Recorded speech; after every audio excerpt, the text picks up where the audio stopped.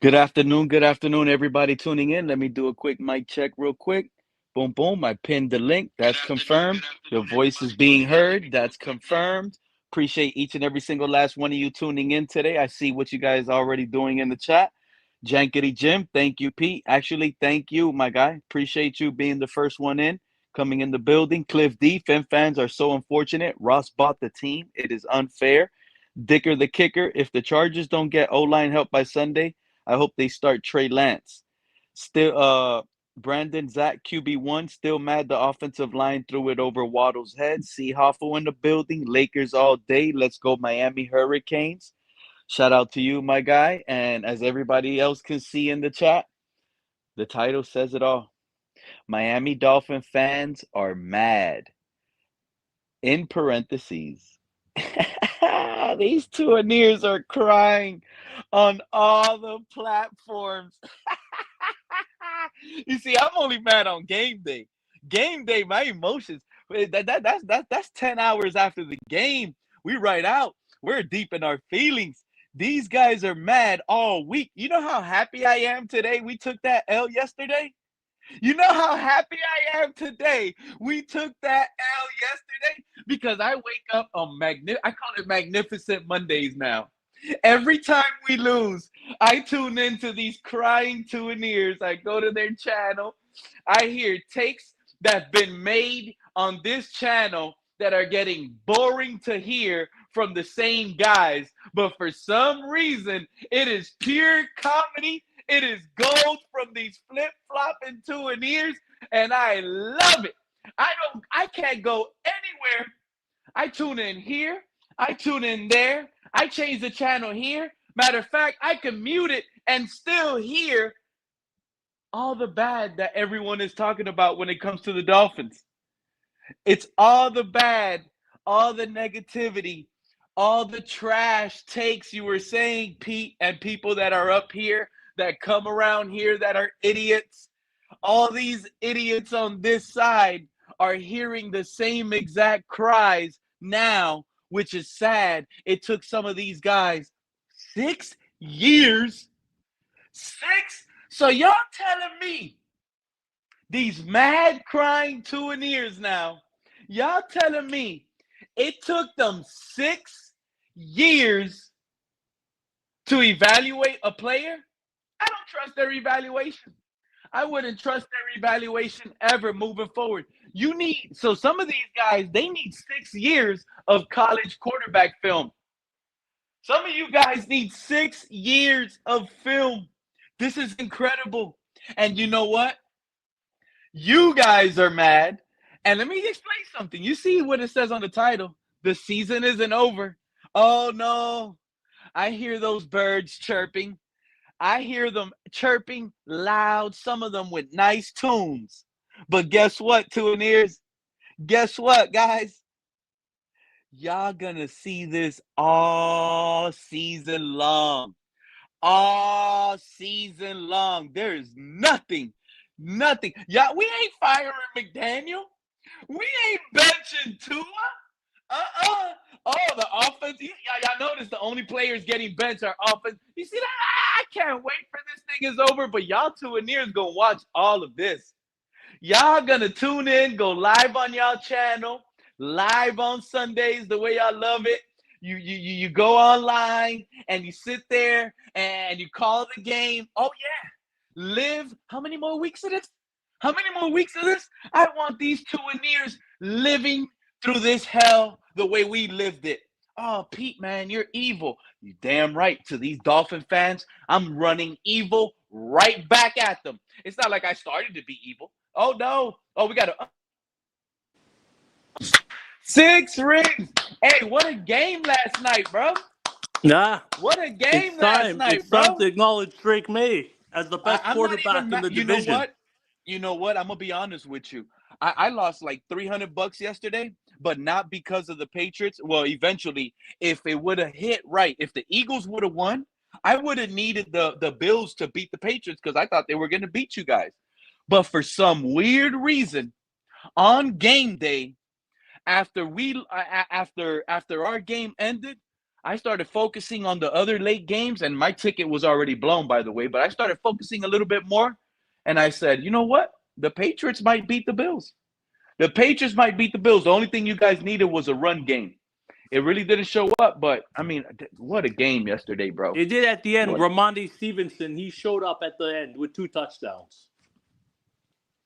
And he also did that dumb fumble. He's having fumble issues. Yeah, he got in shit for that. Like, where people are saying they might let him go soon if he continues to But fumble. shout out to the Patriots, man. You guys helped us out and got us back. No team is undefeated. The 1972 gang, they could go out, enjoy, drink some champagne, and celebrate another year of no other team ever finishing going undefeated the Patriots had and winning the season. Yeah, you guys. But the whole thing is, you went undefeated for no reason. Wait, hold on. I think you went the undefeated Cleveland for Browns no reason. did it. Nobody has ever done it. No, the Cleveland Browns did it. Undefeated, and no other team has ever done it. Don't you listen. Let me look it up. I think the Cleveland Browns. You don't even waste your fingers typing anything. Save those types. Listen to me, bro. No other team has ever went undefeated and won the Super Bowl. That's the key. There's no reason for you to go undefeated. Oh, you lost in the Super Bowl. You're a Patriot, bro. You're the team that went 17-0 and lost in the Super Bowl. The Cleveland Browns achieved an undefeated in the AAFC before joining the NFL as they went 14-0 and winning the title. Before the NFL. Yes, the AAFC. NFL, bro. We're talking, and the AFC only used to play themselves. And then the NFC, and we became the NFL. We're talking NFL time. No, AAFC. Whatever it was, bro, we're talking NFL time.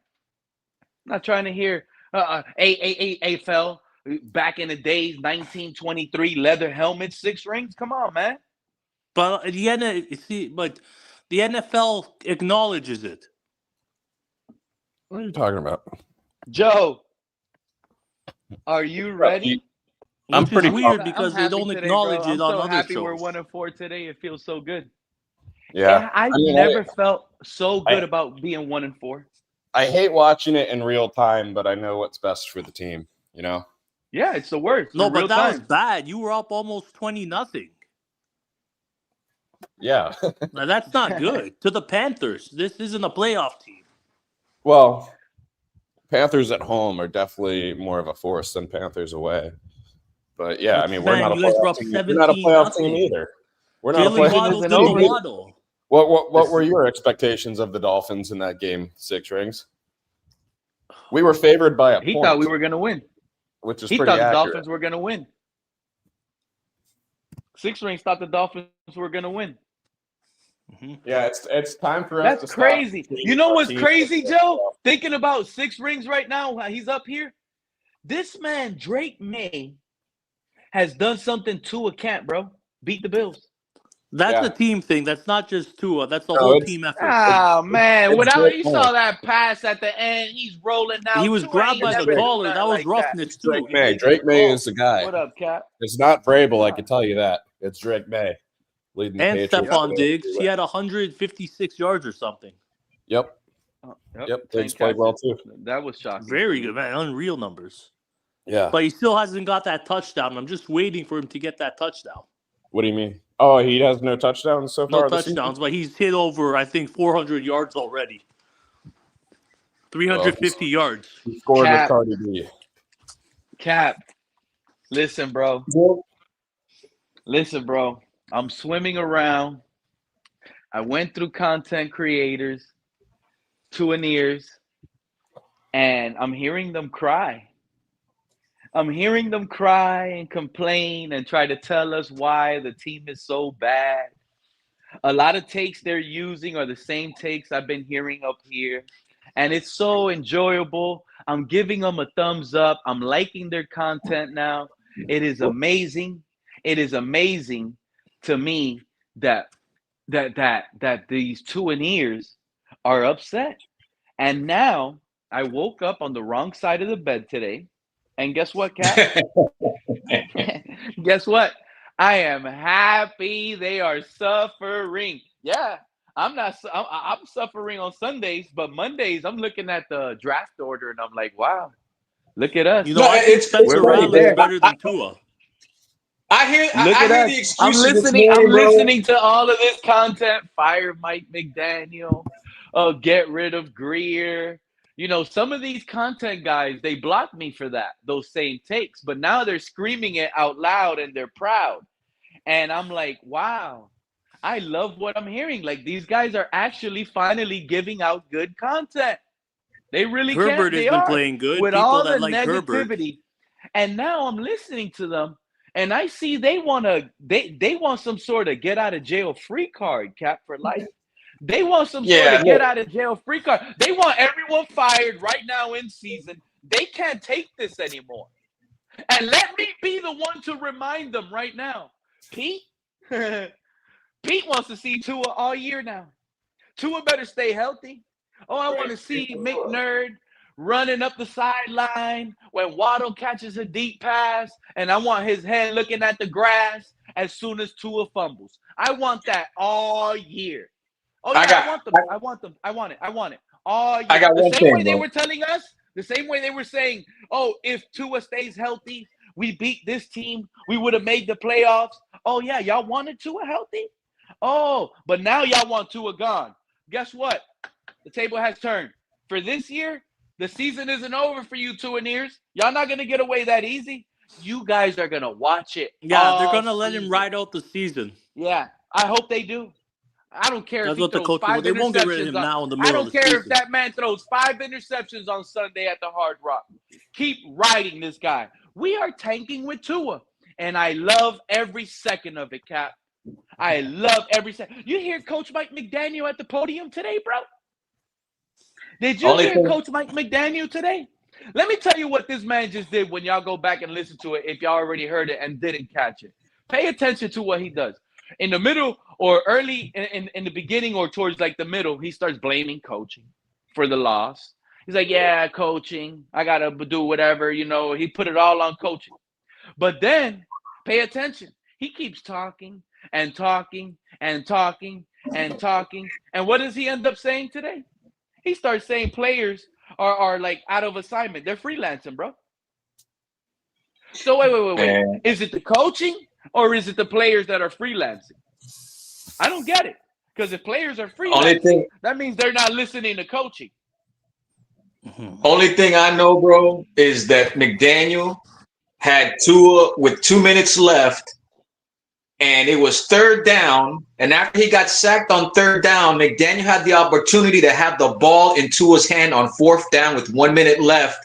And he decided to punt the ball instead of having that ball in the hands of the quarterback in that moment. That tells me all I need to know about what McDaniel thinks about the quarterback. And then all of a sudden now, the focus is on we're not hearing about this 4th and 18 nowhere, bro? How come you're not hearing about that? They were afraid to give him the ball, bro. The coach did not trust the quarterback finally in the 4th quarter with 4th down, 18 yards, and you're telling me the Tua can't complete an 18-yard pass? You wanted to punt instead? That tells me all I need to know, bro. That's it. It's been over with, but I'm glad. And how come nobody's talking about that? How come there's no other content creator crying about that, complaining how big of an issue that is right there? How big of a tail that is right there? You know why? Because they're gonna say to you, and to me, oh, you can't blame Tua for this loss. This is on the defense. Bullshit. I don't care about that man final completion percentage, bro. That man played safe ball. I'm watching Cam Ward throw it into triple coverage. Tight all the way, forcing balls into places. Yeah, he looks bad. Okay, everybody will tell you Cam Ward is trash. He looks bad. Bo Nix, Drake May, and this Young, man, Cam Ward is slinging it. Rookies are beating our quarterback, bro. Rookies are outperforming our quarterback of 6 years. 4 rookies on 4 rookie contracts are outperforming the guy we just paid, bro. Let that sink in. You know what, Tuaneers? I hope y'all shadow listening right now. Guess what? I want every single loss to be just like last night. I want them all to be the same. I want every single loss, Tuaneers, to be exactly like yesterday. 2.5 minutes on the clock. Tua, you got 3 timeouts. Matter of fact, you got 4. You still got the 2-minute warning, buddy. I want Tua with 4 timeouts, 2.5 minutes left, down by 1 point. Just get us in field goal range. He would never do it. I don't think he If the has run that. I don't game, think he's if clutch. the He's never run been that game player. does not, that's another thing. He's never That's been that another. player. It's not just now. I'm so tired of listening to McDaniel already. You better stay alive all season. I don't want him traded. I don't want him fired. He's end of season. Tuaneers need to eat this. But you know what this man said today in his presser? They asked him, "Oh, why didn't you give the ball to Darren Waller no more in the second half?" That man went on a 30-minute soliloquy there, singing on that thing, talking about, the game, it wasn't there, and the game plan didn't happen to wait. He's given 30 minutes. Like, damn, is that hard? How many excuses are you gonna give, bro? That's what How I'm many saying. excuses? So you need this man to make a pass. This is what he basically said. Now that I'm remembering, right? This man said he's making Waller made the catches pretty much because we were in a pass and run situation. So if we're in a pass situation, you can't throw Waller the ball. Yo, you know who got some ball? You see Tom what Brady, we were talking Hunter about, Henry. right? You saw what we were talking about. Waller didn't get the ball after the first quarter. You're telling me Tua had 6 3-and-outs within the second and third quarter. Time of possession was 15 minutes to 5 in the first half. And you're telling me Tua couldn't do anything after that, bro? You're going to blame Weaver for that? It was 17-0. The defense wasn't getting complained when that's 17-0.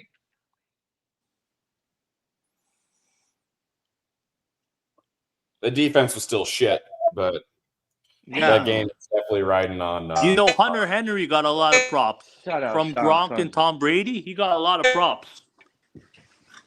You see, that's another thing. This is Sean Tunzel. Yeah, I'm a mad fan today, Sean Tunzel. Anything is liable to slip out my tongue today. Let me tell you something, Sean Tunzel. These Tuaneers, with their content, it ain't going nowhere. You see, a lot of people got things twisted in this internet community. And I've said this plenty of times. These loud and proud Tuaneers, yeah, they were wrong. But guess who else was wrong? All 300 of them in the chat. All 300 of those Tuaneers were wrong in their chat too. So y'all think they're just going to break up? No, they're just going to be a big, wrong, loud crew moving on. And you know what's dangerous about that, Sean Tunzel? You know what's dangerous about that, Sean Tunzel? We might not draft the right person never again. If these people are the ones leading the community drive, the ones that are out here being listened to and the ones that are tuning into, you guys, I don't want to name drop, players go up there and talk, and they turn around, they're going to start saying, oh, draft this guy, draft that guy. Yeah. And outside influences. Outside influences that are contributing to this bullshit, bro. Yeah, and they're going to say, look, you know who's going to be the one that says that? You know it's going to be Garfinkel, the money guy. That's Stephen Ross's money guy.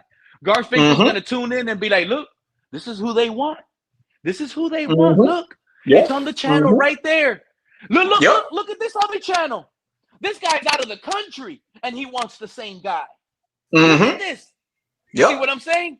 So now, and I'm going to tell y'all straight up, if y'all don't believe what I'm saying, all you have to do is watch the Bears and Dolphins preseason game, the first preseason game that we played this year. We played in Chicago. Go replay that game, and at the very beginning during the broadcast, you're going to hear the vice president of the Chicago Bears speak how Ben Johnson was a no-brainer at head coach because it was totally fan-driven. So if there's anyone out there that thinks things aren't fan-driven, that's all I got to go back to is the Bears preseason game, and you'll hear it straight out of the horse's mouth. And, but that's the Bears. No, that's every single organization that works that way. So now these other channels are going to be spewing the next quarterback. And they're going to say, I told you we were going to draft this guy. These other guys don't know what this quarterback can do. This quarterback is the one that's going to change our franchise overnight. And they're going to hold the whole song. It's just a loud and rolling circle of loud and proud Tuaneers all cheering together. Whether they're wrong, we're all wrong together. They're still cheering. They're still there. but they're going to move on to the next quarterback. And the underground channels, we're going to be saying, we want this guy, we want that guy, but we're not going to get our guy. And then we're going to be going through this all over again, saying, if we would have got this guy, like all 12 of us were up here saying, we would not be in this position. You see, people don't realize the internet right now, how it's taken over for fans and football. What up with True Fin Fan Joe, 6 Cap? You fell off. Appreciate you, my guy. What's going on? Get back. That So phone who's the hot. next? Who's the next Tua that's out there that the Tuaneers are going to want? He plays with Bill Belichick. Yeah. What's his name? Lopez? No, I don't even know who their QB is at UNC. His name is like Lopez. Yeah, I don't see how. Lopez. I don't see What happened to Beck? One of the things that really like I'm having a hard time understanding is how, like, the people that are mad about what's going on now, you did it to yourselves, right? Like, I've been saying this all off season. Several people have been saying this all off season. This team is bad. Mind you, we're 1-4, but in reality, we're a fumble at the goal line away from being 0-5. There's no talent anywhere here. We're a fumble away from being 0-5. Man, I wish we would have lost to the Jets. At this point, the Jets are historically very bad. I don't think you're that bad. I think we're going to fire Sale. I mean, if Greer wants to keep his job, he's going to start selling everything he can for draft picks and try to get a round 2 under his belt. Or round and whatever. Because Tyreek Hill was your best player. He was worth the most. Achan could get some value if we trade him. Well, I'm getting rid of everybody. I'm getting rid of everybody plus the grass. Put it that way. Remember, we were talking about it, Pete, at halftime. We were like, this game is lost, remember? And we were leading. They might as well build a new stadium. Get a new city. You know what I'm saying? Well, if we're not careful, they might move us to Madrid or something. It's bad, bro. Like, I saw, the writings were on the wall. They didn't do anything. This is like, and I'll say it for the 1,001st time. This is the first year of the next rebuild. You're gonna suck. You're gonna keep drafting. You're not spending money because your priority right now is to draft, go through the youth movement, and get rid of the bad contracts. Right. Okay? Carson Beck is perfect for you guys. University of Miami. All right, he's kind of a tool, but he's playing well. I don't think anybody that comes to this organization right now, the way that this is a shithole. What about Arch Manning? Sorry, Arch Manning. What's going on with him? Arch Manning looks like shit. He's not trash. I don't think so. I think Arch Manning looks like shit. Okay? Trash. He's overhyped, overrated. He may be good, but he's overhyped and overrated for sure. I think he might still go 1 if he declares. No way. No way. The Jets might take him. Yeah, well, the Jets might do something like that, yeah. But but awesome. remember when everybody was laughing at me earlier in the offseason, Joe, Pete, anybody, Cap? Remember when I said this is bad? Remember when I said it's Bills 1, Patriots 2, Dolphins 3, Jets 4? Doesn't look so crazy now, does it? Doesn't look so crazy now, does it? After everybody, playoffs, this and that. I'm like, bro, you guys are blind. Like, not you guys in particular. I mean, the people that would argue with me, I'm like, what are you watching? Like, what part of the Cap era that we live in don't you understand that we're in right now? What do you think? A window is open for 15 years? Yeah, when you got the good quarterbacks, when you got the great quarterbacks and the coach tandems, we have neither. You had one good year or two. That was 23, where everyone was lights out. I want no more Mike McDaniel. Hi, Liz. Thank you for coming. I don't want any more. Bro, this man is the biggest moron. I think this is the worst coach we've ever had. Now that I'm really digging in and thinking about it, Mike McDaniel was the worst thing that ever happened to the Dolphins. Absolutely. It really did. Absolutely. Making fun of him? You're spot on, Pete. You're 100% spot on. One of them, right? It's one of the things. But you're spot on because let's look at it like this. If you spend the money that we spend, the draft picks, you bring Tyreek, you bring How Waddle, about them Patriots? You're gonna play. Right, What you're gonna do is you're playing with fool's gold, right? But when the shit gets real and you have to perform like for real, that's when you see what you really got. And unfortunately, we haven't done shit. I'm just, you know, I'm going to continue. You know what? I'm just surprised. You're gonna call me weird right now. Season. I didn't hear anybody. I heard everybody in the masses through all the YouTube channels, all of my friends, all of the people. They were like against me with this, and I just didn't understand it. I do not understand how somebody didn't really see this coming. You know what? You know what I didn't really like from yesterday's game, and I don't know if y'all paid attention, but let me ask y'all a question. When Tyreek Hill used to score these touchdowns, did y'all ever see Jalen Waddle jump on Tyreek and celebrate with him, all happy, jumping on him, clapping him up? Because my short memory doesn't remember Jalen Waddle being so excited. But the last 2 touchdowns that Darren Waller has catched without Tyreek being on the field, Jalen Waddle has been extra jubilant, excited, cheesing, smile from ear to ear, jumping on Waller, be like he's more happy, and I don't like the feeling that I'm getting when I'm seeing that, because I'm like, no, but Tyreek Hill, you weren't like that. He was ranked number 1, and now you're like that without Tyreek Hill being here. That's stupid. I think it's more of a celebration of Waller than it is for the team, like because that guy's making a comeback from retirement. So I think they're more jubilant about Waller himself, not necessarily. I don't care. Tyreek Hill was ranked number 1. And you couldn't capitalize. He was the best player in the NFL. Bro, we wasted that man's career over here, bro. He was number 1 ranked by the NFL. You landed, this team landed Tyreek Hill 6 rings, and instead of trying to find Tyreek Hill the best quarterback you can find, they made that man sit through Tua, bro. They made that man play through Tyler Huntley, through Tim Boyles of the world. It's a waste, man. They wasted this man's prime career. This is more than the worst. Like, this regime doesn't deserve another job in the NFL. Mike McDaniel might need to go to college. He'll never get another job. Get an OC job somewhere. I wouldn't trust that guy to save my life. I hear you, but without the pressure of head coaching, I think he'll be all right. Yeah, I think he'll be okay if he's not a head coach. I agree with that. That man has never been an offensive coordinator. He will be the same person he is. He's never been an offensive coordinator. We took a guy that was running coffee for the head coach and made him the head coach. So you're saying that last year at San Francisco was really what's his name doing all the play calling and scheming and everything, and McDaniel was just soaking it in. Why is his name escaping me? The 49ers coach.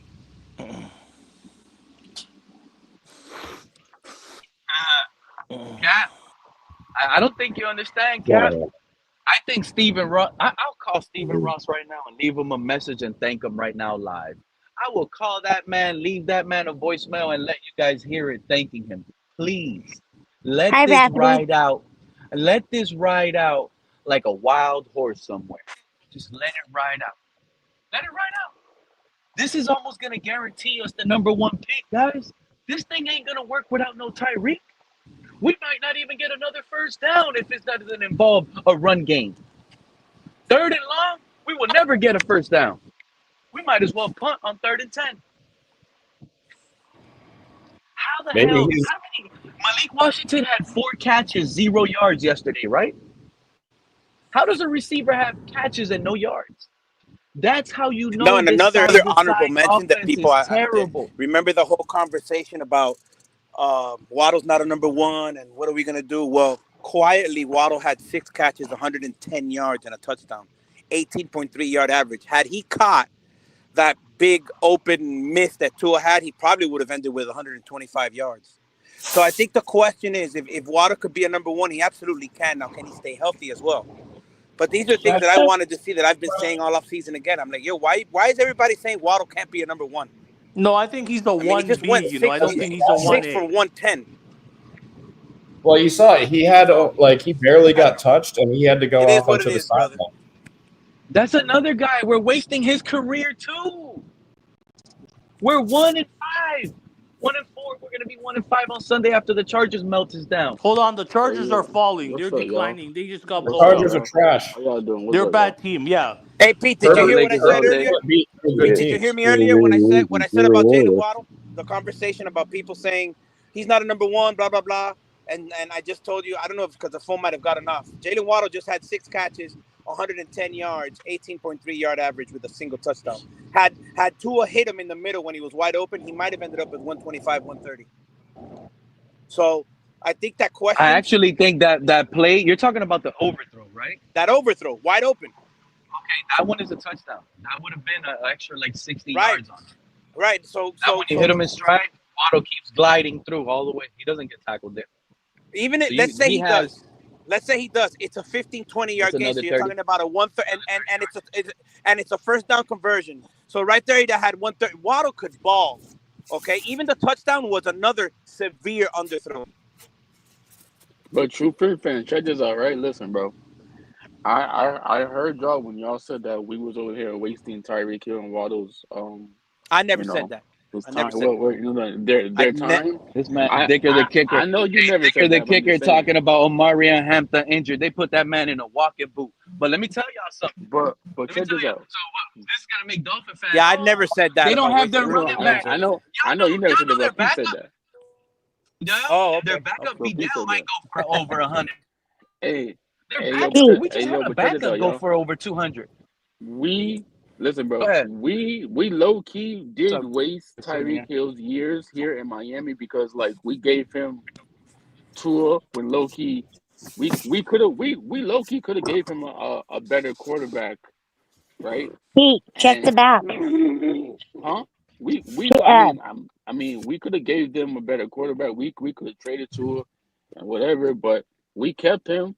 And now look at Tyreek. You know what I'm saying? So we low key don't know if Tyreek's gonna come back next year or not.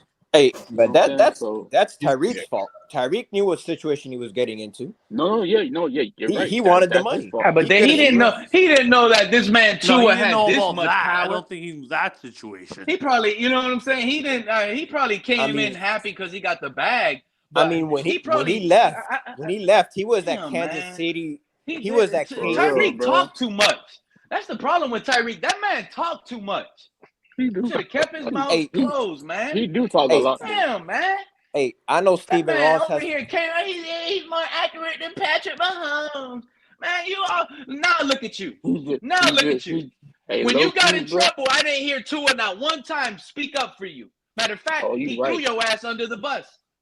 You right. Pete. You right, Pete. You ain't lying about that one, bro. You're not lying. Hey, it's even worse now that last night Drake May just beat the Bills at the Bills. That's not worse. That's just saying before Tua he did something that Tua has never been able to do. And you saw when he ran out of the pocket through that nice little pass. Yeah, but guess what though? All of us were saying the same thing, bro. Tua can't do this. Tua can't beat this team.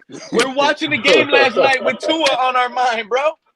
But you know what's funny though? It's like that Flores was right about every single thing. He was right about Tua. He was right about the Dolphins don't know how to coach. He was right about everything. And it's kind of funny how, you know what I'm saying, like everything come back to Flores when low-key Flores was that person that knows how to coach, right? Flores knows defense. He knows what a real quarterback looks like. He knows how to lead this team to win. Everything comes back to Flores, but people don't see that. But now look what happens. Tyreek's not here. Not just Flores, Fangio as well. Fangio as well. Yeah, Fangio too. But bro, I'm just laughing at the situation because it's funny. Because you know what I'm saying. You did this. Hold up. You did this to Flores, and low key. This is karma.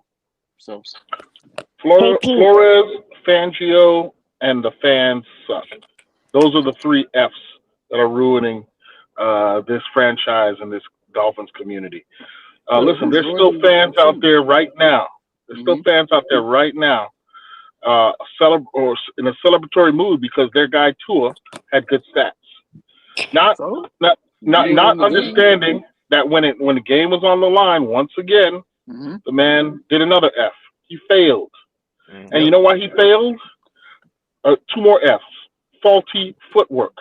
He's too scared when he plays ball to step into the throw and deliver the ball accurately. He's more concerned about self-preservation. KP, He's listening to his did not speech. tell y'all.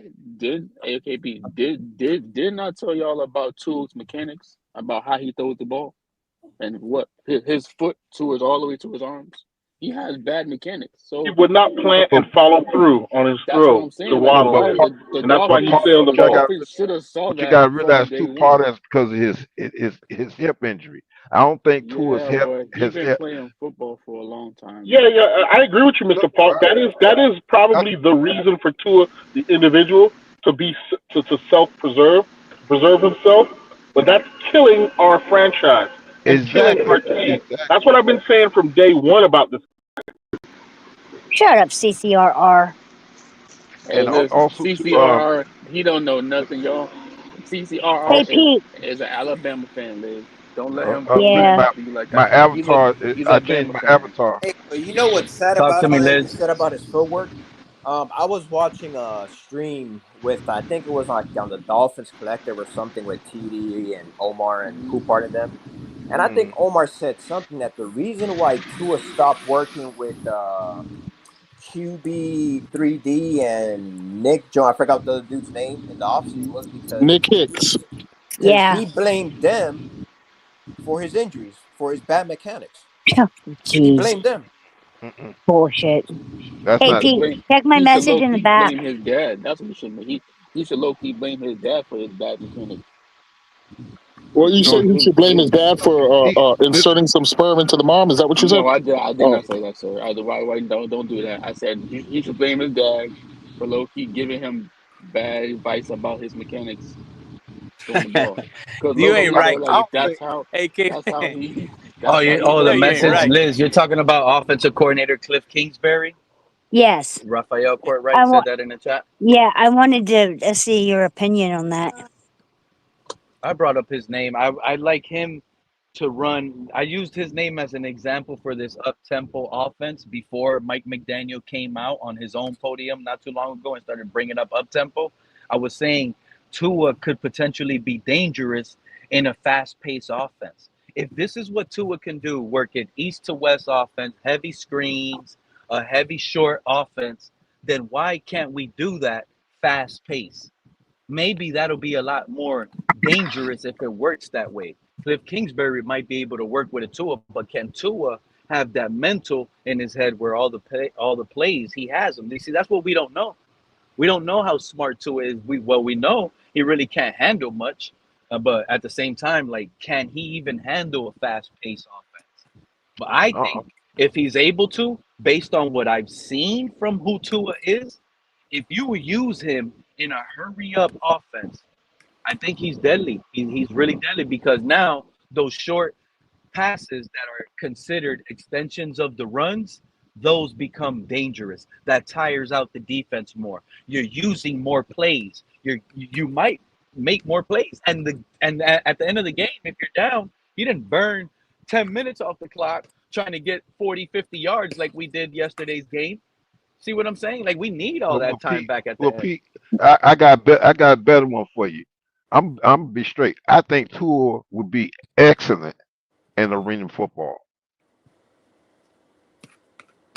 Yeah, that's funny, bro. Yeah, that's hilarious. But Pete, you say that you say that it is as if we haven't tried that. 2 games ago, I can't remember who beat us right before the Jets. But in that game, into that game, McDaniels was telling us that he was going to put in more of those up-tempo, what you call it, that style offense, and hurry-up offense. And we did try it, but it didn't work. He didn't. He used it for what? 2-3 plays, KP. Yeah, but it's ineffective. Run it all game. Yeah, run it all game. Listen, I agree with you. Guy with Tua's skill set and stature and so-called abilities should be able to prosper in that system. But the problem is that I don't think Tua mentally is ready for that. I don't think he has mastery of the offense, in terms of what is required, where to deliver. I think he's still too reliant on the plays that McDaniel calls. This is why he's not making any audibles. This is why he doesn't make any shifts and changes there at the line of scrimmage. He's too dependent on McDaniel, and McDaniel is working overtime hard to even make this guy look respectable. This is the big problem with the team right now. It's too reliant on McDaniel's brain. When the time comes to be ad hoc, you know what I'm saying? When the time comes to play off script, that's when when our quarterback falls apart. So Agree. And then also too by McDaniel being too attached to the hip with Tua. Now we still got Zach Wilson in the house, and I'm not saying he's the answer, and we still have Quinn Ewers. Those guys are not getting those snaps. So what we're doing basically is the same thing we did with Skylar Thompson and Tyler Huntley. We had quarterbacks in the house that who if McDaniels is the genius that he guru that he's supposed to be, you can kind of develop one or two of them. I mean, but good grief, like I say before, all our eggs in one basket, and that's why I say right now we're just doing a repeat of what we've been doing the last 2 years. And to me, I don't see anything changing. I don't see Tua getting better. I'm sorry, some people may not like it, but I don't see Tua getting any better because he's already reached his ceiling in 2023. So Yep, right now, as far as 2028 go, that's when I'm gonna have a little hope in bro. for our That team. 23 team, we should have built upon it. How is it that we've regressed every season since then? Because now we're not even beating the bad teams. We used to at well, least beat here's the the bad difference. teams, Here's the Bro, that's difference. a If you simple look against that question in statistically, reality is very simple to answer. How have we regressed? okay, Everything when it's I can new, answer it. everything when it's new. No, go ahead. I'm just gonna give my opinion. Doesn't mean I'm just my Yeah, opinion. go ahead. You go. I'll go wait for I you. Go ahead. personally, my opinion is how have we regressed? It's because we haven't evolved. It's the same offense for 3 years. It's on tape. Everybody knows what we can and Exactly. can't do, and that's it. That's all it is. Go ahead. And beyond that, when you talk about regression, if you take a look at Tua's statistics right now, right? I think he has 10 or 11 touchdowns, about 4 or 5 interceptions. His QBR on average is going to be in the 90s by this point. On paper, he looks good. The difference is that between 2023 and now, the roster has changed. There's a lot less talent. When you Yep. consider our last offseason, where the Dolphins were not aggressive in bringing in top tier talent, they were settling for bargain basement guys to come in and fill certain roles. We Injured have a team. players. Yep. Yeah, we have a team right now, a roster that is less impactful, less able to cover up those late game shenanigans that we see Tua pulling off whenever the pressure's on. Yeah, Ooh, it's bad. But Like, bro, McDaniel look, said that's Stephen Ross is really frustrated. bro. That 23 season, we beat what Denver like 70 by what like 60 points. We beat the Patriots. We've had the Patriots number for years, and them two teams just now beat pretty much you could say like the top two teams in the NFL, the Eagles and the Bills. Hey, hey, listen, It, Pete. Did it, teams you that did you see are us because our feet are in the mud. We ain't going nowhere. We're not getting no better. we Every got to team's do a gonna exactly? fire pass us. sale, man. We, we Hey, we have hey, to do a Pete. fire sale. Pete, did you see the article in Sports Illustrated? Well, Rico Dowdle, I hope I'm saying his name right. The He right, yeah, said he said before the game that he was going to get 100 and I think what 150 yards, something like that, 150 yards before the He game. predicted. He He predicted he was going predicted to have that 150 yards. 150 yards, and the reason why he saying that is because he know how our team is, defense and what have you. He know how the team. So he already predicted and told somebody that he was going to get 150 yards. Yep. See, that's the He thing. knew. He saw it. He saw that push from the Jets game. He saw that push. We weren't supposed to win that. The Jets beat themselves. Buffalo Turnovers beat and themselves too. penalties. Don't forget I that. mean, we beat ourselves with Buffalo. We could have beat Buffalo if you ask me. We never But had a we chance with beat ourselves. Buffalo. We never had a chance with You don't think we Buffalo. could have? Buffalo was playing. We could not beat them, dude. Get that out of your mind. I know what I'm Nah, telling you. Buffalo nah. beat them, I and on think the we could last have. They was second drive, they We was scored a beat playing touchdown. ourselves possum. that game. They was playing possum. They played not to show nothing, and they Yeah. won Okay, showing nothing. Did y'all see Mike McDaniel's face as he was walking into the locker room? Yeah. No, did Look y'all who's That see? man Did took busy. y'all off see his Ross? he took off his shades. They Yeah. said Ross.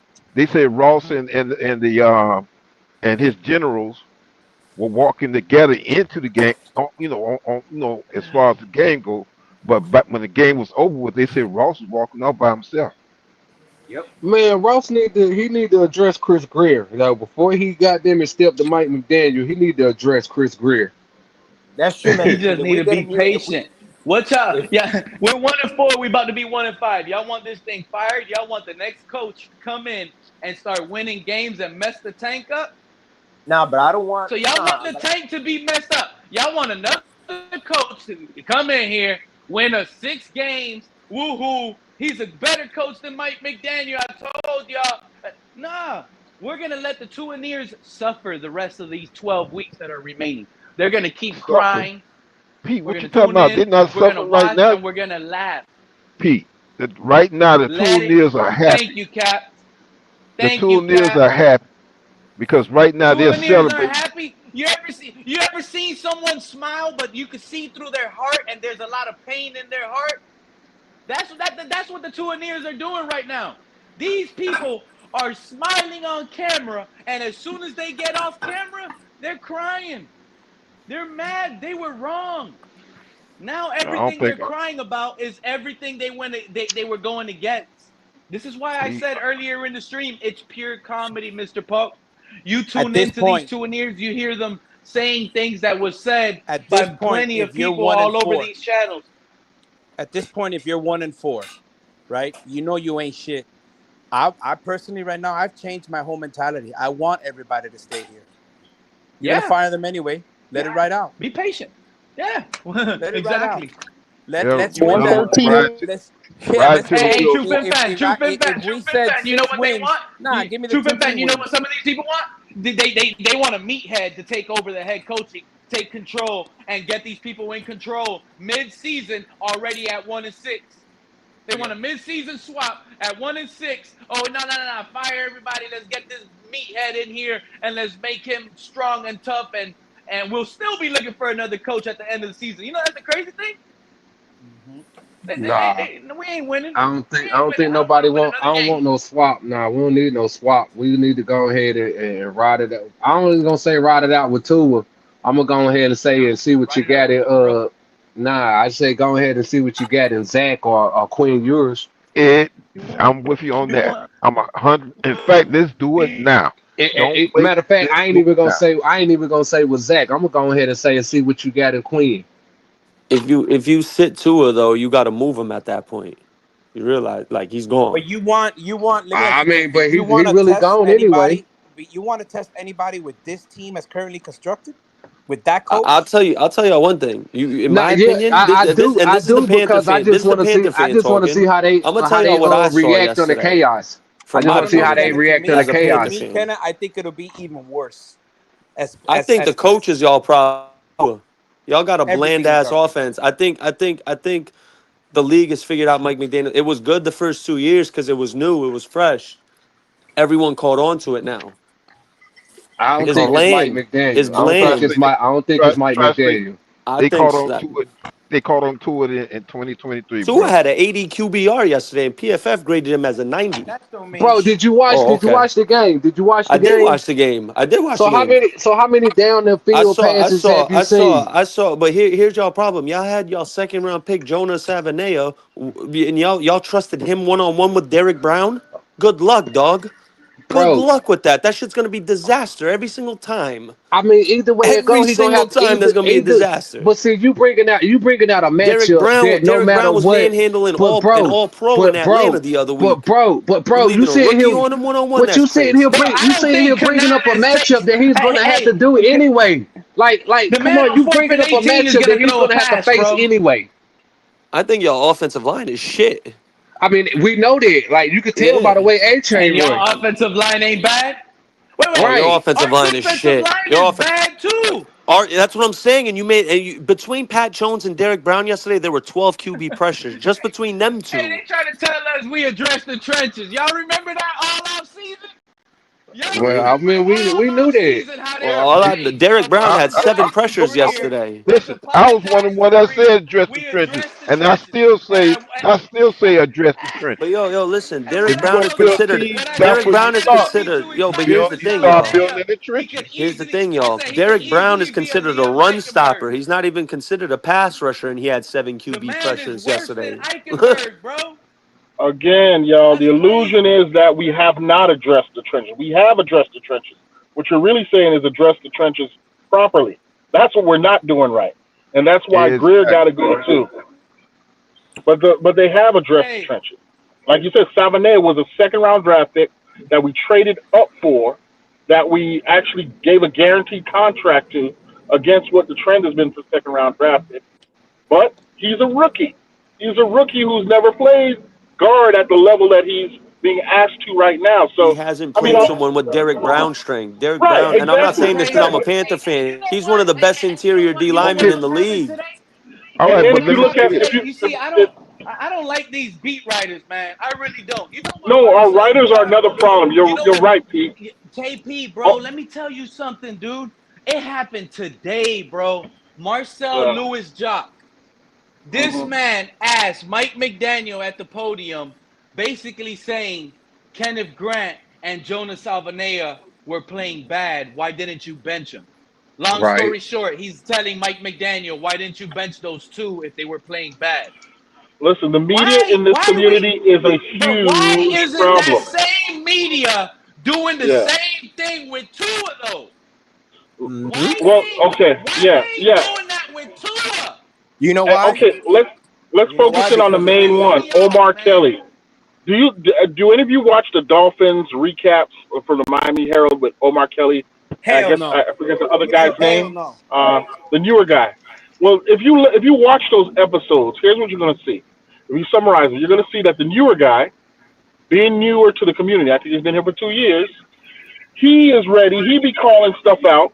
And then what happens on the show is that Omar tells the newer guy who he's mentoring why he's wrong. When in actuality, the younger guy is looking at the game with his own eyes and his own judgment, and he knows what's wrong, and he's calling it out. But then Omar Kelly will go and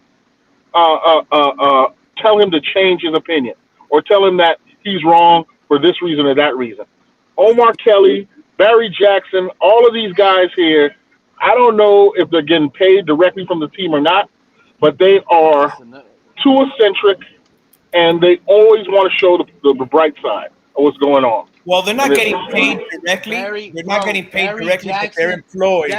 They're employed by someone who is obviously making money off the team. So yes, I mean, not in theory, but and I agree, KP. To me, that's why I don't listen to none of them, because to me, they're all cowards.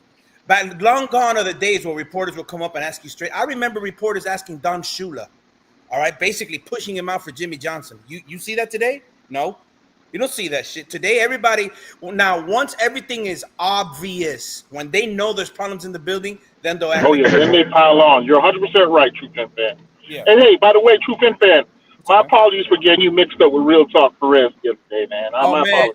No, man. You know why they won't ask that to Tua? That always happens to me, though. Always. I don't know why. Everybody always confuses me with him. Hey, but this is something that Omar Kelly always does. I ain't gonna lie. This is something that Omar Kelly and the Tua stands always do. Get my brother mixed up with somebody else. Is they always bring up Tua stats and his QBR and all this shit. Good, chilling here, right? Enjoying my last week of vacation. Oh, Dom. They bring up his stats. Well, you just heard that Panthers fan that was up here bringing up his. Hold on, you don't hear Dom, Mr. Park? He was saying. You know why they always try to defend him? Because they will always go back to his stats as if his stats will tell the whole story of the game. Yep. Do you hear Dom right now, Mr. Park? They will never bring up that in key moments in fourth quarter with less than 3 minutes game when we need to get a score, he completely folds. That's a fact. Yep. And that's why. That's Park, what they have to rely on right now. You hear him? Can you hear him, Mr. Park? That's why they do that. I don't think Mr. Park can hear some of us. Because Omar Kelly always does that. How can you get rid of a QB who has 112 QB already, 27 per 30 passing? Bruh, that's all fine when the game's on the line or you score more in the first and third quarter, but when the fourth quarter comes and the game is on the line, he folds in key moments. He takes sacks. Did you see that young quarterback yesterday for his team pull out a win in Buffalo? Bro. Yes, we did. Bro, And money listen, made, dog. Money In their made. if any whiteout, Dolphin fan, in their whiteout game, bro. yeah, if any Dolphin fan wants to complain about the defense can't stop the run, you're 100% right. Listen, Kenneth Grant was drafted number 1, and he came in at a huge size, but he's pudgy and fat, and he doesn't have the kind of strength he's going to have maybe next year or 2 or 3 more years. He's got to develop still. He's a young guy. You're right. The defense has sucked. That is true. But this defense is a lot less talented than last year's defense. Also, this team is paying our quarterback the 5th highest salary in the league right now. The onus has to be on Tua. Even though the defense sucks, which is true, in a shootout, in a game where you got 2 minutes left with 3 timeouts, your 5th highest paid guy in the league is supposed to be winning you that game, or at least giving you the lead again. He did it once. He hit Waddle on that beautiful deep pass, but that is a situation where your quarterback has got to find solutions. And here's what happened instead. On first down, when we got the ball back, he threw the ball behind the receiver who was running the slant. Then on the second throw, he had Waddle wide open on an end, and he threw it. He totally missed that throw, way over the guy's head. Then on third down, he takes a sack. Now all of a sudden it's 4th and 18. This is why when Mike McDaniel is fired, he only has himself to blame, because he is the mofo who endorsed this guy, who decided to stick around this guy and get this guy paid on a 5th-year option.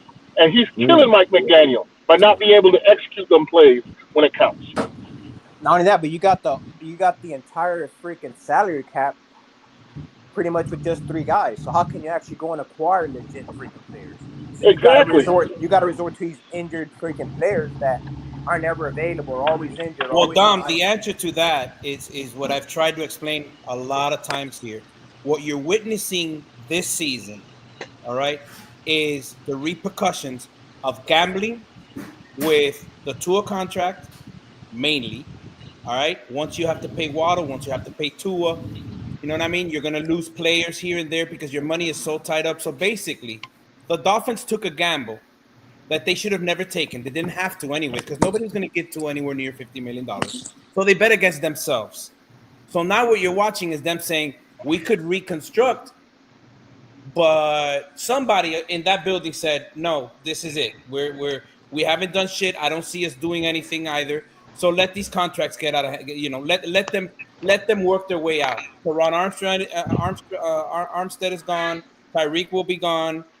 Hopefully Tua within the next 2 years will be gone. Ramsey is gone. I mean, we could just go on and on down the list as to a prime example as to what the salary cap does and why we're in the position that we're in, which is something I knew for so long, right? With this is it. This is the first year where you say, okay, the first year is get rid of the bad contracts like we did in 2019. The next year is you start drafting. Unfortunately, right now, the draft picks that we like KP said it and Mr. Paul, it's true. We did address it. We just haven't been successful in the trenches. You know what's crazy? I don't even want our recent draft picks on the team anymore. I'm not happy with Chop. I'm giving them time. Jalen Phillips, I want him gone. Taylor, a bunch of yeah. Took a long, Chop ain't it, bro. Years. They just ran over 150 yards on the right side. Every time Chop went on the field, but you want to get rid of players, first-round players after 5 games, and I have examples as to great players who their first 2 years weren't shit. So I'm not going to be there yet. Next year, the one after, fine. But right now, no. Keep drafting. No more big contracts. Yeah. It's sad. What a sad situation. When you get rid of the Tyreek, bro, I'm doing recon, bro, and the Tua contract after the following season, you're going to free up a lot of money. What they do, whoever it is, if it's the next regime, I don't know. I mean, the right thing to do, I think, at this point, because if we would have been 2-2, 2-3, there's still people there will still be dumb enough people to say we still have hope, right? But the fact that we're 1-4, a fumble at the goal line away from being 0-5, I think is the best thing that could have happened to us. It needs to be bad. It needs to be horrible, so that people could open their eyes and say, not just the fans, because some fans are still gonna be on the Tua train, McDaniel train, because it's hard for human beings to admit they were wrong, right? I don't have a problem with that. I'm trying to find out how can my franchise get better at 47 years old, never seen a Super Bowl. I mean, that's sad, bro. You know what I'm saying? This misery is not over yet. No, You know, so go ahead and get comfortable, everybody. This is us for 3 more years. Period. Hey, damn near. Exactly. That's Damn why near. I keep saying on other podcasts, 2028. That's it. Right now, I don't see I see very little hope in them for these next 2 or 3 years. Because as long as we got the same poison pills in the house, it's going to be our franchise is going to stay contaminated until we clean up. It's bad, Mr. Paul. No, it is. I'm talking about with our first round pick. It's only for a few more weeks. I love it. I'm happy. Give me my next loss. A few more weeks. All we got is 12 more weeks of this crap. That's it. Yeah, for sure. Yeah, 4-13 loading, y'all. 4-13 on the way. I agree, bro. We're not beating that. This is what pisses me off the most, bro. This is what pisses me off the most. Their backup running back might get 100 on us, bro. No, hearing you say that, it just frustrates me and it pisses me off because, like True's saying, 47 years old. I'm 47 too. Mr. Polk's been there too. For us to have to hear this shit now, another 3 years, do you understand that I have to hear right now, I have to hear Reason right now talk about the defense and mention the defense 25 times and never mention the quarterback once. Exactly. That to me is the problem with this foundation right now. You got outside influences trying to dictate what's wrong with this team, not bro. the only one. It's another one out there doing the same thing. Reason and those Tuaneers are going to be the ones that are going to pick their quarterback. And the community is going to listen. They're all going to group together in private chats and try to pick the next quarterback for the team. Why? Because they know regimes listen to the fans. Listen, Cap, I hate to prolong your suffering. Cap, but it's not going to be 3 years till the team is relevant or good. It's just 3 years until we can finally clear the cap. Exactly. It's going to be another 3 or 4 years of suffering after that. That's what pisses me off, KP. You know that, and I know that, and it's not fair to us, to you, to Mr. Paul, to True. I mean, I get the new age of fans, but the ones that know what the hell's going on, bro, and try to prevent it, it's not right, bro. We cannot stay quiet, bro. Yeah, there's a certain degree of ageism in this community. A lot of these young guys, they hop onto NEU, they buy the bullshit being sold by the national media and the local media, and they don't listen to the people who've been here watching this shit deteriorate and know what has happened. It's called ageism. They don't trust the folks who know. Exactly. That's so true. They think they know more at 20 than we do in damn near 50 years. It's insane. Yeah, but I agree with Kat. It's sad because I know one right now. I'm not gonna call the name. It's man, drop his name, man. He's talking about Batman. It's still putting out there that it's not Tua, it's the defense, it's the offense. But bro, it's this is that. Of course, he would say that. Of course, and it's crazy because people act like what y'all saying. All you doing is prolonging the pain and misery. Bro, and people act like we're the only team with a bad O-line and bad D-line. Wasn't Drake May running? Isn't Jackson Dart running for his life? Him trying to get himself some wins. Every quarterback is running for their life. Exactly, KP. Those are excuses, Dom. They're excuses, bro. Defenses get paid to win those battles too, Dom. Omar Kelly and the like, they propagate a myth about building a wall in front of Tua. A wall that will never exist. Dom, these Tuaneers, they want solid and elite play from the offensive line. All 65. Bro, and even when we had our 65, even when we had our best fucking line in 2023, all we could do was beat the bad teams. The two best O-lines in the league right now are probably the Philadelphia Eagles and the Denver Broncos. Maybe even the San Diego Chargers before their injuries. Even the Chargers. But all the quarterbacks on both those teams the Chargers have to run for their life. Line is banged up. Jalen Hurts, forget about them. But Jalen Hurts has to run around and make plays. If we go to Denver, Bo Nix has to run outside the pocket and make plays. It is a requirement on any NFL team that your quarterback be able to extend the play and make a goddamn play. Hell, Bryce Young did that against us. It's not like they Exactly. haven't, bruh. Like, there's no You know excuse. what? I'm glad you. Ever since when that play right there shifted the momentum of the game.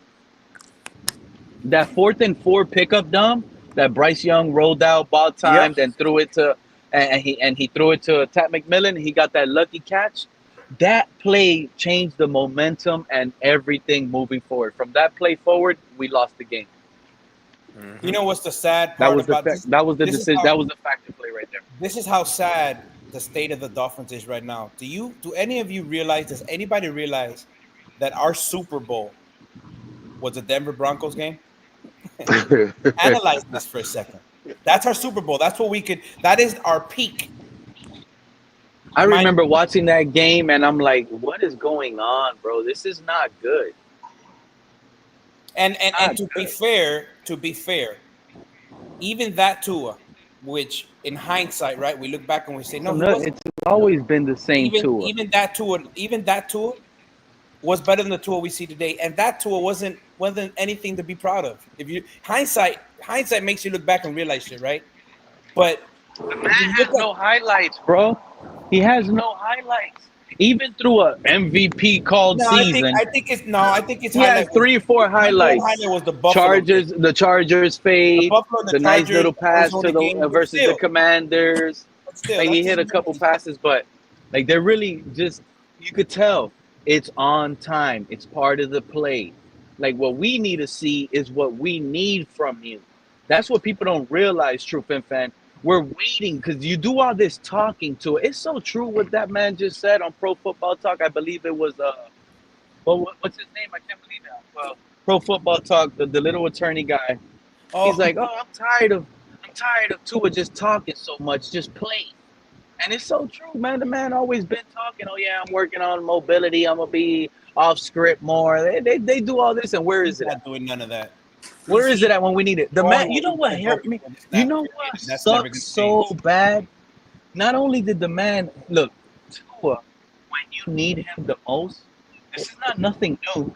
This has been happening since Mike Florio. Thank you, Lenny. Tua, since his rookie and sophomore every year, it felt like when you need him most and you need him to make a pass, he's never came in clutch for us. I can't remember the game-winning clutch touchdown pass other than the overtime touchdown pass to Jonnu Smith versus the Jets. No, no, don't forget that opening game against the Chargers. I might have been 23 or 22, where we were down and he hit Tyreek deep. He ran up and threw the ball. The fade? No. That was the same game. Run up and throw. Yeah, he needed. Yeah, I know what you're talking about. And Tyreek slid, after he caught it. He like a nice little slide. I'll give him credit for it, but at the end of the day, what does it mean? You feel me? If that's all, if that's when you're talking about Tua, if you say, right, if we're gonna be objective and honest, right, you say, well, what memories does he have? Okay, he has these, fine, but when give me the memories of doing something in the playoffs. Give me the memories of being there when we're down in a game that is in your hands, bro. You know, and what the memories I have is somebody who's injury prone, predetermined to snaps, and when the game is 2 minutes, 3 minutes, not even forget a minute. When the game is 2 minutes, and you have a chance to win, I mean, I get it. In reality, now that I think about it, the Carolina game, he did bring a lead back, right? But it's still like you still had the ball back to go and do it. And it's 1 out of 50, 100. It's not good enough. Plus, let's not talk about the injuries because we're not even talking about the injuries. That's his sad goodbye story. That's gonna be his sad goodbye. That's why we're gonna endure this all year.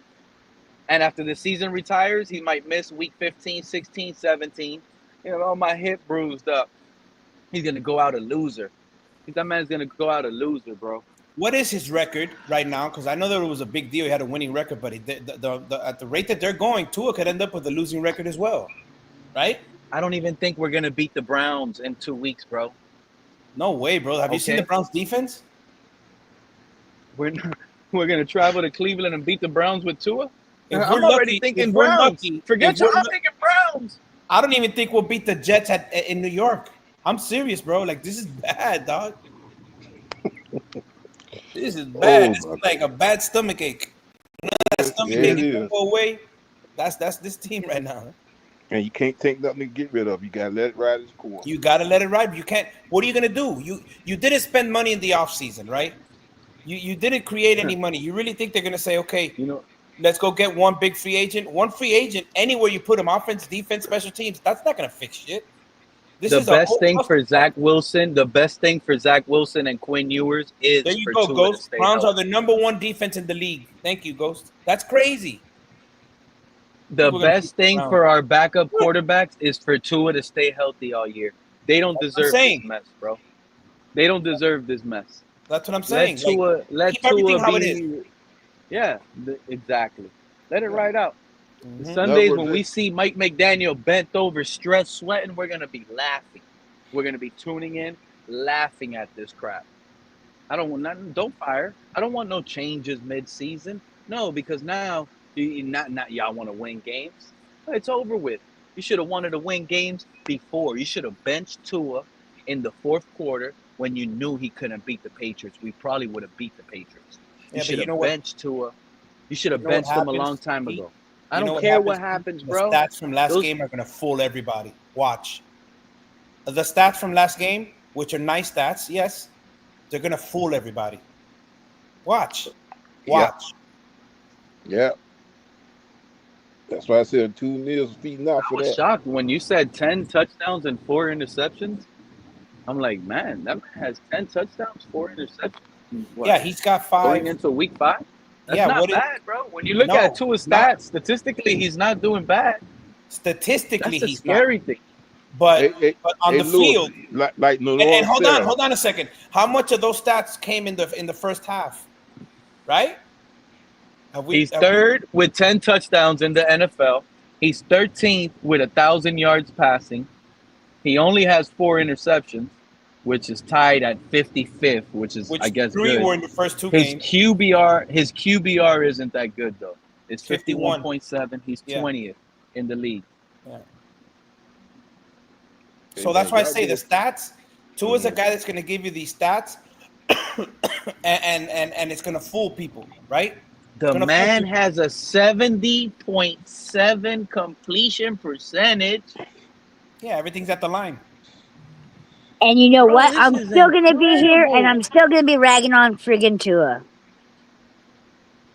With 100.1 rating. Bro, this is incredible. Yeah.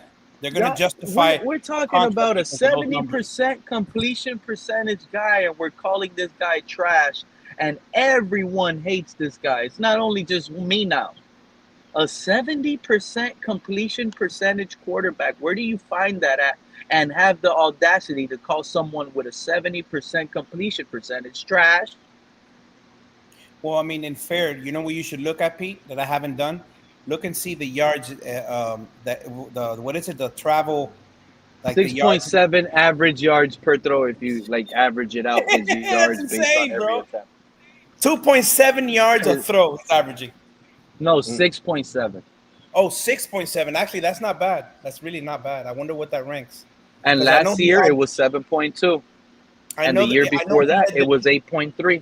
8.3 that led the league, right? So 6.7. No, 8.9. 8.9 led the league in 2022. You know what? Michael 310 in the chat has a good point. Tua is fool's gold. Uh-oh. Shout out to Cap for Life for reporting this report. This man says, breaking news, Stephen Ross is reportedly frustrated with this early round rookie class. You know what that told me? You know what that tells me? Well, with the way he said it now, with the way I'm reading it now, with this early round rookie class, because I didn't know it was with the early round rookie class. But now that's what Cap is reporting, now is basically, this is telling. This is telling. This is a tale right here. Stephen Ross is basically frustrated with Chris Greer. Stephen Ross look in the mirror also. He'd be frustrated with the image he see in the mirror. Y'all stop with this. Steven He's Ross is always gonna own frustrated. this team. He's always He's frustrated. gonna. Always You see frustrated that for people. the wrong thing. Not And he, as long as he's on the team, he's gonna be in trouble. Steven Ross gets this hate. The man was involved. Nobody wanted him involved. Now he's not involved, and now the man is still getting hate. He's doing everything he can to No, win. it's not hate. All he did was.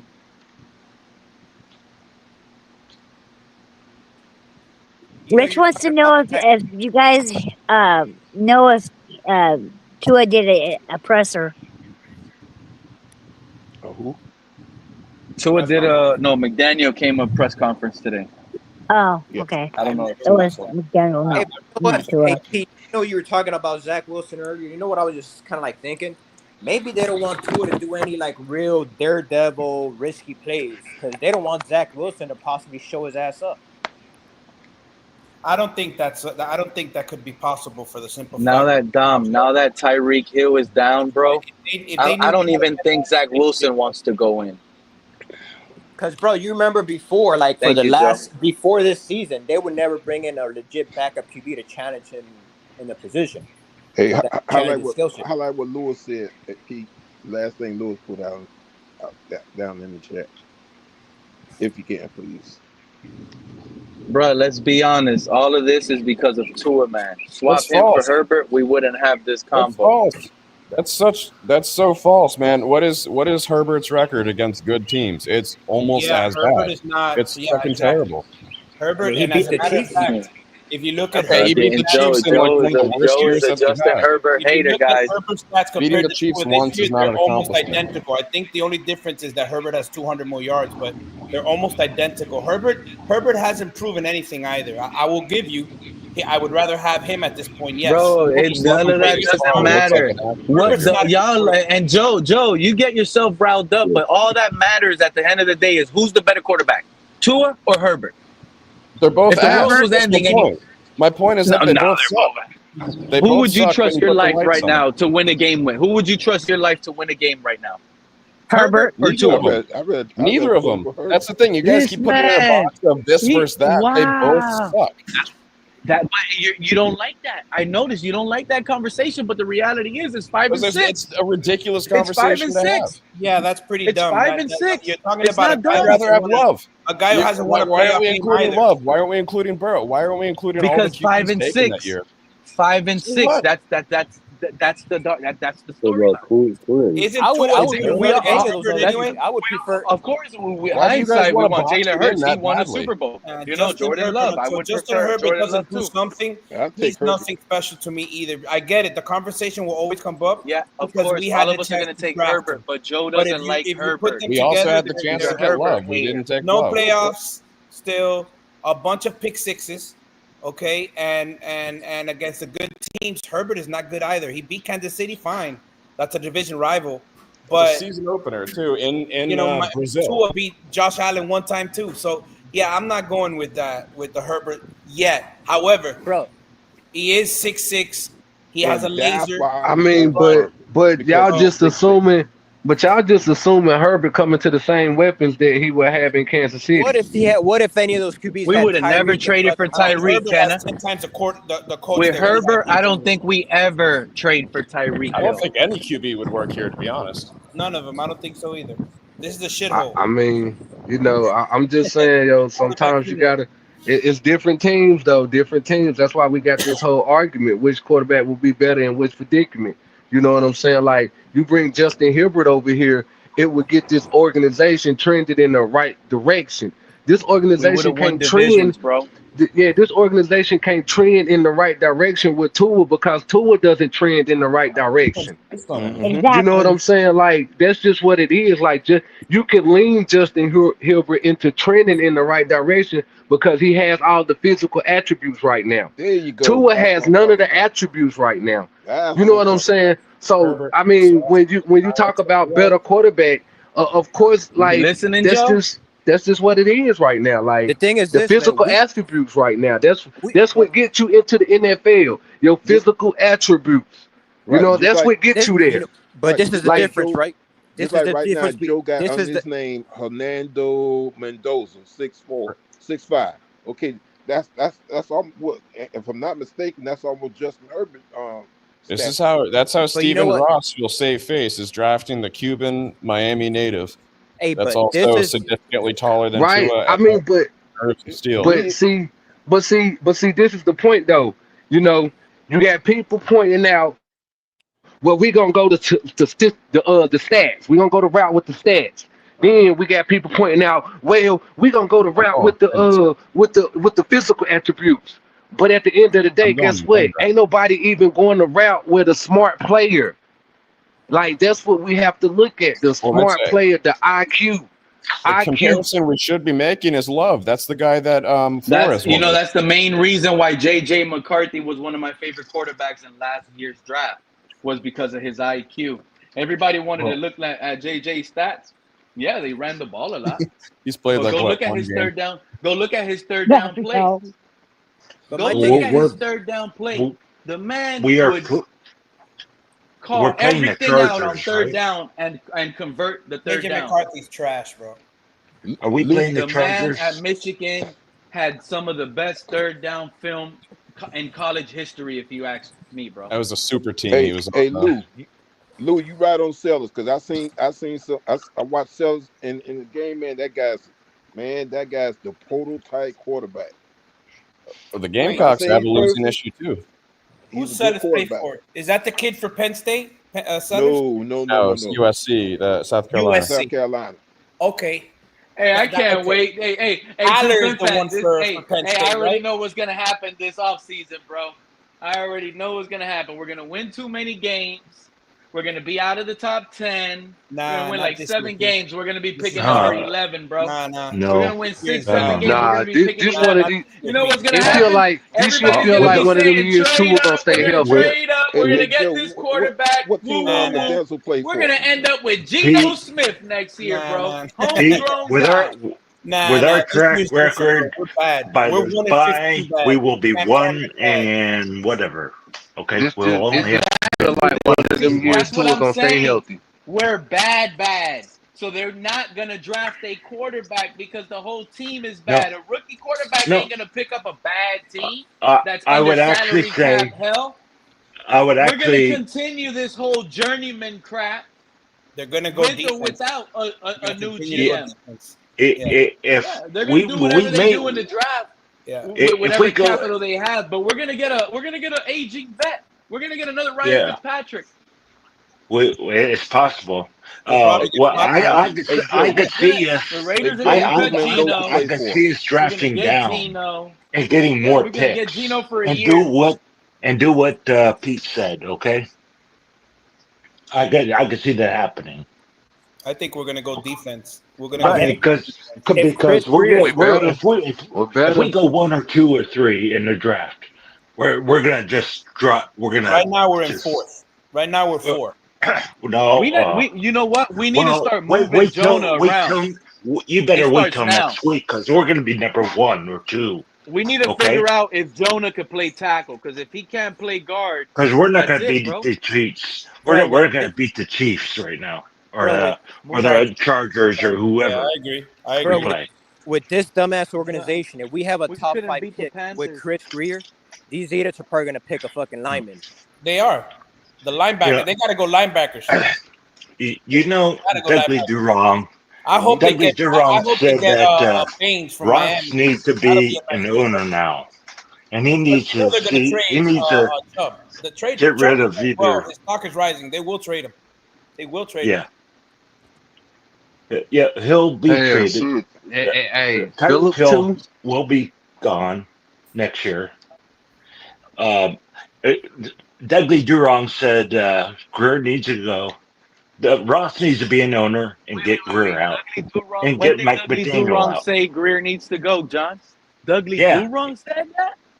Yeah, he in his stream today. Yeah, he was saying it this morning. You go watch his. You go watch his last stream. Wow. Yeah, now you want to say it took him long enough. Took him long enough. 6 years, bro. It untook the Doug monster, bro, to finally get it. No. Just 6 years, Doug. Took him long enough. Well, that man new name might be Dudley took you long enough. He's been off of Tua for a while. DDW Okay? 6 years. Oh, actually 4. Let's give DDW some grace. 4 years because he fell for the whole McDaniel trap. Hey, Dudley Durong fell for the whole Was Brian did he? Flores I don't is know. trash. I don't McDaniel know. is gold. I know. Reason took a little bit longer than Dudley. Oh, Reason hated Flores. Reason hated No, but Flores. he loved Mike McDaniel. Okay, he's the one that wanted Mike McDaniel. Reason. Look, Reason also wanted Jonah Salvanea. How's that working out? I don't know. Actually,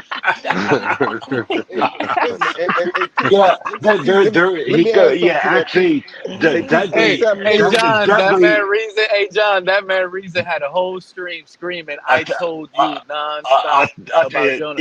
And Dudley too. Dudley Durong too. He had his little "I told." Yep, Dudley was like, "I told you we were gonna draft Jonah." What you told us, guys?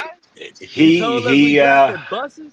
They also told he us we said that drafted too. Kenneth Grant. Okay, he admitted it, and he said it, and he said I was wrong. Okay, because it's not panning out. Okay. Well, shit, how many times is gonna be wrong? Shit, he acting like Chris Gear right now. This off season. Imagine all the other 5 off seasons. Everything else they were wrong on. Oh, everything. Like, shit, this shit go back.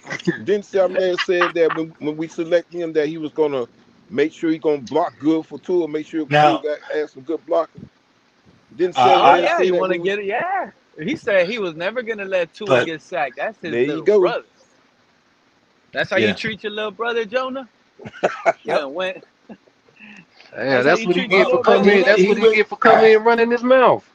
Yeah, there you go. I want to be honest about the whole situation. He was picked to that's be ain't that the equivalent, lineman, right? Ain't that the equivalent of what Johnny Manziel and Zach Wilson was running their mouth to? Oh, yeah, that's right. That's right. Man, Johnny Manziel did a lot of running. Johnny Football. Good grief. Johnny Football. Yeah. That's right. Stephen Ross is upset and frustrated. Johnny was trying to get NILs before NILs were a thing. But firing the GM doesn't really matter. And I ain't even gonna hold you. Hey, I'd rather have Johnny Manziel over Tua. Check this out. Unfortunately, Greer ain't really doing much. Didn't his dad, and rest in peace to his dad again, our condolences. But what is Chris Greer really doing right now when his dad just passed away? Dudley says he's spending. You realize how much money he spent while he's been the GM here? Yeah, these people that haven't worked out. Who's in control right now? We just signed Cedric Wilson. Ross injured, actually. What good is having an owner that's gonna throw money and shit? Tell me, that just don't. I understand they say the passion or the willingness to throw, have money and spend it, but it just don't make no sense if you just gonna throw money senseless. Right? Ross is the definition of insanity when it comes to throwing money at the situation. You realize, and Ross is a businessman too. You think he would know that? He ain't too much of a damn businessman doing that shit. 900. He's got bazillion of dollars. He's a bazillionaire. He's a trillionaire. I don't know. Nah, I know. I'm just talking shit, bro. Like it don't make no sense how much money this man got, and he just throwing money down the damn drain. Well, he's making. Why would these players that are hurt, like Barry Jackson, always gets me upset, guys? Barry Jackson always opens up with injury questions. This man asked McDaniel about James Daniel, Liam Eichenberg, Austin Jackson. They're all eligible to return. Are they going to come? And McDaniel responded like, "Oh, they're still weeks out, before they return." If the season is 1-7, Austin Jackson ain't going to want to come back. Is James Daniel? Do we even risk James Daniel at 1-8, 1-7? So it could get injured again? That's what I'm saying. He's still under contract for next year. Do we even risk that? even if Tyreek Hill was able to come back in the future, he'll never be the same. And I would rather him be part of the Chiefs and go off as a Chiefs because that's where he came from.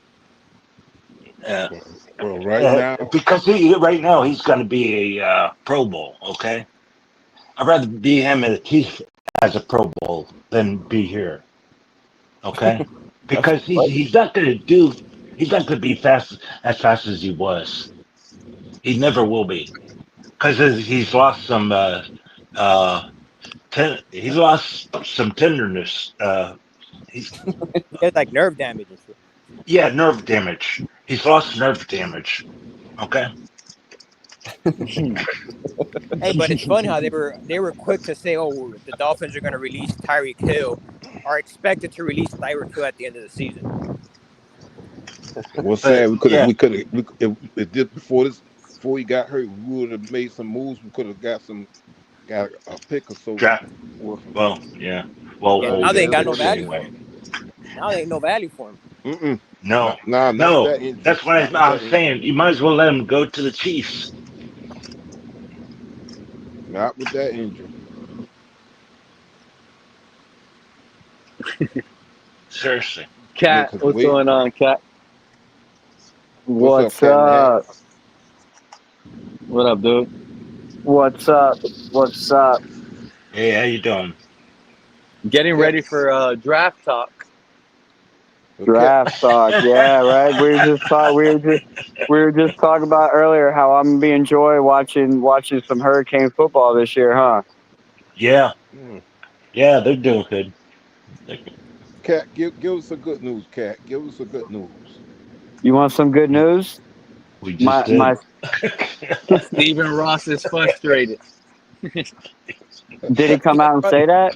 But he's frustrated with the wrong crowd. I mean, you don't expect rookies to all of a sudden bang it out of the damn gate. You know what I mean? You should be frustrated. No one expects that really, and like to expect that, like that's for a rookie to come no one out expects that. and be. Let me tell you who expected that. Tua, when it talent. came out of his.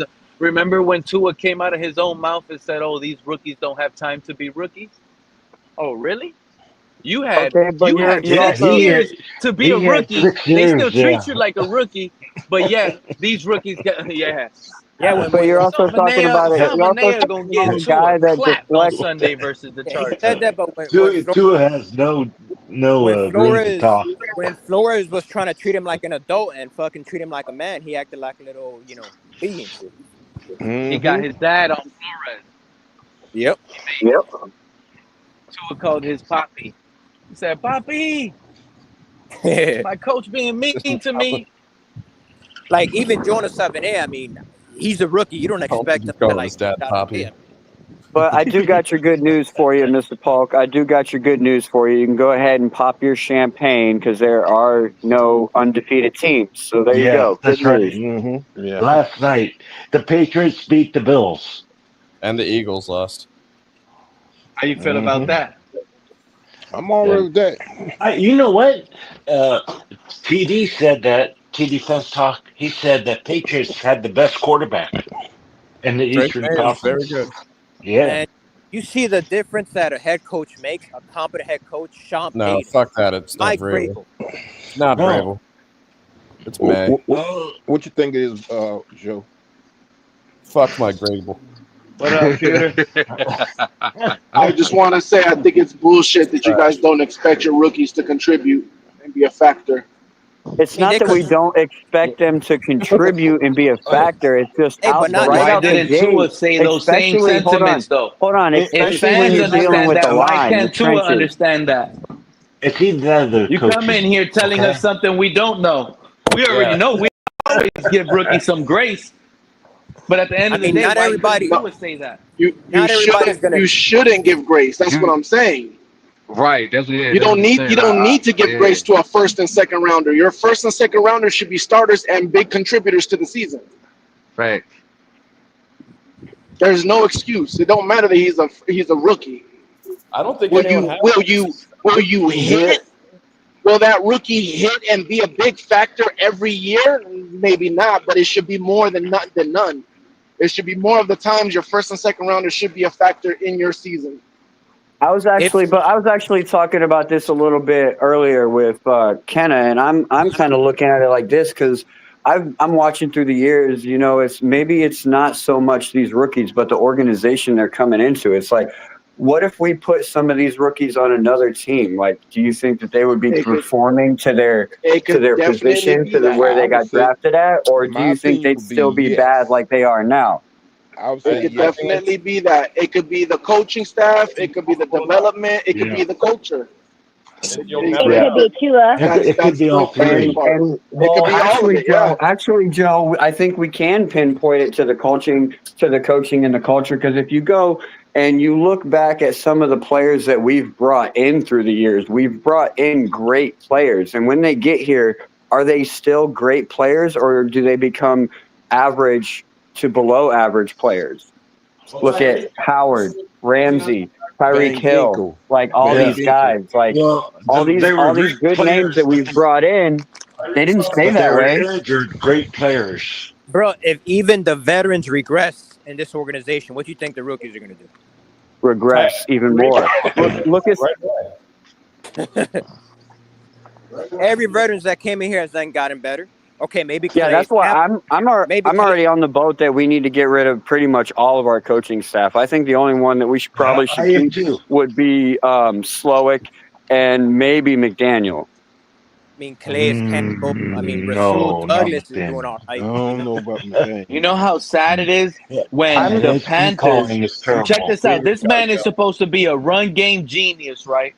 Yeah. And McDaniel, he got his cards got called out. By the way, the Panthers did not overcompensate to stop the run.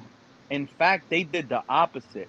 They played to stop the pass, and told their defensive ends to just play your assignments. If you stick to your assignment, you will be able to get a chance to stop the run. They trusted 4 guys to stop the run.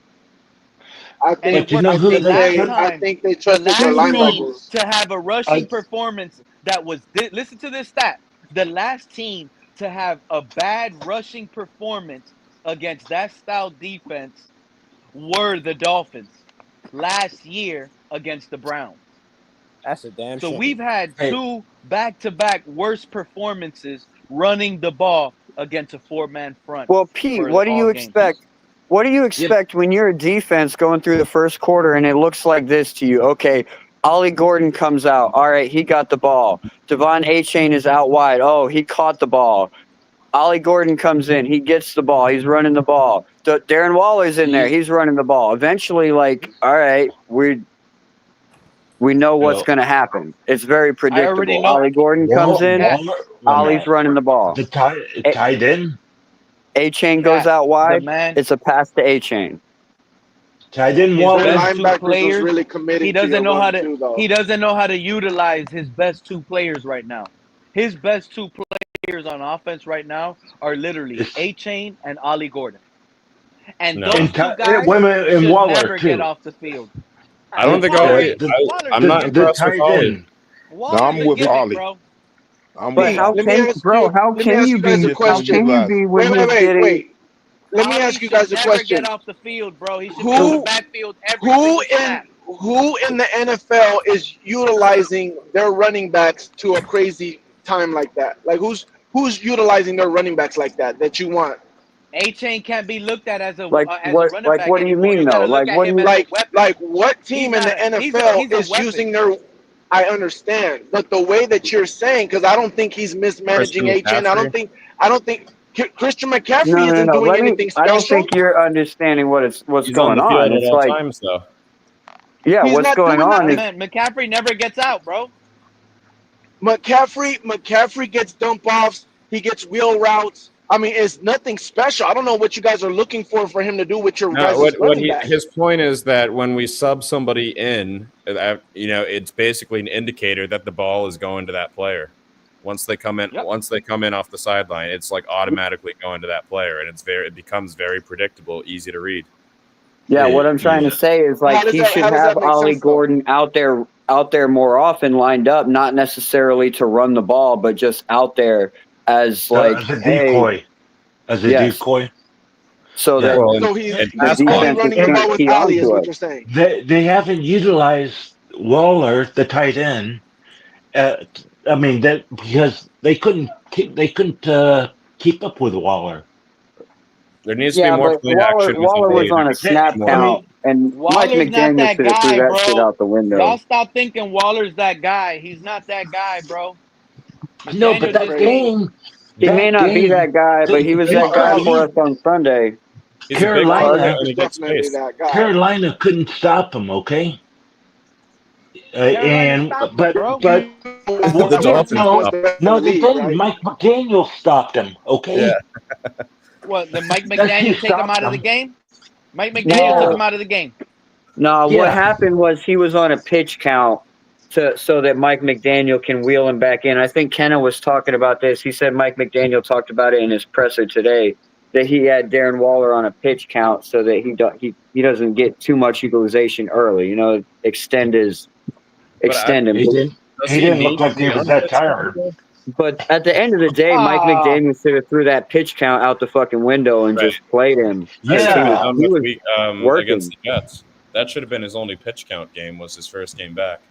Correct. I'm with you on that one, Joe. Like for sure, especially after seeing him like just eat like he was eating in that first quarter. Shit, I would have thrown out that pitch count halfway He might have through the not been Jets game. football ready. He might not be in shape yet.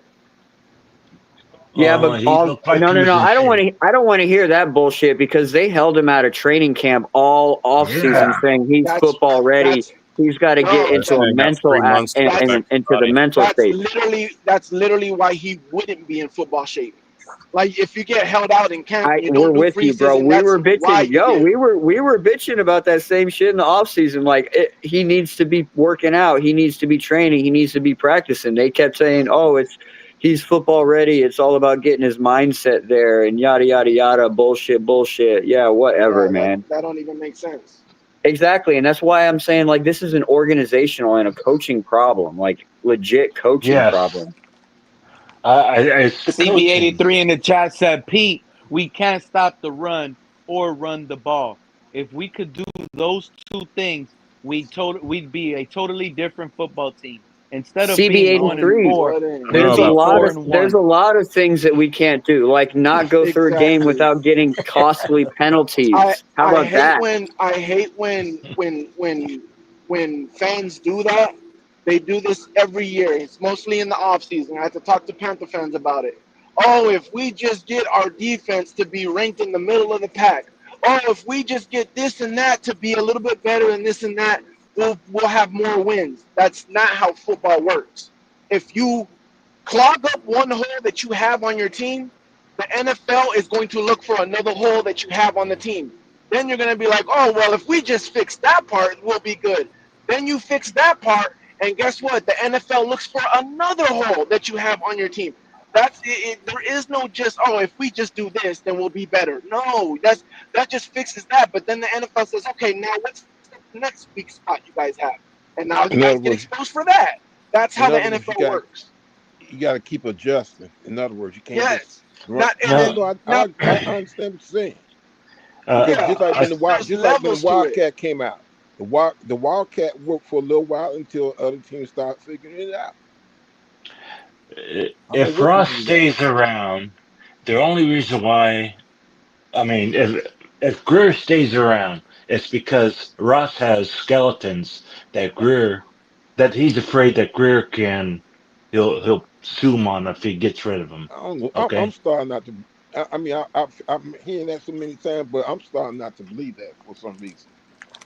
I don't know. Why is he here then? No, all I heard all off season was, Mr. Park, all I heard all off season was our secondary is trash. It looks like our run defense is the worst. Yeah.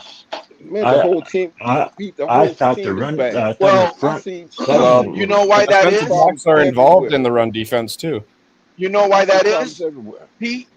That's because you'll always get tested with the run first. So once you stop the run, then they'll go, okay, let's go test that secondary now. So until you stop the run, you're not going to get your secondary tested. Tampa, you know how sad it is?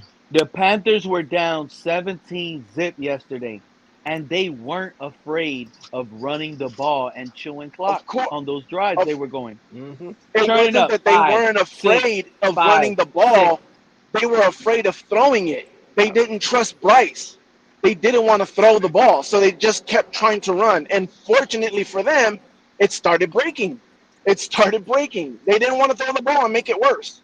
That's all it was. They weren't sitting there like, oh, we know we can run against this team and this is the game plan. We're going to stick with it. No, they didn't want to throw the ball with Bryce. They were afraid that Bryce was going to ruin the game even more.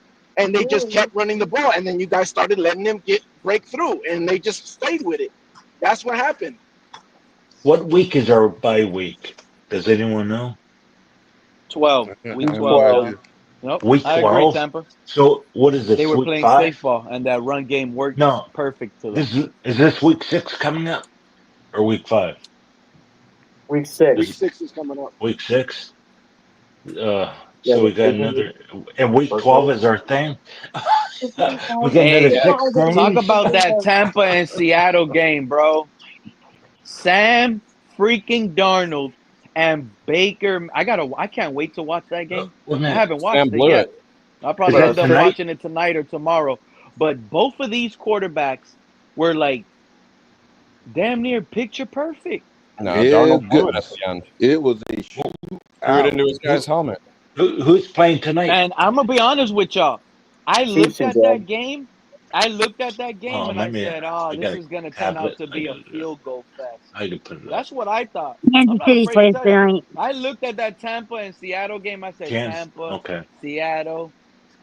This might be nothing but field goals. You might get one touchdown. It might be a 20-13 game. Did you see how that ended? Where Sam Darnold threw it into his lineman's head, and then I think it was Levante got the interception. Levante David got the interception, short field, and Baker clutched it. Yep. Oh my goodness, that was crazy. That was a good ending. I saw the highlights, but I ain't Tell you watched what, the game they got a dude with Ibuka, and that's that's a first round pick. You want to get production out of your first round picks. Something we don't do very often. Joe, that guy's dangerous. Yeah, but hold on. We can't just do that, Joe. And what has Travis Hunter done? What has Travis Hunter done? You know that a wide receiver position is completely different than working in the trenches. Okay, but As Kenneth far Grant as being able to come in and make an impact. that are coming out. That's not true. And he's looked like absolute shit. He's been a bottom 5 in scoring on our team in every game. Every single game so far this year. And it's not just Ibuka. Ibuka is getting good stats. It's not just stats. Ibuka is doing something that I haven't seen anybody else, including Chris Godwin, do besides Mike Evans, and that is take over games by himself. And Baker, I've said it many times. Ibuka's the only one that's making me actually believe in Baker, because I'm like, without Mike Evans, Baker is this whole MVP and this whole Tampa Bay Baker that everybody talks about. He is nowhere near that guy when Mike Evans is not on the field. The only time that he's actually been good now is when Ibuka's on the field. This is the first time that Mike Evans has not been on the field and Baker Mayfield won a game. Yep. And it's because of Ibuka. But my point is it's a lot easier to make a difference and make an impact from a wide receiver perspective than it is from a defensive line. I hear you want to make it an impact, but being such a low scoring, low performing spell in his first 5 games is, to me, that means we don't have someone there. I'm with you on that. These lines we go up against are decimated. These are backups that he's playing against, and he's still getting fucking rocked. Yeah, by this time he should have already shown some kind of progress for sure, and it's not there. Yeah, and unfortunately, it might just turn out to be another one of Chris Greer's busts. Another reason that we need to get rid of him and bring somebody else in that has a little bit more football. Did you guys see what the Panthers social media did to us? No. Channing Tindall, everyone he drafts in our first. The Panthers on Twitter, on social media, they mocked our elevator. They're using they submitted a picture of the Dolphins elevator, and they put a picture of Rico Dowdle running.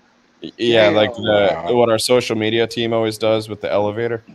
Yep, when they put our best player We of the gotta game can the on the social media elevator. team too. We got a soft social media team, right? Because a lot of teams been throwing shade at us, and our team never does that. Yeah, because they're too focused on taking outfit pictures. That's all they do. No, and getting the right angle on Tua's throws. Right. When it comes to draft picks, right? Whether it's first round all the way to 7th round, no matter what, you got to give them at least 3 years, right? But when you're giving them 3 years, in the first year, there's obviously levels to it. You get the rookie that comes out and hits the ground running, just showing all the potential in the world in year one. Then you have, the rookies that come out and show splashes of potential, which you want to at least have that, splashes of potential. That way you're like, okay, second year he makes that jump, he's going to show more or even, completely arrive to the NFL.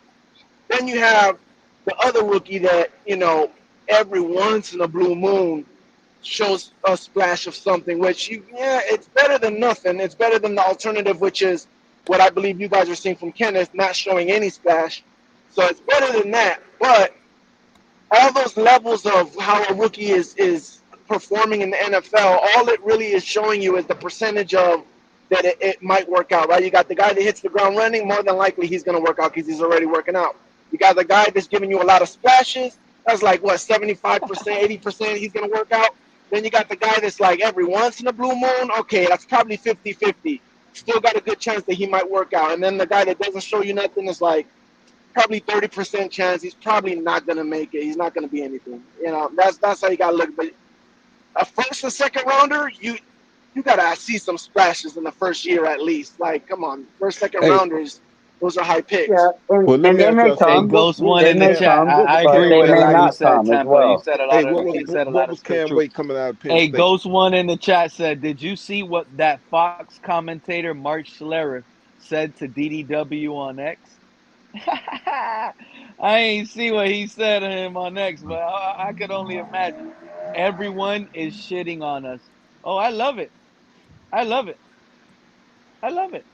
I tune in now, and it's not lies being told anymore. It took 6 years, but I love that I'm not listening to lies anymore. Hey, let me ask you guys a serious question. Record aside, where do you rank the Miami Dolphins? Bottom 5. You're no. I mean, I want you to give me a legit number. Well, it's hard to say right now because the Jets are definitely 32. The Raiders are dog shit, so I'd say 29. You know what, Joe? The thing I'd is, say 31. The Raiders think we're are really 32. bad. No, I'm sorry. I take even that though back. we lost the to Raiders, the Jets, that shit too. I take that back. Even though we lost to the Jets, I'm gonna say we're 32. The Jets, that doesn't happen every game, bro. 13 penalties. I'm with Pete. Fumble at the goal line. You know why? The Jets been getting waxed in every game except for ours because we're right next to them. Yeah, but to be fair, they've been putting up points too. Yeah, but we don't get waxed in all of our games like they do.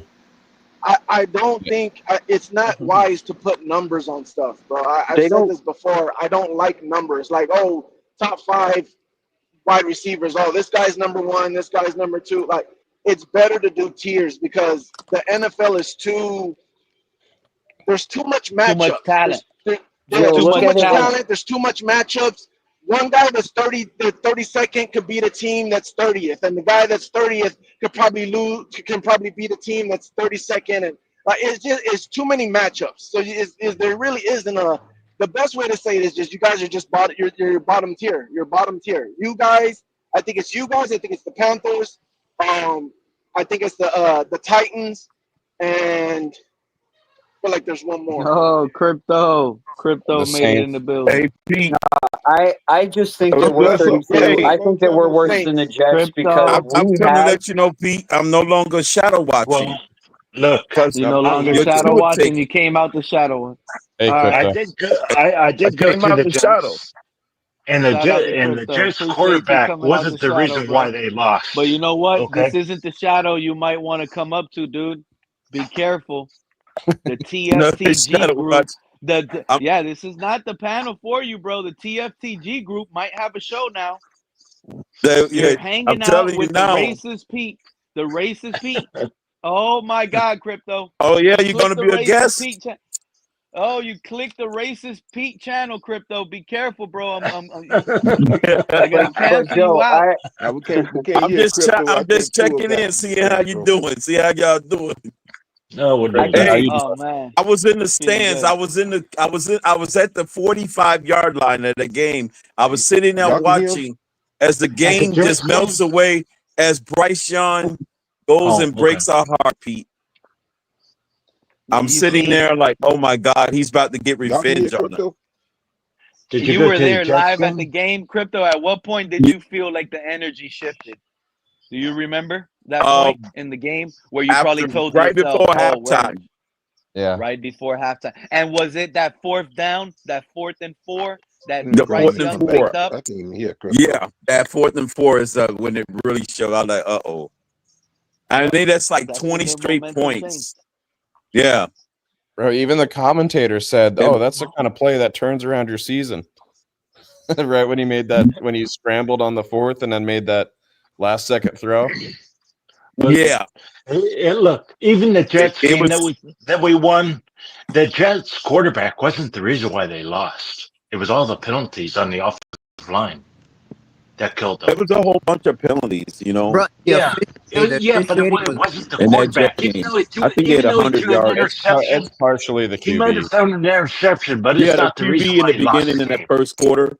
You know, this game started out like that Jets game where we got the fumble after we scored a field goal and then scored a touchdown. I was like, man, this is like the Jets game all over again. And then it's like, and then they threw another interception. I was like, oh man, this is crazy. And then next thing you know, they cleaned up the turnovers and the penalties, and then bam, before you know it, they're only down by a touchdown going into halftime, and they get the ball back. Yeah. And it just kept going from there. Yeah. And that running back, it wasn't over. Didn't matter there. who was Then in the they backfield. They came out, tied it up, right? Then we regained the lead. Then they took the lead. Then we regained the lead. What, in the 4th? We've seen this move. Yeah, we went up by 4 after we went down by 3. No. They tied it up in the 4th quarter, right? It wasn't. No. There was never a tie. There was never a tie. They went up by 3, and then we had that touchdown. Quarter? They scored a The touchdown. Panthers scored in the 3rd quarter. Then correct. I think we got a field goal, and we made it 20-17. And then they went No, it was they made it 17. It was 17-0 by the start of the 2nd quarter, and we didn't score again until the 4th quarter. And we scored a touchdown, a big 60-yard Jalen Waddle touchdown, and then nothing else. Yeah, and then they made it. They went for the field goal. They scored it. They scored 20. And then we took the lead after when they put up the 20. They took the lead. Then we went on the next drive, scored the Waddle touchdown. We regained the lead in the 4th quarter, going up 4. Then they went down, retook the lead at 27-24.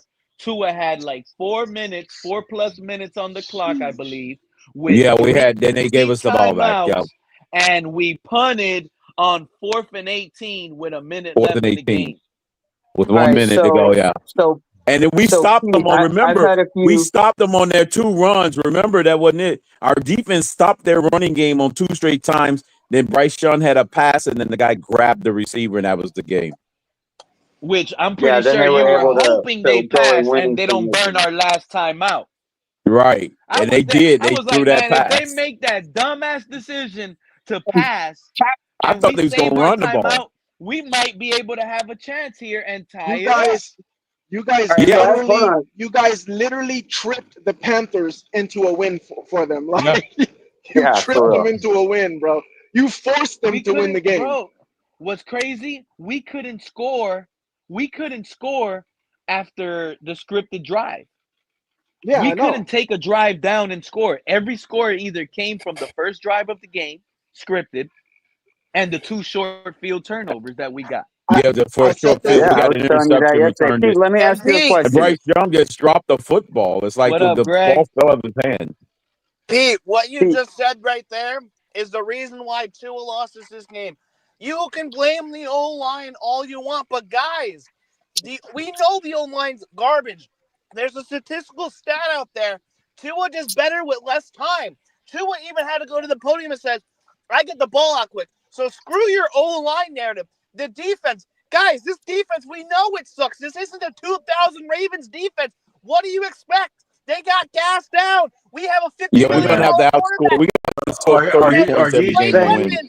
The fact that we go freaking 7 straight drives, 3 and out, punting the football, and then all of a sudden the Panthers take the lead, and then it woke our offense up just for Tua to take a sack to lose the game. Screw Tua. Cut him.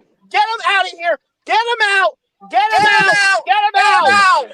Bench him. Breathe, brother. Breathe, brother. There Breathe. you go. Breathe, What you brother. just said mediocrity. was Tua's Hey, down. let me ask you guys a 22 question. years. Not even Because one playoff win. if Tua could only go short, I mean, with only 2 seconds, that means he can't read the field. Tua gets the ball quick, except when it matters the most. That means he 4th can't and read the 18 field is big. fast enough.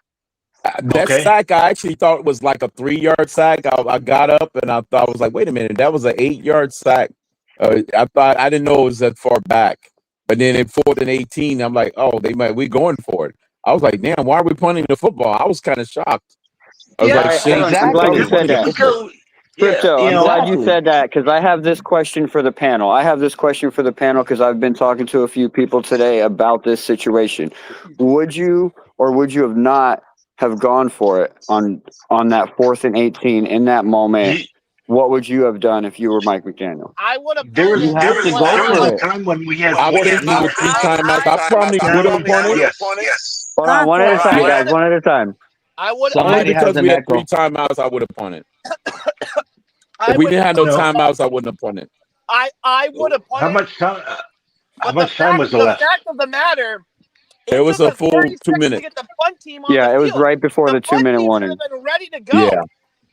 No, it We wasn't. It lost was 30 after the seconds on 2-minute that warning. punt. We didn't use. Well, it was after. We didn't get to well, use. we got the ball Yeah. with the 2-minute warning, then we ran about a minute off with the 3 downs. Yeah, they got I the would have ball punted. with like a Punting it minute was a left. smart move, man. And that was They got the ball I said without a that minute too. left. I've had conversations with people the other way around. I'm gonna tell y'all something right now. Somebody has an Liz, echo. you got I'm an echo. sorry. Yeah, there it's is an Liz. echo. Liz, Yeah, drop it's and Liz. come back up, Liz, Yeah. because you have a really bad echo when you unmute. But I'm gonna be Let him honest speak. with y'all. To me, you go for it on 4th and 18. You have to. You got Darren Well, Waller. if you You don't got get a no big yards, body that's a guy. walk-in And what do you touchdown for want? And you the know the Panthers. chances Yeah. of Tua getting a roughing the passer or a pass interference. Come on, bro. You got 3 timeouts. You stop them on the 3 runs. They kick a field goal. They're only up 6. You get the ball back. Go out and score. Bro, 4th and 18. If it You was only like, lost. Yeah, 4th and 18 if it was is like not. You 4th don't do and that. if it was 4th and maybe No, less we than didn't do. 10, Yeah, yeah. we. But Then 4th it and pretty much 18. ends there. Was it 18? The Because only it'll problem be I under a had. You're minute. pretty much putting the game in the hands of a 4th and 18 play, and that's not even to win it. That's just to stay alive. If you don't stay alive, Oop, he went out. During that you have to go for it, bro. There's No, literally you got to punt it when you like got a 3 minute and timeouts. 30 you gotta seconds remember left on the it's They clock. get a Bryce Young on walk-in the other touchdown, side. Pete. They're What literally are on the our? goal line when they. Does But anybody know what our fourth let's say fourth down stats are this year? Like Does over anybody something. know? I don't know what. I don't. No, I don't I think think know he's what made the one. We're like we were like I don't know. 1-1 or 1-2 or something like that.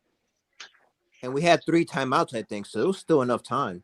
Yeah, Our third Yeah, down which was they on did the it on number 3 o'clock. it We took us almost 30 had one seconds more to get the chance punt at team it, on the but field. they converted. Are And you that was guys it. are you They took the guys timeout. punting in Madden in that situation? And Crypto, I don't think Yeah, you I were in would. goal line, bro. I would.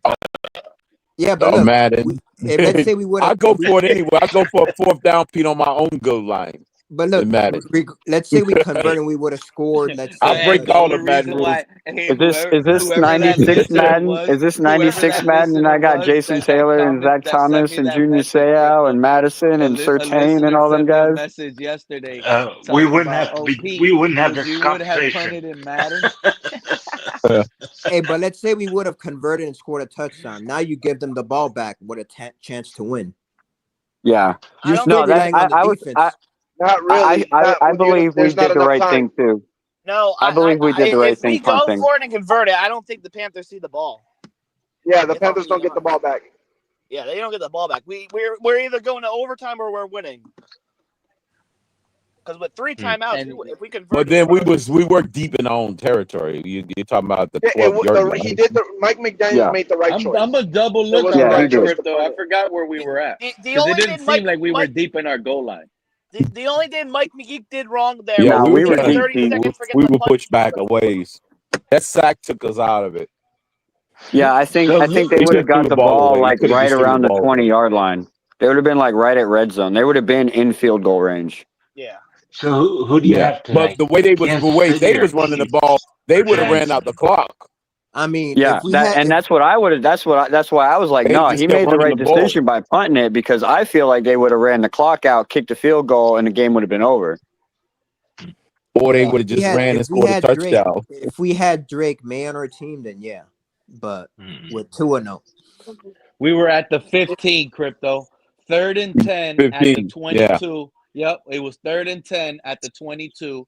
Tua took a 7-yard sack, and at the 15, we punted it on 4th. And I keep saying 4th and 18, and it's 4th and 17. 4th and 17 at the Miami 15.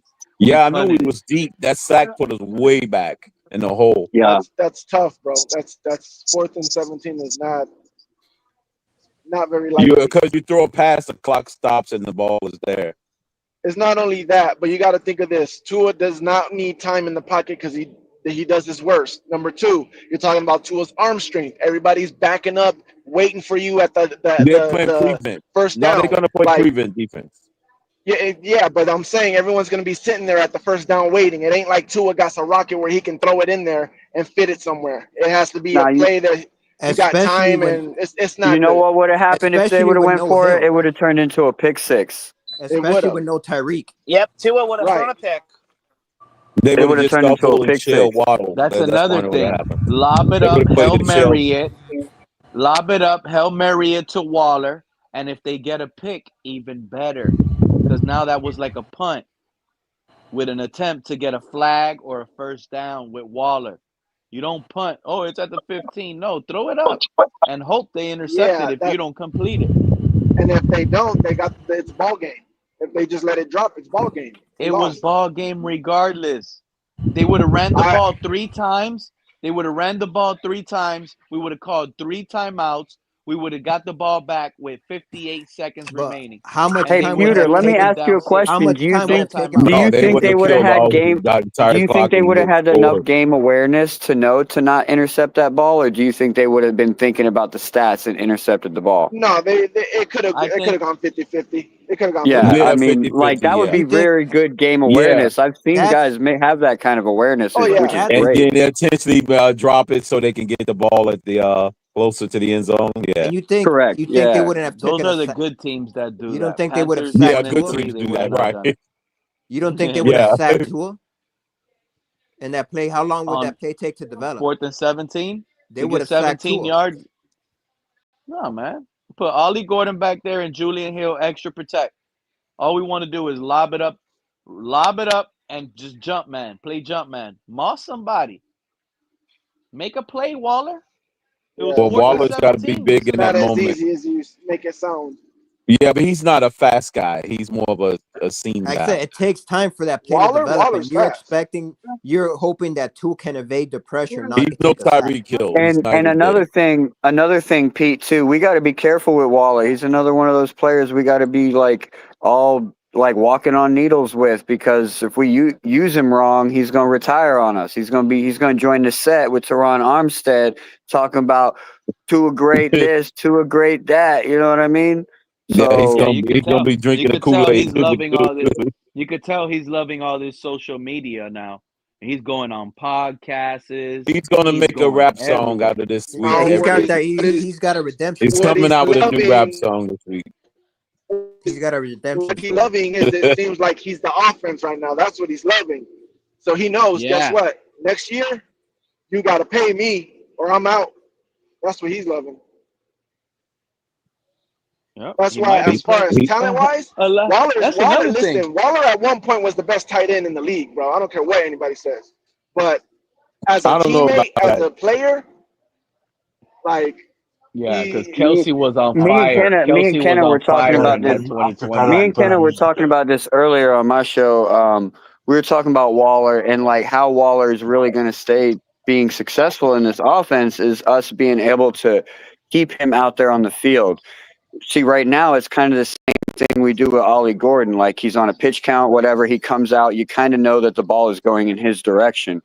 But in order for us to be able to keep him out there on the field, he would have to turn into a blocker at times. He would have to block for runs, block for passes, blocks for the screen passes, things like that, which is the reason why he retired from the Giants in the first place, is because they wanted to use him for blocking more often than catching, even though that's kind of just how it goes. So it's like, if we end up doing the same thing, are we going to have to worry about him retiring on our bye week?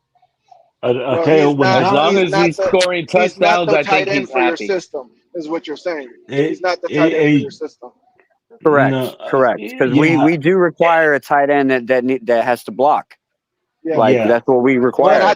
And he's going to have to do that. The pitch count is not him being ready. I think the pitch count is him not knowing the playbook. That's what I think personally. He's only in there for certain plays that he knows. That could be also. That's the only thing I could think of. But he needs to be in there more often, quicker. I mean, it needs to be in there next week. No, and maybe he does. Maybe he comes out and he gets it up to where he's on the field for 80% of the snaps or something. You know, like that's kind of what we would need from him to be effective as he can be. You know what I mean? Bro, that way you know he's how not. bad He's not. this sounds. Think about how bad this sounds. I'm listening, Kat, and you're not wrong with what you're saying if you're getting the old Waller. But we don't have that old Waller. We have the unretired Waller. Yeah. And we need that much from a player that came out of retirement. Think about how that sounds. Oh, what they're saying is, it's like we're in a terrible situation coming off of an injury and having a pitch we count. Need a player that came out of retirement bad. Just to be able to compete with the Panthers. We need a retired person. That's ridiculous. That's crazy. Exactly. I'm listening. And he's right with what he's saying. But just the way it sounds, it's bad. Oh, man. There's nothing good about it. It sounds real bad. That's we're hiring former. Cat in the hat. Cat in the hat. What we need is when Malik Washington has 4 catches, have some yardage after that. I'm still shocked and confused. That man has 4 catches, 0 net yards. Yeah, I know. That was horrible. He had a nice little move, too. He threw him in the end zone, didn't he? 0 net yards.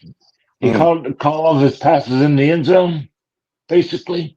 Waller. He's just we overly use a gadget player. If he's our gadget player, we use them for too many. They're trying to use them like Deebo Samuel. They somehow think he's Deebo. I'm like, what is he doing? Deebo ran. We have Malibo. That's what we don't have Deebo. We got Malibo. You find Malibo on Dollar General crypto. You get Deebo at the mall. Malibo at Dollar General. We got Malibo. We got about the teamwork special. Yeah. We got the knockoff brand Deebo. Deebo actually looked pretty good yesterday. That man scored a late touchdown to extend the lead against the Chargers. The Chargers did one of us. They pulled one of our stunts. They went up 10-zip against the Commanders. Didn't score again rest of the game after the first quarter. The rest of the game, right. They did exactly what we did. Chargers 4. And it's crazy. The Cardinals did too. They blew a 20-point lead in the fourth. However, their record is 3-1, right? Is that what the 3-1. record The is? Commanders. I think they No, tied. the Chargers are 3-2. 3-2. They tied with the Commanders. Yeah, they 3-2. 3-2. Okay. They have the same record. How about them Titans going and ending another football team season late in the fourth quarter? No, there was 2 quarterbacks yesterday. I was really happy got their first wins. Yeah, Cam that Ward was crazy. and Spencer Rattler. That Spencer score, Rattler finally got his first win. They called it not a touchdown. I thought the ball crossed the plate still. He had the ball in his hand. I forgot who Cam Ward If you played zoom for. in on it, it looked like when he flipped the ball out of his hand, the ball still was across the line. I'm like, wait a minute, it's still a touchdown. Because this is, you know what, Crypto, I was thinking the same thing, but fantasy, you start looking at everything and then you get quickly drawn off. But remember one thing, when you have that ball in your hand, he has control of that ball. He's holding it like if you're holding it with one hand. Only because you're moving the ball, that means you have possession of the ball. It's not until it's because nobody knocked it off loose. grip. Right. Yeah, only because the ball was moving don't mean he lost. That was him moving the ball. That was a touchdown, Crypto. I agree with you, bro.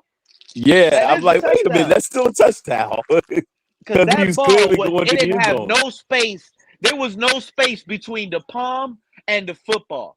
There needs to be space in between there to call it lost control. You can hold it, move the ball, maneuver it. It looked like he took it from his forearm and he was getting ready to Getting set. ready to And flip while it. he was, That to showed flip he it had down. control because of what he did with the ball.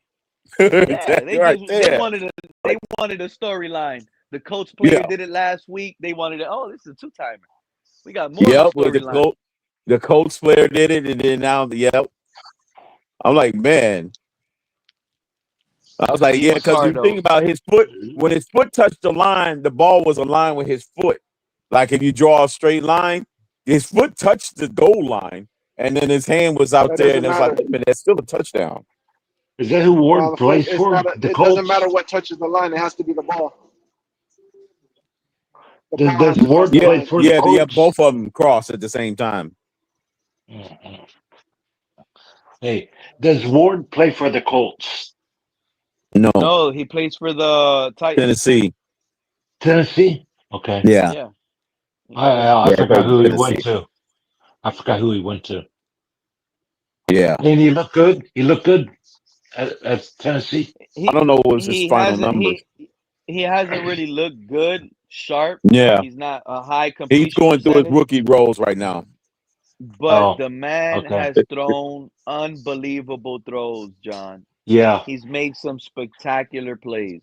Yeah, he's got one at least in every game, a handful of them in each game. Yeah, he's a highlight. And when he gets it under control, Once now he gets you build around that. Once he gets the offense that they plan to down, he'll be like the Chiefs quarterback, Mahomes. I mean, basically his mobility. Yeah, his mobility. Once he gets the his arm angles. Yeah, he'll throw every arm angle that he can. Y'all saw Bryce Young yesterday on the blitz. Remember when we blitzed and Bryce Young did a nice little side underhand. Yeah, like a baseball. I'm like, did he throw that underhand? He threw it sideways. Yep. Yeah, he threw it sideways and underhand. I'm like, wait a minute, he threw that underhand. Yeah, he has some crazy arms. He got arm talent. It's just the only thing is his legs didn't grow. His arms outgrew his legs. That's the only thing to a Bryce Young. He's small, but he's got a big arm. So he has a good arm. Yeah, it's just that if he was Justin Herbert's height, he would be totally different. Everybody look at him different. So if he was as seeing big him as in Justin person Herbert. and Tua right there, who would you say is the better quarterback? Who would you pick? Well, Ward? Well, based on clutch Bryce performances, Young or Tua? I'm going. Young had the most clutch performance, even though Tua had better numbers. But Bryce Young was more clutch than Tua. What's more? See, you're picking Bryce Young, even though Tua had better numbers. Right, Tua See had how the better stats are numbers, but crazy? Bryce Young was more clutch. Yeah. Somebody could look at the stat log and say, "Oh, I'm picking Tua. Look at his stats." Right. If you watch Based the on game, stats alone, they'll easily pick Tua. But if you look at the floor of the game, you're going to go with Young. That's where we went wrong. game? Because what were your thoughts on the I think Panthers we game, picked Triplo? Tua because of the stat numbers in college. No, we talking about the game yesterday that was just played. I know it. But when we picked Tua in the draft, they were looking at the stat numbers in Both of them college. had good numbers in college. Bryce Young was the Heisman candidate. Yeah, but I wouldn't have picked Tua just because of his injuries. Period. I wouldn't have picked Tua. Yeah. I mean, I would have never picked Tua at all. Who was I don't care. Who came out that year? Was it? No, it wasn't Cam. It was who was it doing the Bryce Young year? It was it Caleb Williams? No, he Malik came out Willis, the following I year. believe, right? No, it was CJ Stroud. CJ Stroud. It was CJ that came out behind him. Yeah, it was CJ. Yep. CJ wasn't in the Heisman running, I don't think. I don't think CJ was a Heisman finalist. I don't recall him being a finalist. I think he was, because I think he won the national championship with Ohio State, right? No, it was it? Did Ohio State win that year too? I think it was. Okay. Or they lost. CJ Stroud lost. I know he made it, but I think he lost. Right. I don't think Ohio. Yeah. Stroud just was a finalist. He was fourth in 21 and third in 22 when Caleb Williams won it. Well, Caleb won it. Okay. He didn't. Caleb. I don't think so. He won. Caleb Williams. Right. Who was number 2 in the 2020 I didn't hear nothing about the Bears. Oh, the Bears were on a bye week this week? The Heisman. Yeah, they were on a bye. It was Stetson Bennett, Max Bennett, the TCU guy, the Georgia QB, and then CJ Stroud, and then Caleb won it. Jake Fromm? No, Stetson Bennett. Oh, Bennett. That was the year. What year Bryce Young came out? Bryce Young came out 3 years ago, right? Yeah, 2022 or 2023. One of those 2 years. Oh wait, yeah, Bryce Young won it, and CJ Stroud was fourth when Bryce Young won it. Right. He was behind Kenny Pickett and Aiden Hutchinson. I forgot about that. Aiden Hutchinson almost won it as an edge rusher. Yeah, I keep forgetting about Kenny Pickett. I don't understand why the Raiders haven't. He's on the Raiders, right? No, wait. The Steelers, so he fell all the way down. Why did he fall in the draft? He has small hands. You remember that? It came out that he had tiny hands, and then all of a sudden he just started like plummeting.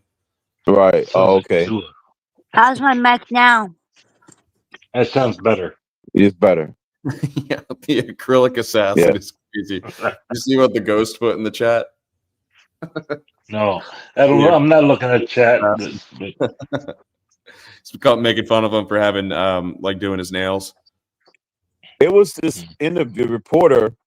He was on the middle of the field after the game when they was interviewing Bryce Young after the game. I was like, man, the reporter is taller than him. I was like, he's real small. There was a funny thing where they were trying to get the podium set for him for a post-game interview, and a guy walks up. Yeah. He's like, "Is this low enough?" Is this low enough? I was like, man. Oh man, yeah, that was funny. That they have all kind of commercials when they doing commercials in the Carolina market of him. The small guy commercials. It's funny. He doesn't look like awkward when he runs though, like Kyler Murray does. Like Kyler Murray looks like a toddler trying to avoid bath like time. his legs is moving a lot faster than the rest of his body. Yeah, you can't see his legs or something. Yeah. Like his legs moving real quick, but his body's just slowly going around.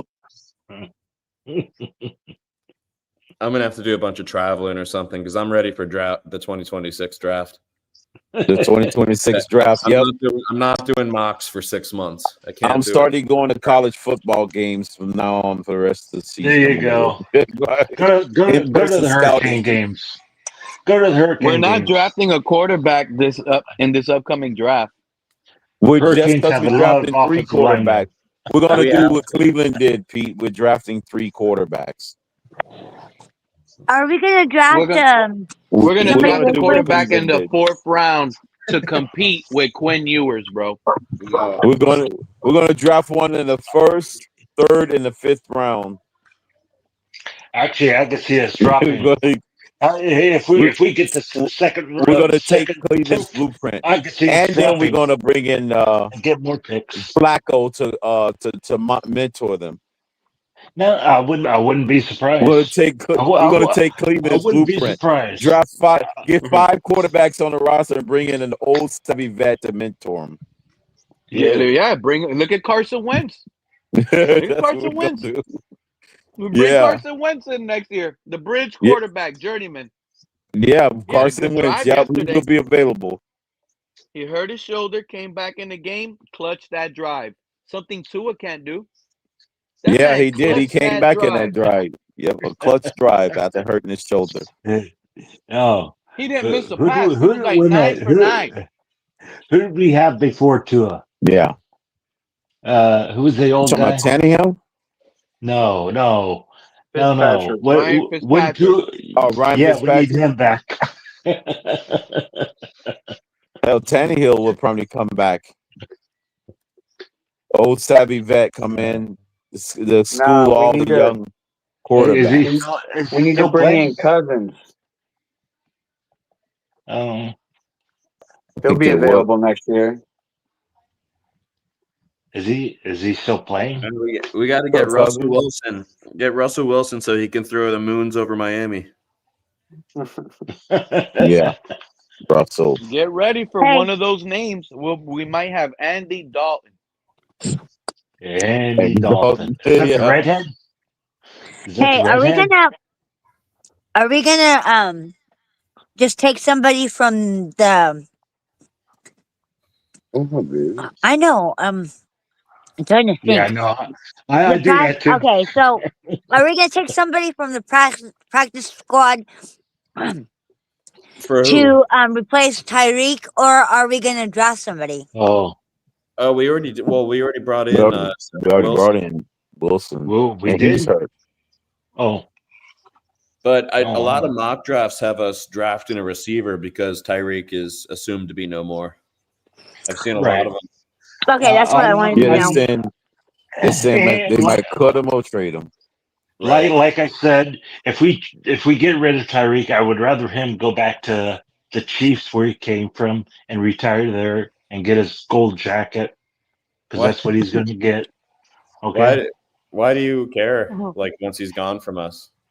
No, well, I mean, if he's going to come back and care a lot. If he's going to come back and play or try to, he's not going to be the same. Might as well let him go back to where he was and get his gold jacket.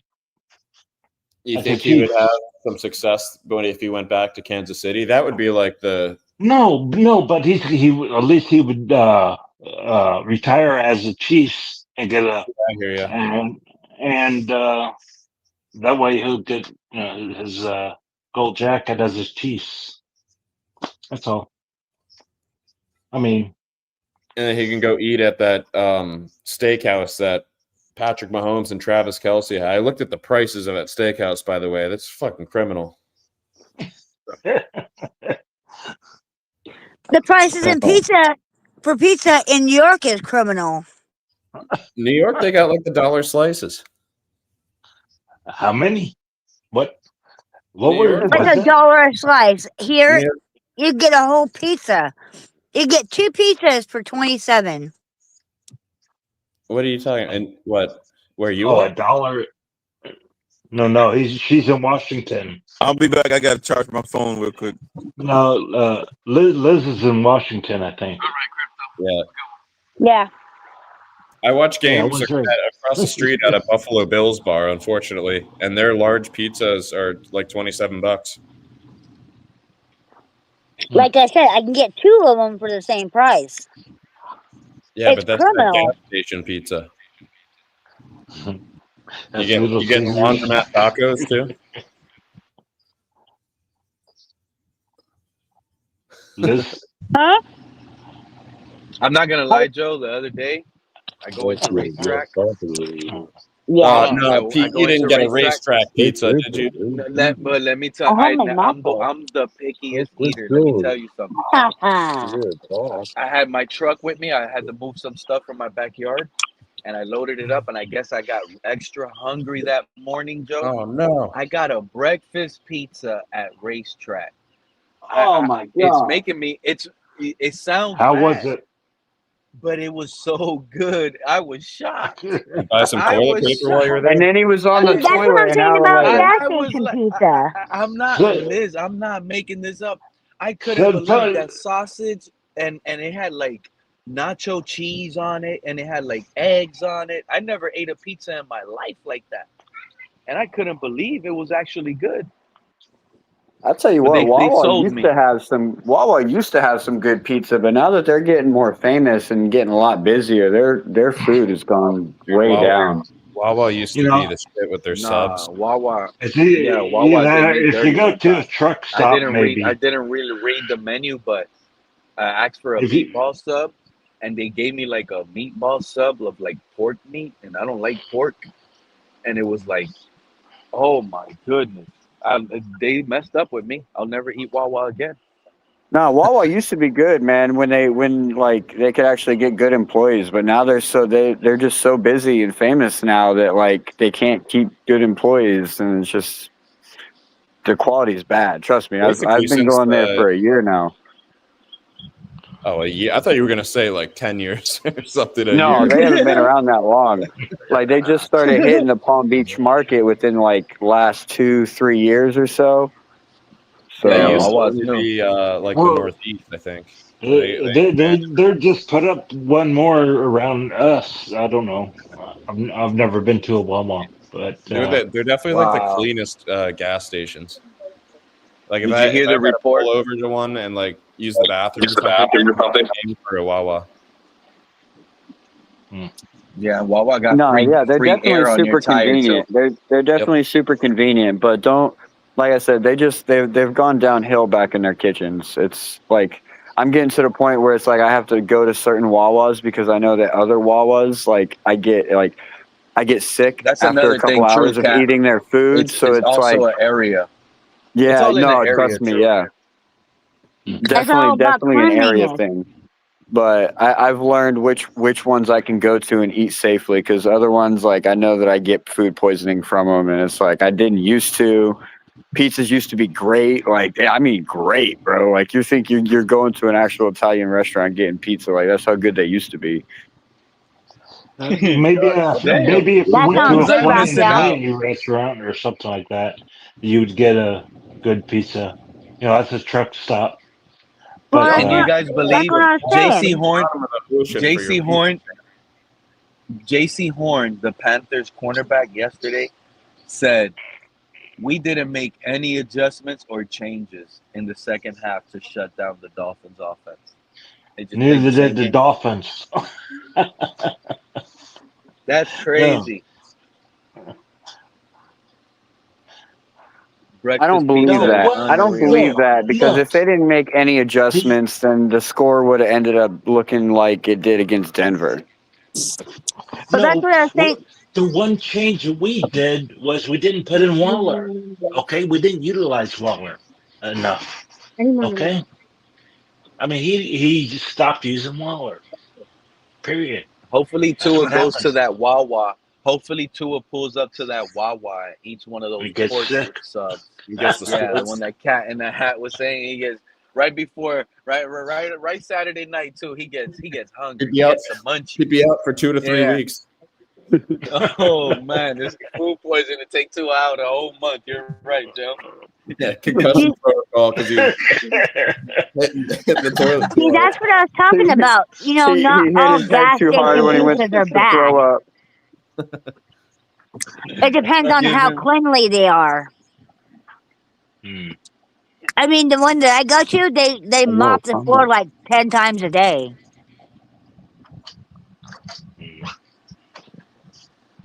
No, that's one thing I always do when I go to new restaurants that I haven't really like been to yet. Is the first place I go is the bathroom, and if the bathroom is dirty, I walk out. I'm not even giving you a chance. Like if you can't clean the bathroom, I know you're not cleaning that kitchen. The gas station here that I get my pizzas, their bathrooms are always clean. Still not getting pizza from a gas station though. Yeah, it's risky. It's definitely risky. Getting anything from a gas station is risky. We've been sitting on that rack for 3 days. All they No, did was it's put a freshly done pepperoni on every top single of the time mold. that I go in All there. they do, Liz, all they do is put a pepperoni on top of the mold. No, no, no. We got to cover this up. Hold on. Why does this pizza only have one pepperoni on it? Oh, don't worry, just eat it. You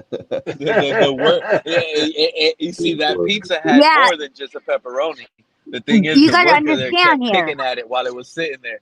Kept taking a You gotta- sausage, an onion. He kept eating pepperonis off that pizza. You got to understand, Washington State, they've got really strict food regulations. You've got to have a food handling card. You've got to make sure that your store is clean all the time. If you don't, then they can shut you down, just like a snap of a finger. Well, you're still here with us, Liz, so I don't think you got anything to worry about. I think you're in good hands with that gas station. Yep. Damn. We're going to face the Chargers. We're going to face the Chargers on Sunday with their backup running back. That's not a good trend. Wait, is that not Najee? Is Najee still out? Well, I thought Najee's out too, Najee right? blew his Achilles. He's out, yeah. Oh, I thought, wait. Najee got I thought it was just a fireworks injury. He actually got injured? Oh, yeah. Non-contact injury. Oh, snapped his Achilles. The same. Remember how how they showed Aaron Rodgers in the Jets? So who's there in for running back? Some dude named Vidal. Vidal. Or something. He's definitely going to make his name in the NFL Sunday. Vidal. If we don't know who he is now, we will find out who he is after Kamani? Sunday. Is that Kamani? Yeah, Vidal. Oh, that could be. That sounds better. That He's sounds a like short guy. 5'8". And they have Hassan Haskins. Who's that? I don't know. Oh, Did he's someone Michigan? I remember. It sounds like just someone dropped out. Did someone drop out? Someone dropped out. No, I don't know. Yeah. What's his name dropped out? Marion Hampton. So that means the Chargers are going to play us with no tackles. Both of their tackles are out. Running back is hurt. I saw someone in the draft saying their line's going to be coming back against us. It's not, bro. Pete, it's not going to matter. It's not going to matter that their running back is out because, like, if you look at the Chargers and you look at how they're built, I mean, they're built to be a passing team, anyways. And if you really want to beat the Dolphins and dominate the Dolphins, especially after losing to the Giants, you're going to pass the ball on us. Vlad McConkey's going to get fed the ball so much. He's going to have 2 touchdowns. Quinton Johnson's going to have himself a touchdown. Keenan Allen's going to have himself a touchdown. And they're going to be like, oh, Marion Hampton, who? We didn't need him. Let's fucking go. They only put up 10 against the Commanders. It really won't matter because we're not going to be winning, okay? I don't have us winning the game. All right? Yeah, they only put we're up 10 just against the not good Commanders. I hear you there, but, like, we're not the Commanders. The way our defense has been performing, you know through 5 games we've allowed 145 points put up on us?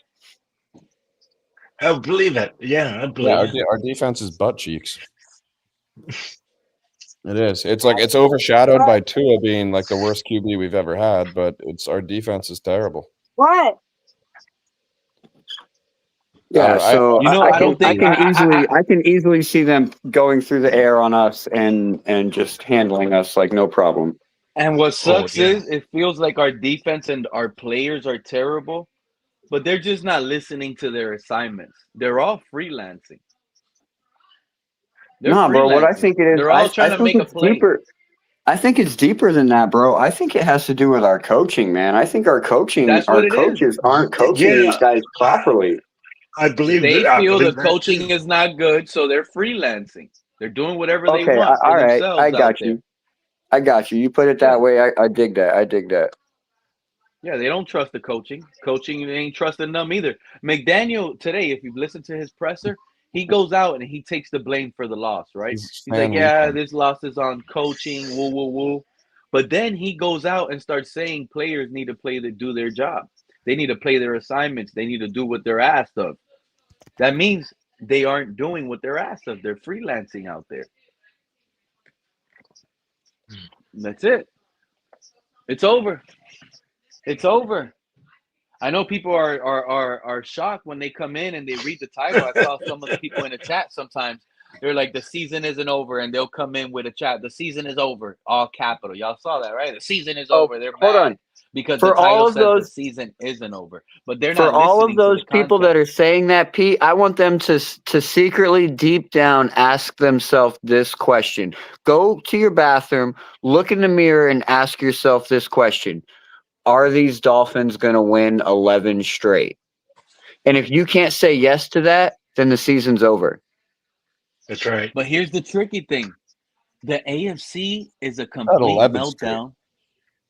Hey, We don't have to win 11 straight. We just got to get to 8 or 9 9. straight.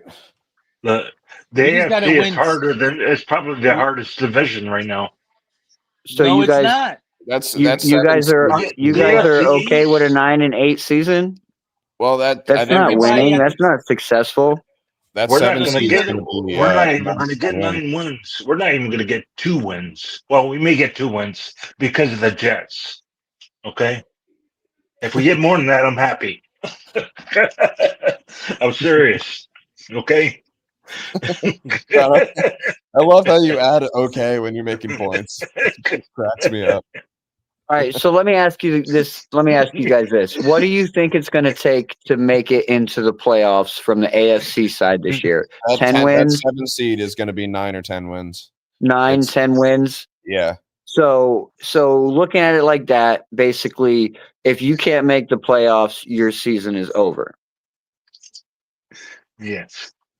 Well, so yeah. we would have to win what 9 more games to possibly make wild card. Yeah, we'd have to win probably You'd 9. have to- Given our AFC record's really bad, so it'd have to be 9 wins. You'd have to win. Yeah, we'd have to go 9 and what? 3. It 3. would be 9, and it would. So that would make it 10 and 7. Yeah, that we'd would have make to it go 10 9 and and 7. the rest of the season. I mean, I'm not saying I think it's going to happen. I'm just saying I think the AFC 7 seed is going to be competitive. There's going to be a lot of teams. After the Chargers, who do we play? We're not getting any tiebreakers, though. That's for sure. No, we play the Falcons and then the Browns. Yeah. We play the Chargers and then the Falcons and then the Browns. We're not beating any of them. I can see the Browns beating us because they got a defense. Okay. I don't know. We'll see on that one. We'll see on that one. It might be Shedeur Sanders by that point. They got a defense that could kill Tua. Okay.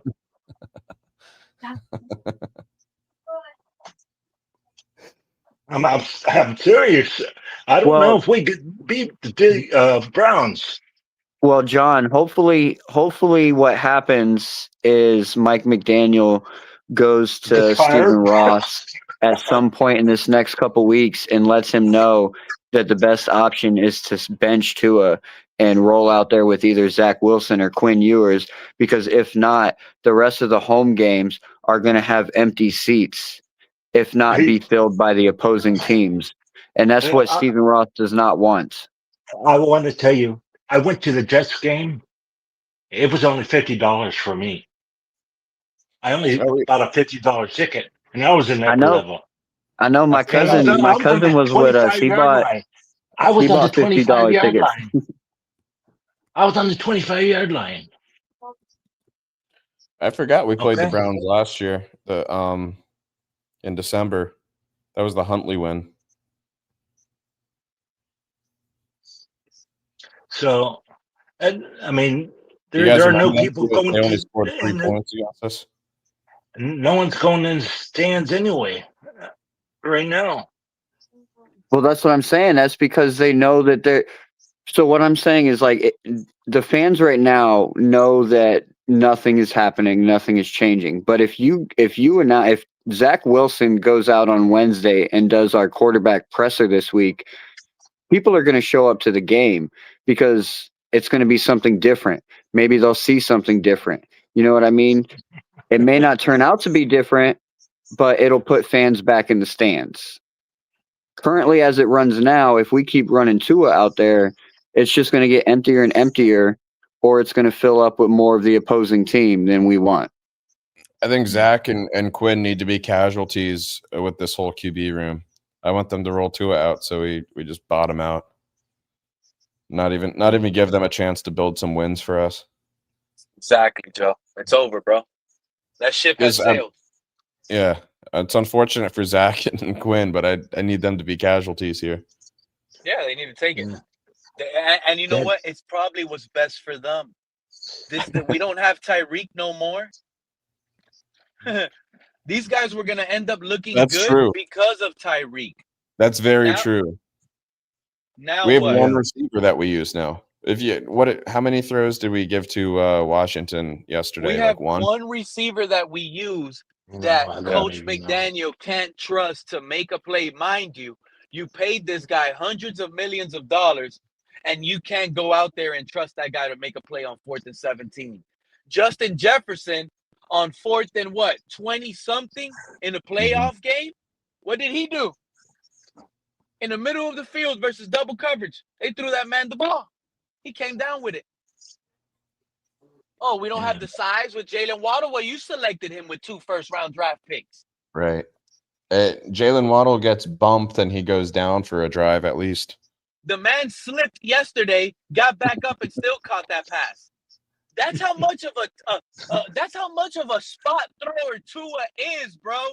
He don't even recognize, oh shit, Tua slipped and fell. I can't throw this. That's crazy.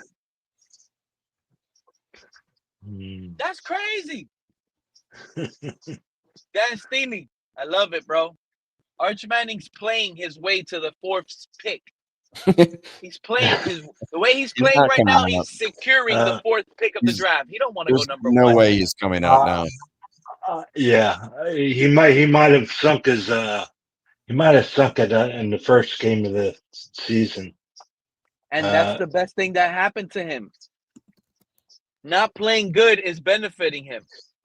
His stock is going low. That guy don't need money. He needs to land in a good situation. He needs to land on a team that has the brains to do it. Oh, and that's us? Are you saying that we have the brains to do it? It could be us with a new regime. You don't know. Yeah. With a new GM, new coach. If we have a new regime. Yeah. If. That's a big if. You're right. You're absolutely right. Because Stephen Ross is frustrated, but it doesn't mean he don't wake up Monday, look at the stat sheet, and say, yeah, I paid the right guy. I mean, so far, so good. We just can't win. He looks at the stat book and he says, Tua 71% completion percentage. Yeah. He looks at stats. He's looking at the stats thinking his money didn't go to waste. So, yeah, someone needs to wake him up and tell him he's looking at the wrong sheet. That guy's 80 years old with billions in his account. You say, well, wake him up. Wake him up.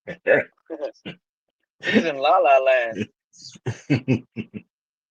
Probably trying to spend some of those billions on figuring out how to have a robotic body.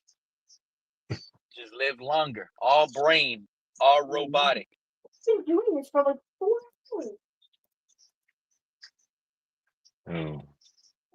I'm looking at Tankathon's mock draft that they updated 5 hours ago. It's got the Jets picking first, taking Fernando Mendoza. The Browns picking second, taking Dante Moore. Is it the Jets? I thought Titans were first. No, they won yesterday, so the Jets are now the bottom team. What are we? It has us fourth, picking fourth, taking the Polynesian tackle Spencer Fano. Hey, what if we lose to that tomorrow next week? If we lose, well, the other teams would have to win because I think we're still.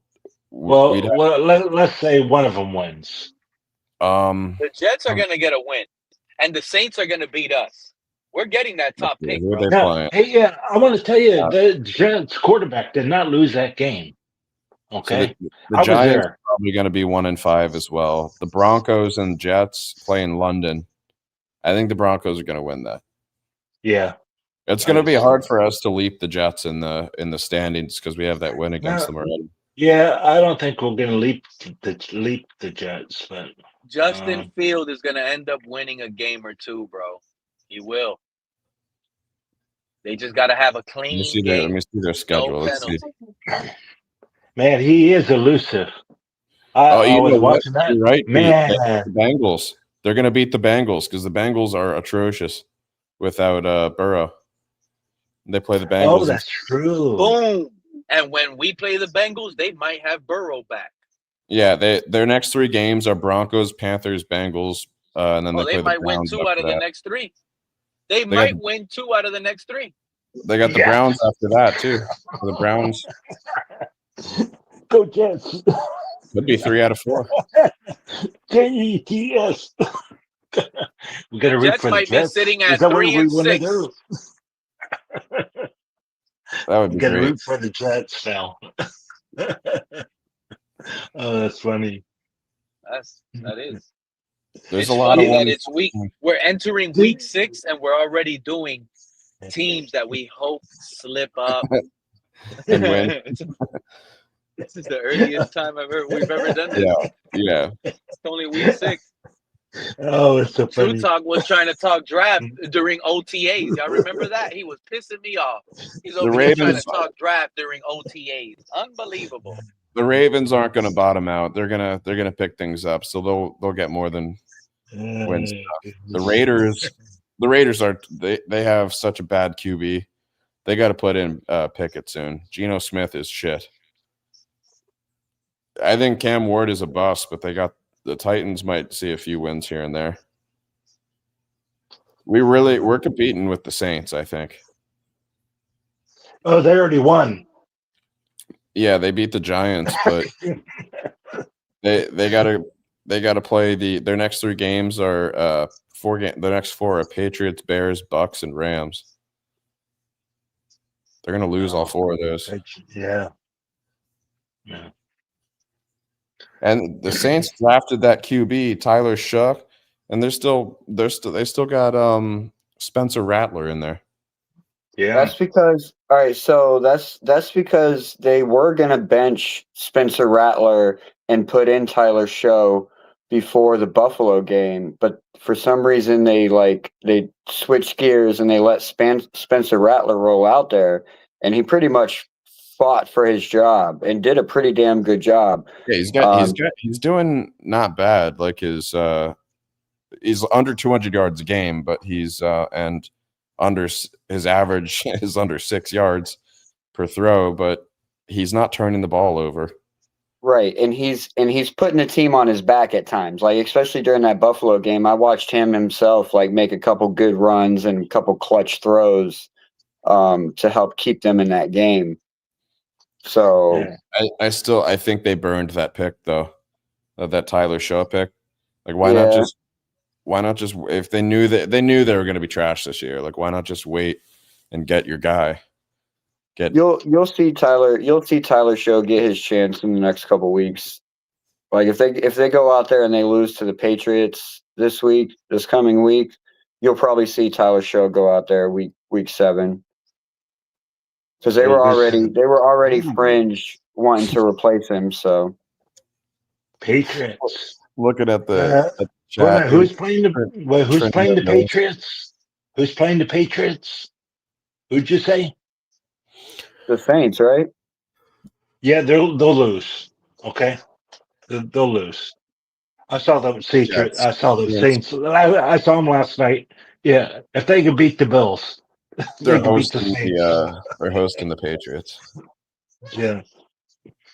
I don't know. I think people are jumping on the Patriots train a little too fast. Yeah, I don't know. Well, they. I don't know. They're 3-2 still. It's not like Yeah, they're. but come on. No. Like it's the Saints here we're talking. I did pick Yeah. them to beat the Bills, but I just knew because that was a divisional game. But if they were to play the Chiefs, I wouldn't pick them to beat the Chiefs. I wouldn't pick them to beat the Jags. No. Like I wouldn't pick them to I beat. wouldn't say that either. I But wouldn't pick them to beat Cooper Rush led Baltimore Ravens team. Like it would be a much closer no, game than if Lamar was it in would there. be a But I don't closer think game. that they would win that. I made a whole bunch It of would. bets on the Ravens preseason to like go far, and I'm pissed now. You were talking about the Saints, and Oh, those future division Bro. Bills, Ravens. Yeah, all of my I preseason hated. are absolutely screwed.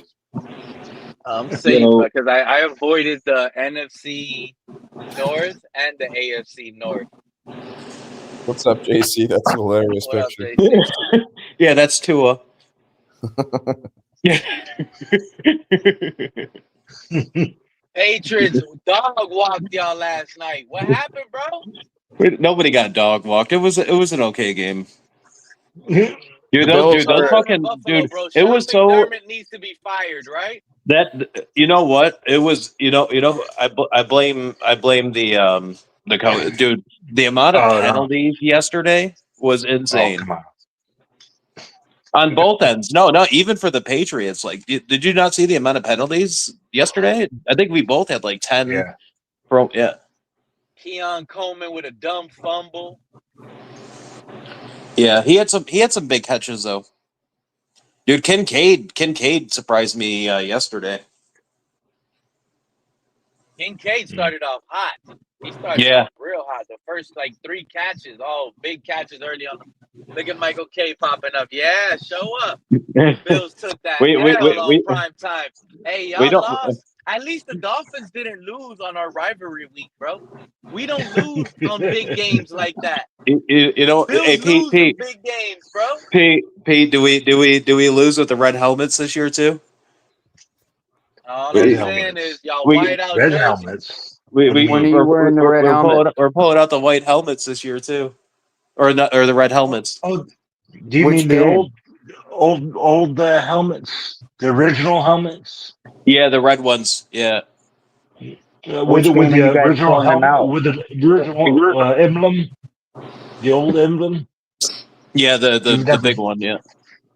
Okay. No, there's the same logo. You know how good the Buffalo Bills can make the Dolphin fans feel if you guys go like on a 4-game losing streak. You know what? I would rather lose now than like people try to have undefeated expectations. Dad. So happy that undefeated thing is over. You guys were favored in every single game. Me and CC were going hard yesterday. We were Panther fans. To be honest, I was rooting for the Patriots to win. Why? We all were, Liz. Because I don't like the Bills, and they were undefeated. Now they're not. The Patriots. Yeah. What happened? Did anybody watch Did anybody watch the Philly game? What happened? When I first saw it, it was like 17-3. Next thing you know, I see they lost. Fuck the Broncos. No, I was watching TD, and I was watching the game plus TD. His reaction to the I didn't see it either. last I night. didn't see if that was like Bo Nix or what. It was probably not Bo Nix. That defense is great. Let's see. I'm gonna go to their play-by-play, see what happened. Yeah, I need to watch. Broncos scored 18 in the fourth quarter. Yeah, that's crazy. That one, and then the Seahawks game. I need to go back and look at because Darnold threw for like 4 touchdowns over 300 yards. I'm telling y'all, Bo Nix is my favorite quarterback right now, bro.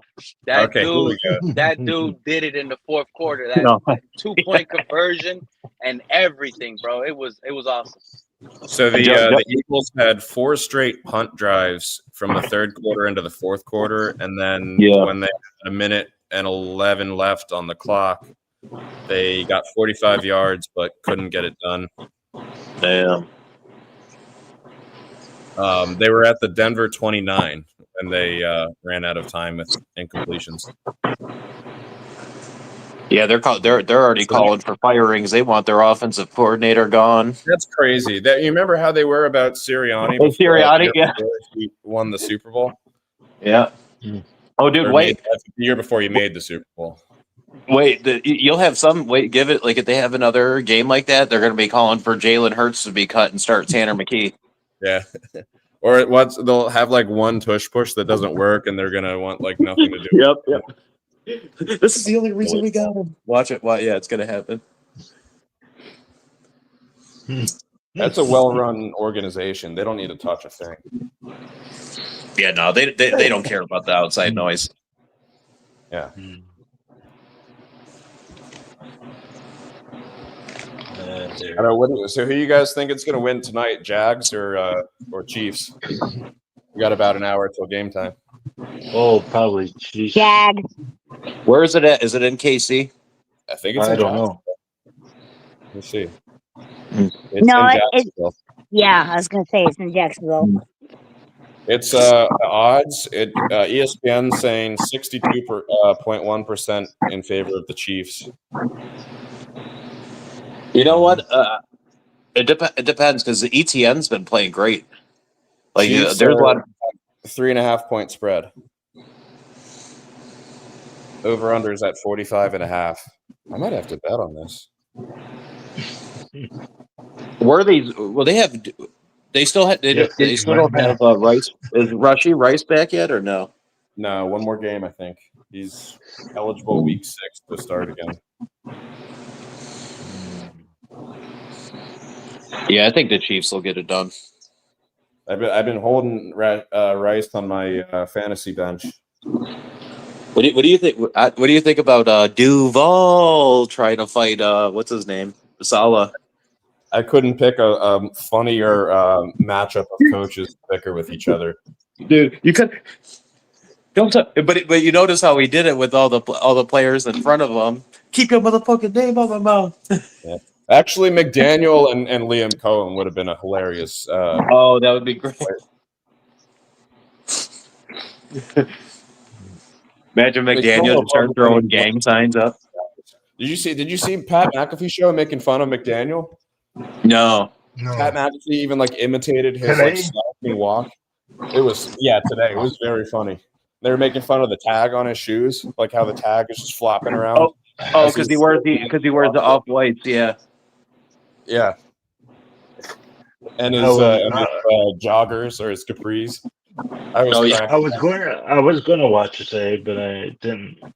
Yeah, they do a couple segments on the Dolphins because it was one of their opening 5 statements, like their opening 15 minutes, and then they brought Schefter on to see if McDaniel's getting fired. Yeah, Joe, there's this guy I watch in the morning, dude. He's so funny. He was on that Last Chance U Netflix documentary thing, and he always roasts anybody that wears like capri pants or anything like any coach that wears shit like that. Dude, he goes in. It's so funny. Yeah, well, you know what? You would think if you're a coach that's struggling, probably looking at the end of your job, you wouldn't focus as much on wearing the flashy sunglasses, the gold watch hanging out at. On every time they show him on camera, he's just got his watch there, like showing it off. Yeah, with the tag on it. You'd think he'd just be like all business, not flat. But nope, McDaniel hasn't taken the hint. And I forgot who was talking about it. It was like I think it was like Katie Nolan or somebody like that. Like they did like a thing where they went back to his house and he changes fits when he comes back into like just to even hang out in his home. He puts on a new sweatsuit. I don't even know where to begin to say like who I want as our next head coach. There's like everyone wants a coach with head coach experience, right? There's like 3 of them out there, unless we're getting someone that's freshly fired. Do you even think Gruden will be able to coach next year? I don't know. I don't think he's a realistic option. So if you think about it, No. like McCarthy is probably the only one floating out there right now. You want one almost like Flores. I think Flores will be the top candidate, but there's no way he's going back to Miami. No, he's not going back to Miami. No, he's not. And so it's I don't know names. I don't know the names of coaches. So I'm not the one to.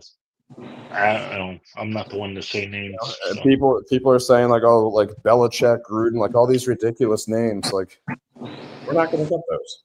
Well, I think UNC is going to get rid of. I think you're going to get rid of Belichick.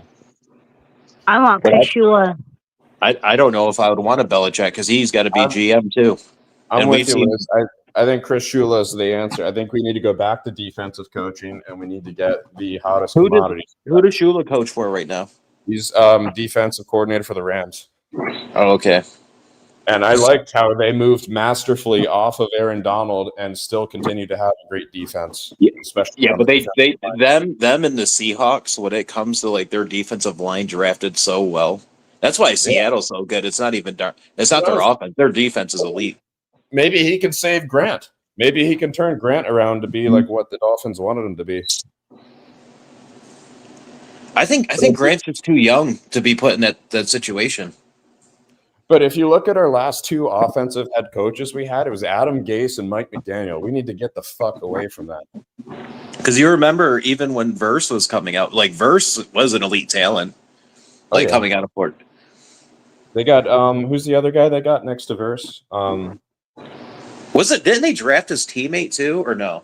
Yeah, Breeze, right? Shit. I'm trying to think.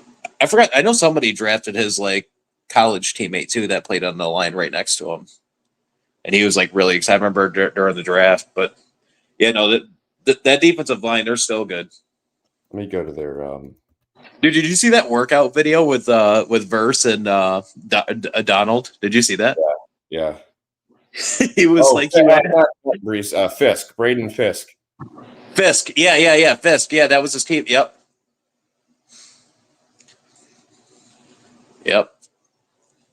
Wait, where is? It was Fisk. Yeah, so they've okay, so they have Poona Ford, Kobe Turner, Braden Fisk, Byron Young, Nate Landman, Omar Spates, Jared Verse. Yep. That front seven is like half those names you didn't even like know yet. They're significantly more productive than our front seven. And they're not paying any big money for any of them yet. No. And Sean McVay's an offensive guy, right? So you know that this like defense is really like under Shula. But we got to go snap. It's the same thing. It's the same thing in Minnesota. Look at the Vikings defense. Yeah, if we go offensive again, it's got to be Joe Brady. We have to get some insight on Buffalo, and I don't think he would come here. But could you imagine Joe Brady in Cleveland, and they actually get a quarterback? Stefanski has been pretty good. He's won Coach of the Year 2 times, dude. But who? But there comes to a point where like their fans will. Cleveland's a shit show of an organization. Yeah, they're not going to put the blame of the Deshaun Watson stuff on him, though. Yeah. CCR brings up a good point in the chat, like, and I think that's wild that the Ravens like fans are even talking about not wanting Harbaugh. But if he was ever out of there, we'd want to jump on that immediately. Well, did you see there were some people burning Lamar jerseys before that it came out true that he actually did have a hamstring? Joe, so you made me go on the Hard Rock app to see if there was anything I liked in tonight's game. And honestly, there really wasn't much. I mean, to me, like maybe Pacheco anytime touchdown. I think the Chiefs are going to win. I don't know how the Chiefs use him. Do they still use him pretty heavily? It's a gamble. It's a gamble, bro. Who's their other running back? Kareem Hunt. Kareem Hunt, yeah. You know? Yeah, but he's like 40. I like Pacheco. I like how he plays. I think he's a Rutgers guy, so he's Jersey. Yeah. Yep. Dude, Rutgers always has like a sneaky team like every couple years. Yeah. Well, they are the only Big Ten team like in the tri-state. Well, I guess Penn State's over there, but yeah, because they were weren't they Big East, right? Where the Big East collapsed. But I remember they had that coach. What's his name? And then he went to Tampa and then came back. But before he went to Tampa, he's good. Yeah, he's good. Yeah. I just think it's hard for them to compete in the Big Ten. It's the same thing with. Yeah, it is definitely hard for them to break any kind of ground in the Big Ten. And I don't know what their NIL situation is. Probably not that great. If you look at Indiana and Illinois with the right coaching, they've all of a sudden become top 10, top 15 teams. Well, have you seen that guy's the Indiana coach? Have you seen his background? He's never lost anywhere he's gone. Kurt Cignetti is. I was saying earlier, I want Fernando Mendoza and just go ahead and bring Kurt Cignetti up. Oh, dude, maybe he would. He coach. He worked with. I'm pretty sure he worked with Russell Wilson, or was the one that had recruited him in college. That's been a theme lately. That's been a nice little theme lately in the NFL, connecting them with their college stuff. Yeah. Well, the style of offense that they run there in Indiana is great. It worked out very well for Curtis Rourke last year, and they kept rolling with a new QB this year. So it's definitely proving that their offensive scheme is working. And they play against Big Ten defenses. That's not easy to do. That's not those are elite defenses. Yeah. So that's why I'm very high on them. They got a few good players there in Indiana. They got Oregon this week, right? Is it Oregon? Yeah, Oregon. And Liz, That's Dan Lanning. Fire game. He's not going anywhere. Dan Lanning's like the hottest coach in college football. Yeah, no, he's not. No, dude, they tried to get him to go to Bama, and they were trying to throw you're not, dude. Oregon will just throw another $100 million at him. Nobody's got Oregon money. Well, it's like the Hurricanes, it's built for the quarterback.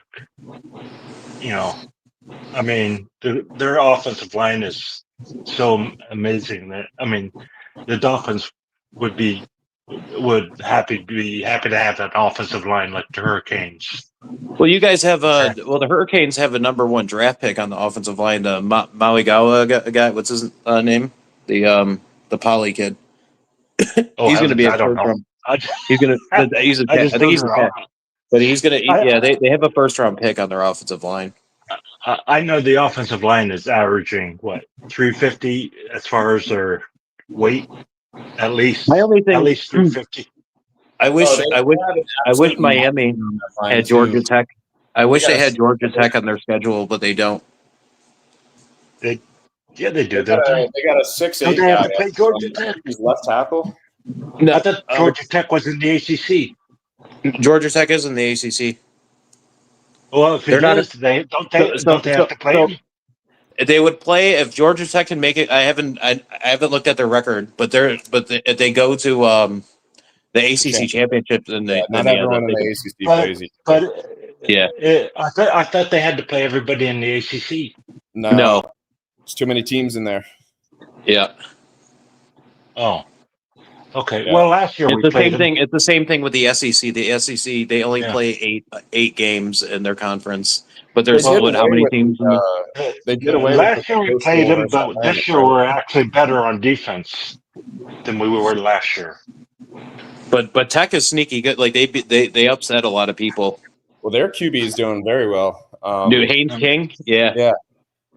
And they're not the Georgia Tech that they used to be, where it was straight triple option every time.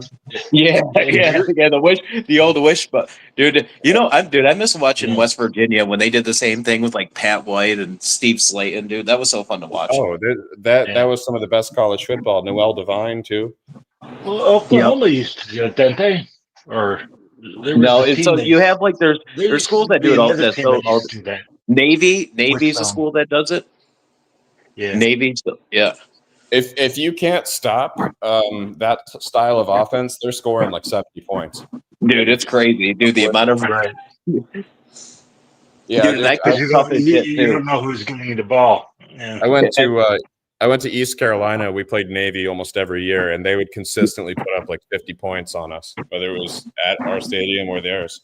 You had people leaving at halftime when Navy came around. Dude, I remember when they had CJ2K on East Carolina. Yeah, it was the year. They would run all that side to side triple option. Yeah. Oh my God, bro! Yeah, literally That's everyone on the ball offense could be a football. running back.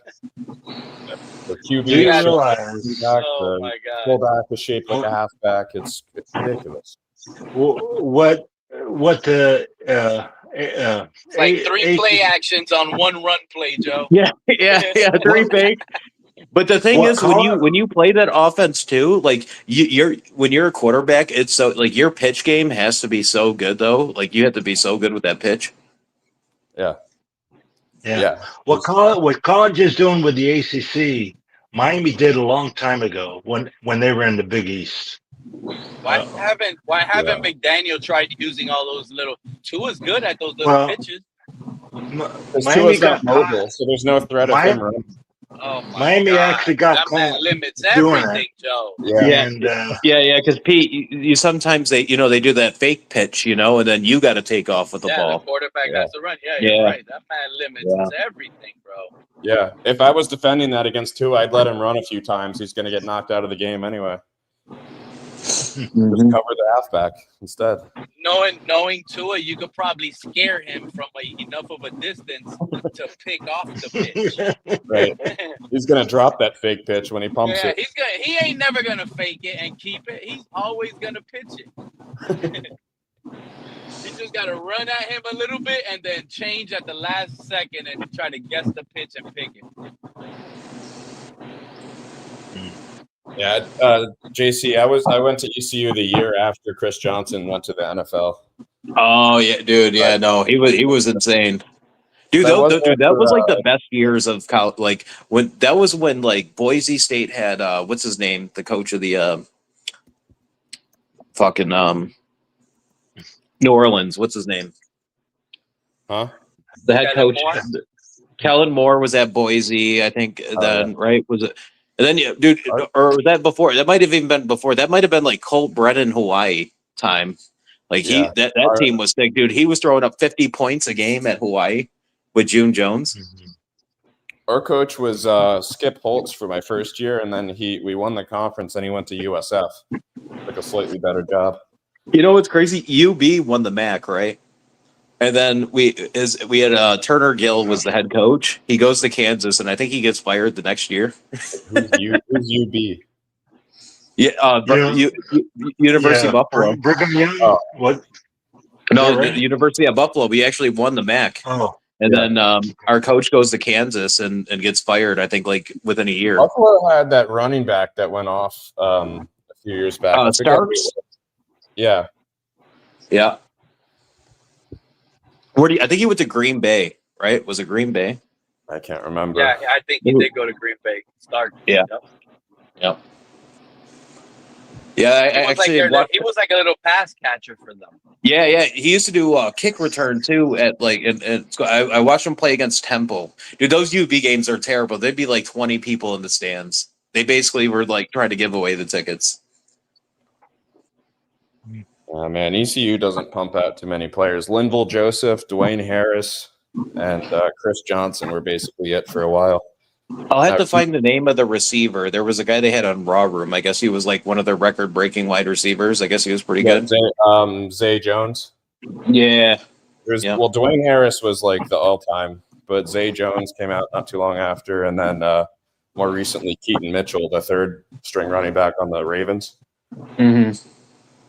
But they missed bowl games for like 8 straight years after I left, and finally started making them. It was a party school, though. No one cared about the games. They only cared about the tailgates.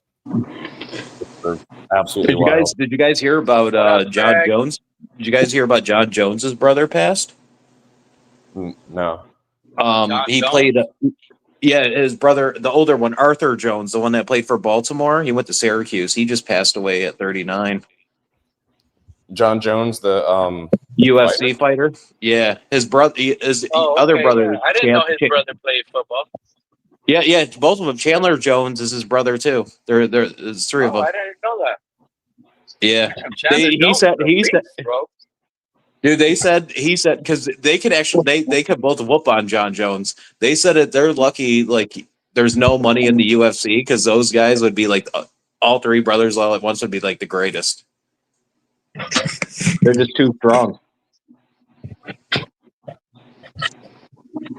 What's up, guys? How's everybody doing? Yeah, but they played ball. They played ball. At We're good. Buffalo lost. We're good, Craig. We're good.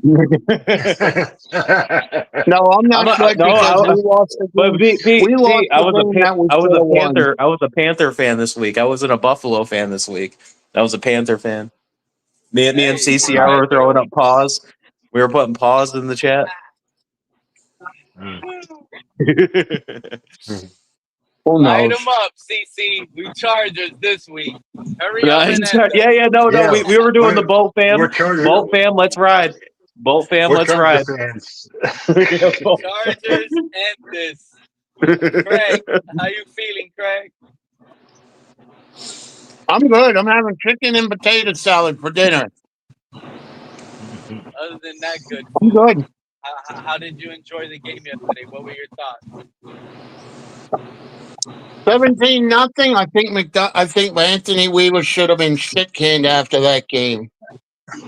No, we keep blowing games, man. I don't blame the defense on that game. They need to leave everything as it is, and we'll finish with 1 to 2 wins on the season. Dude, I don't get how they didn't put it why they didn't just put up points of why they stopped going towards Waller in the second half. I kept saying that too. I kept saying that too. Well, didn't they put Waller on the bench for a while? We might have witnessed a tank. Yeah. We might have witnessed them throwing the game. So I guess it was something point, they Joe. were limiting his point. stats.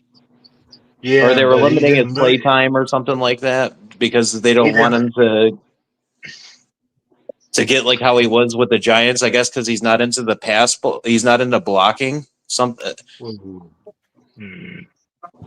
They wouldn't have played him at all. I think I was talking because we let him have a good game. Me, Kenna, and Cat in the Hat were talking earlier, and what's it called? Like they think it's because like they pull him out, like when they pull Waller out, like it's going to be a run, and they kind of use him like in a Gesicki kind of way. Yeah, yeah, I gotcha. Well, he's as big as Gesicki, and he has hands. Yeah. Well, he's a way better athlete than the Gesicki is. Yeah, better out runner. Did you see that? Did you see that message from Stephen Ross on Facebook? No. I didn't. I'm not on Facebook. Oh, well, I'm on Facebook, but I don't know. Didn't see it. Oh, something to the degree of, I am frustrated like the rest of you, the whole organization. I want to win. I'm starting to believe what a crock of shit that is. Dude, that's like. Wait a minute. Is he going to fire anyone? Did he say he was going to fire anyone? No. No, it's just damage Not control. No. What would Joe, at the end of the day, do you think Ross really cares? What else was Stephen Ross supposed to say? Don't worry, guys. Tua's gonna turn it around. We're good. What else is he gonna say? That's true. That's so true. We got to get some real winners. Now the old guy is frustrated. Took you long enough. Yeah, we got to get some. We got to get real winners like Mark Sanchez in our building. Dude, my man's out there trying to beat up 60-year-old men. People, bro. No. He got stabbed. He got stabbed trying to beat up an old man that was like doing DoorDash. That's why he got stabbed. No, it wasn't DoorDash. It was the guy the guy was picking up the old grease from a restaurant, so he was backing his truck into an alley. Oh, is that what it was? Because they were talking about it. Mark Sanchez was drunk, but he was probably also yayed out, and he was running laps in that alley, just sprinting back and forth. He got mad that the truck driver pulled into his alley that he was running in. You know what it was? He saw Tua's performance. Yayed out, Joe.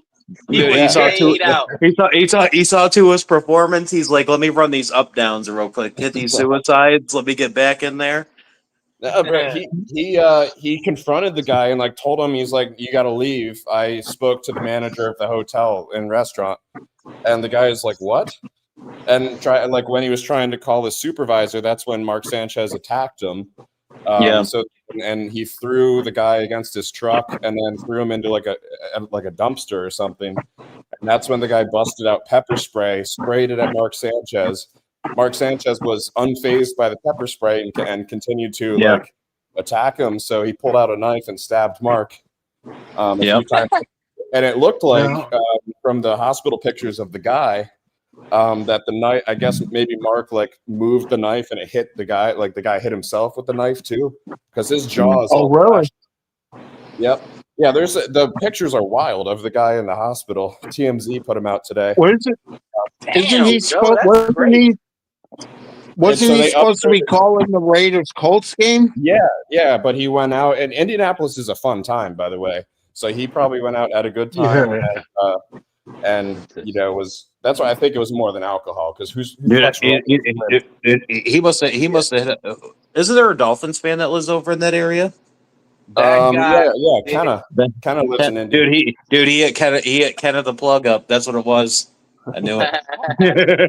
that guy snorted an 8-ball. You said he was running at night in an alley. But here's the thing: the alley was in between like the Westin and Marriott, a very popular area for people going to like sporting events or conferences, like nice hotels. But it was like an alley in between. It's in the alleyway. Yeah, and he's just doing sprints in the back where everybody does crack. You know that. On a Friday night, he's just sprinting, and it was like midnight, I think. So Mark Sanchez got stabbed, and like I guess kept fighting the guy. Finally realized what he did and walked away. Walked into a bar where he was bleeding everywhere, and then they called the paramedics. And then at first they reported it as like Mark Sanchez just got stabbed.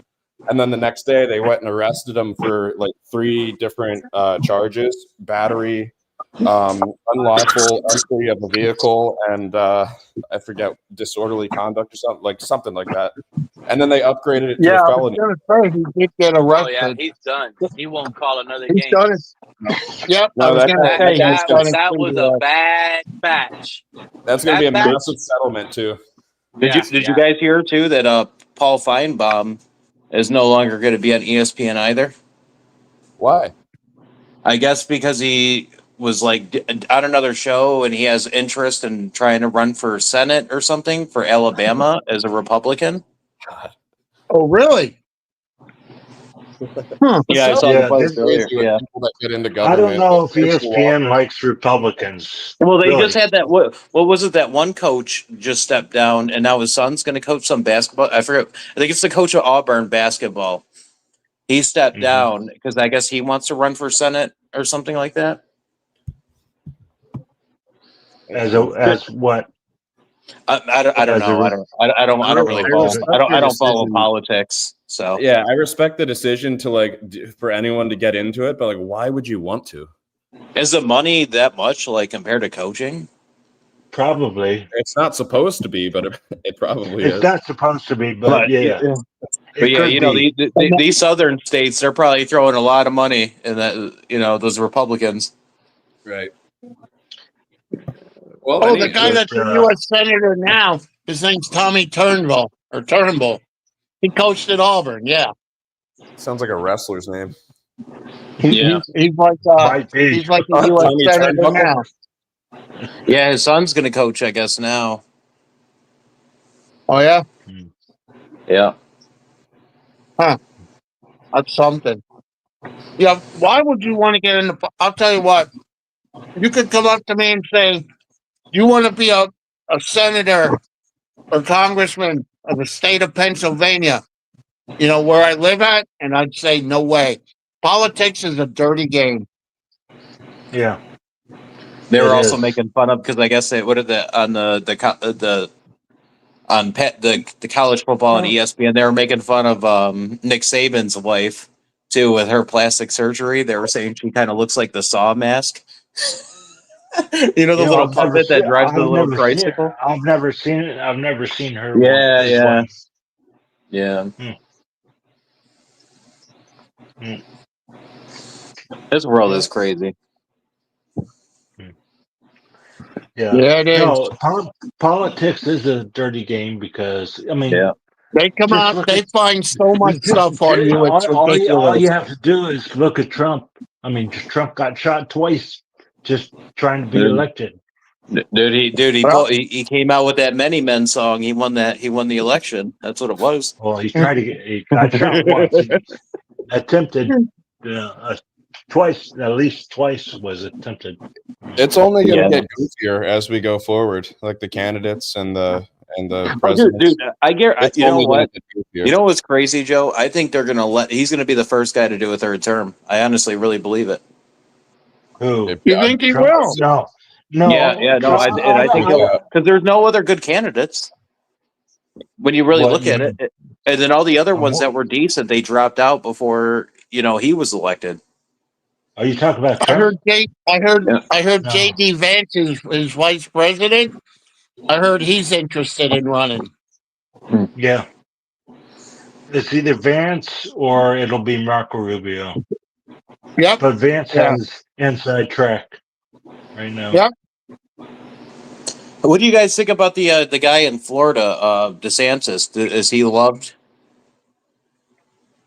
In Florida, I'm not big into politics enough to know like that. Yeah, like I don't know. I've just seen some of the wild stuff that he said, so I was just curious, like, with people like protesting, he's like, I think we should be allowed to run them over, stuff like that, Yeah, it's just so polarized now. I don't believe everything I read. Yeah, I try to stay away from it. I try to stay away from politics, though, Joe, because it always conversations always end bad. Once you start. The problem is everyone's getting their news from social media now, and almost all of it is like fabricated, right? Like you can't go by social media. Well, we don't watch news we don't even watch TV. Dude, I don't even watch TV anymore. Even when I watch a football game, I watch from my phone. I don't even watch on my TV anymore. Do you know? I don't get much news from my TV. I get it from certain podcasts that I know that are telling the truth. Yeah. Okay. There's a guy JD DeLay. I don't know if you guys know who he is. He's the guy I like to follow, like on YouTube. He's like he was like an ex-prisoner, but he like basically covers like world news, stuff like that. Well, look, Charlie Kirk, okay? Good example. He was shot because of his religion. Well, he got killed in a Mormon. Because he was a Christian, he got shot. I don't think it's because he was Christian. I think it's because he was a political personality. Yeah. No. It was his political personality, and because he was such good friends with Trump. But I wouldn't even say like Trump even knew who he was before that even happened. Like I knew him because of like Candace Owens and people like that, but not because of his. Actually, if it for a second, and we're talking Trump and politics, what's going on? No. We're not getting into nothing heated about politics. No, we're not getting. I don't know why people get so heated with politics talk. They get in their feelings. Yeah, people get in their feelings when people give out their opinions. Man, they get crazy about it, dude. Just go on Twitter and just type in politics. You'll see some pretty crazy shit. Well, I made a last probably about a month ago. I finally got on the dating app Hinge, and I can't tell you how many profiles I went through where it's like these girls are putting stuff about like, oh, if you voted for him, don't like swipe left or whatever. It's like relax, like just like it doesn't have to be part of your fucking dating profile. Yeah, really.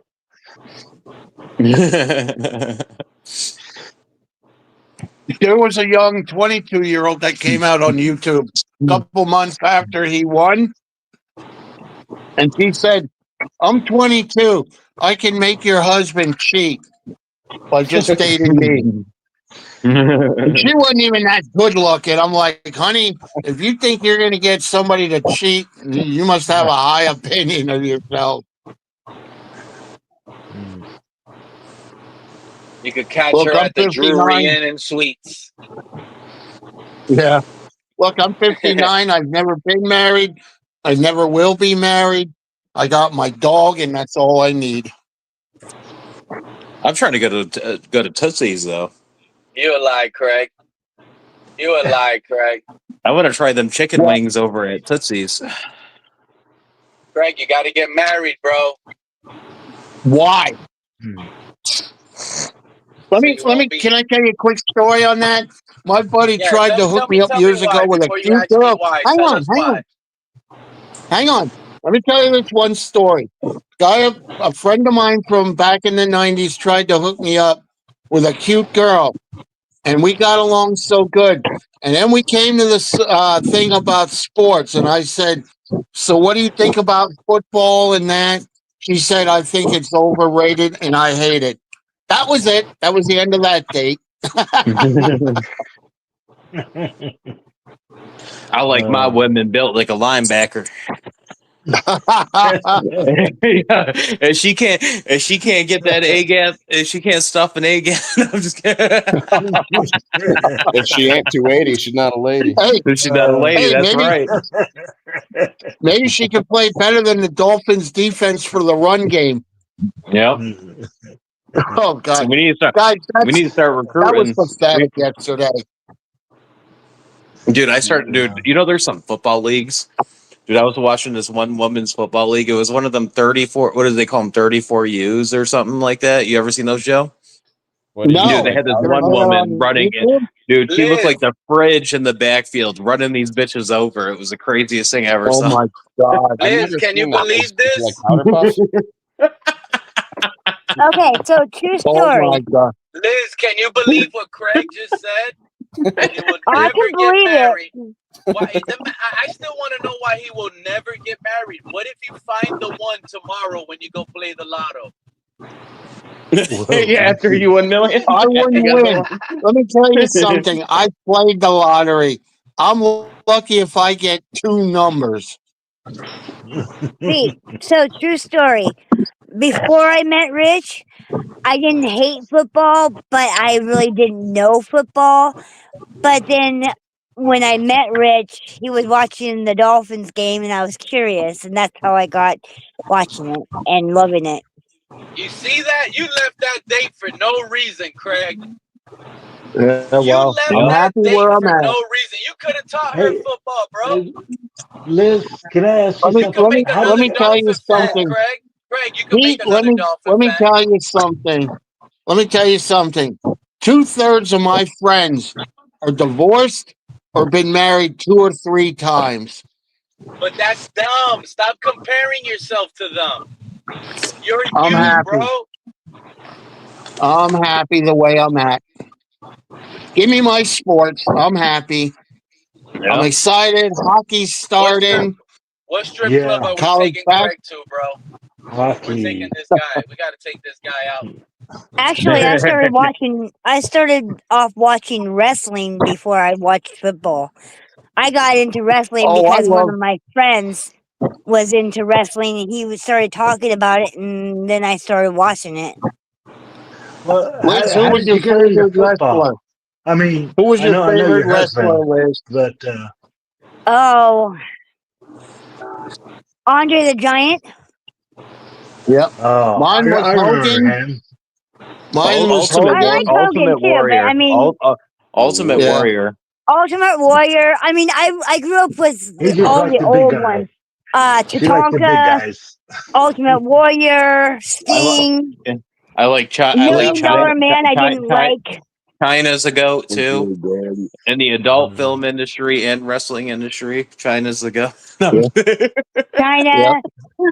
Yeah, I watched China and Jeff Hardy, the Hardy Brothers. Let's see, the Junkyard Dog. Yep. I don't remember that. Anyway, hey, Well, the Junkyard. Actually, you know what? The Junkyard Dog. He He wrestled until I think it was the 90s, and then he quit. Yeah. Then he passed away too, didn't he? I think he passed. Well, you know I what don't know. also happened, guys? No, you know what happened too, Liz? He got sick of Vince McMahon. Vince McMahon is the biggest manipulator when it comes to Oh, wrestlers. he's a jackass. He walks like he's got a corn cob up his ass. Yep, he was What I want to know is biggest manipulator. how is Ric Flair still alive? Oh, yeah, I know.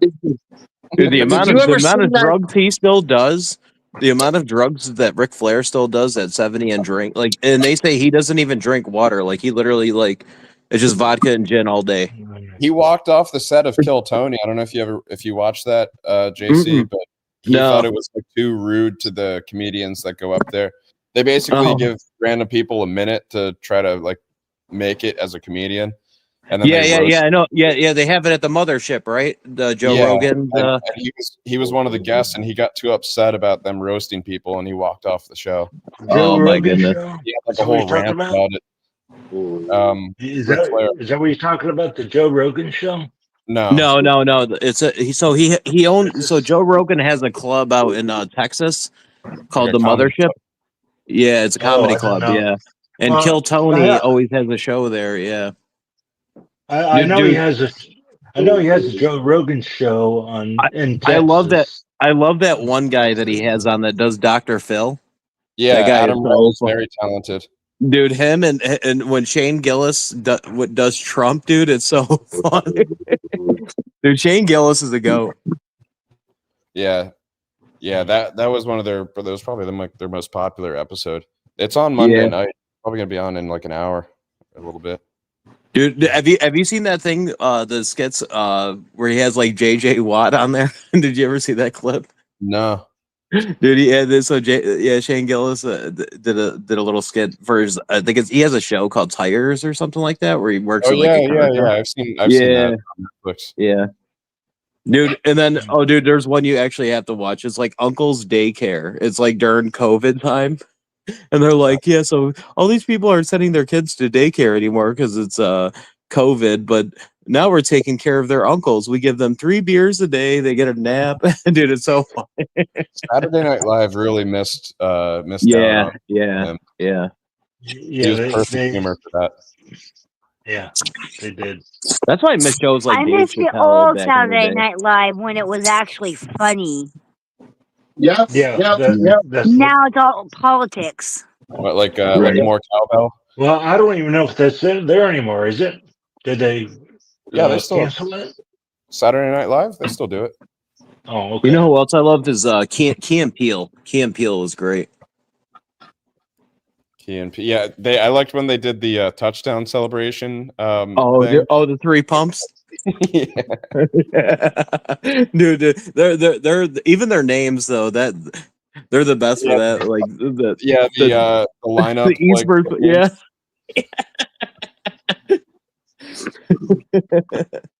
or even the substitute teacher.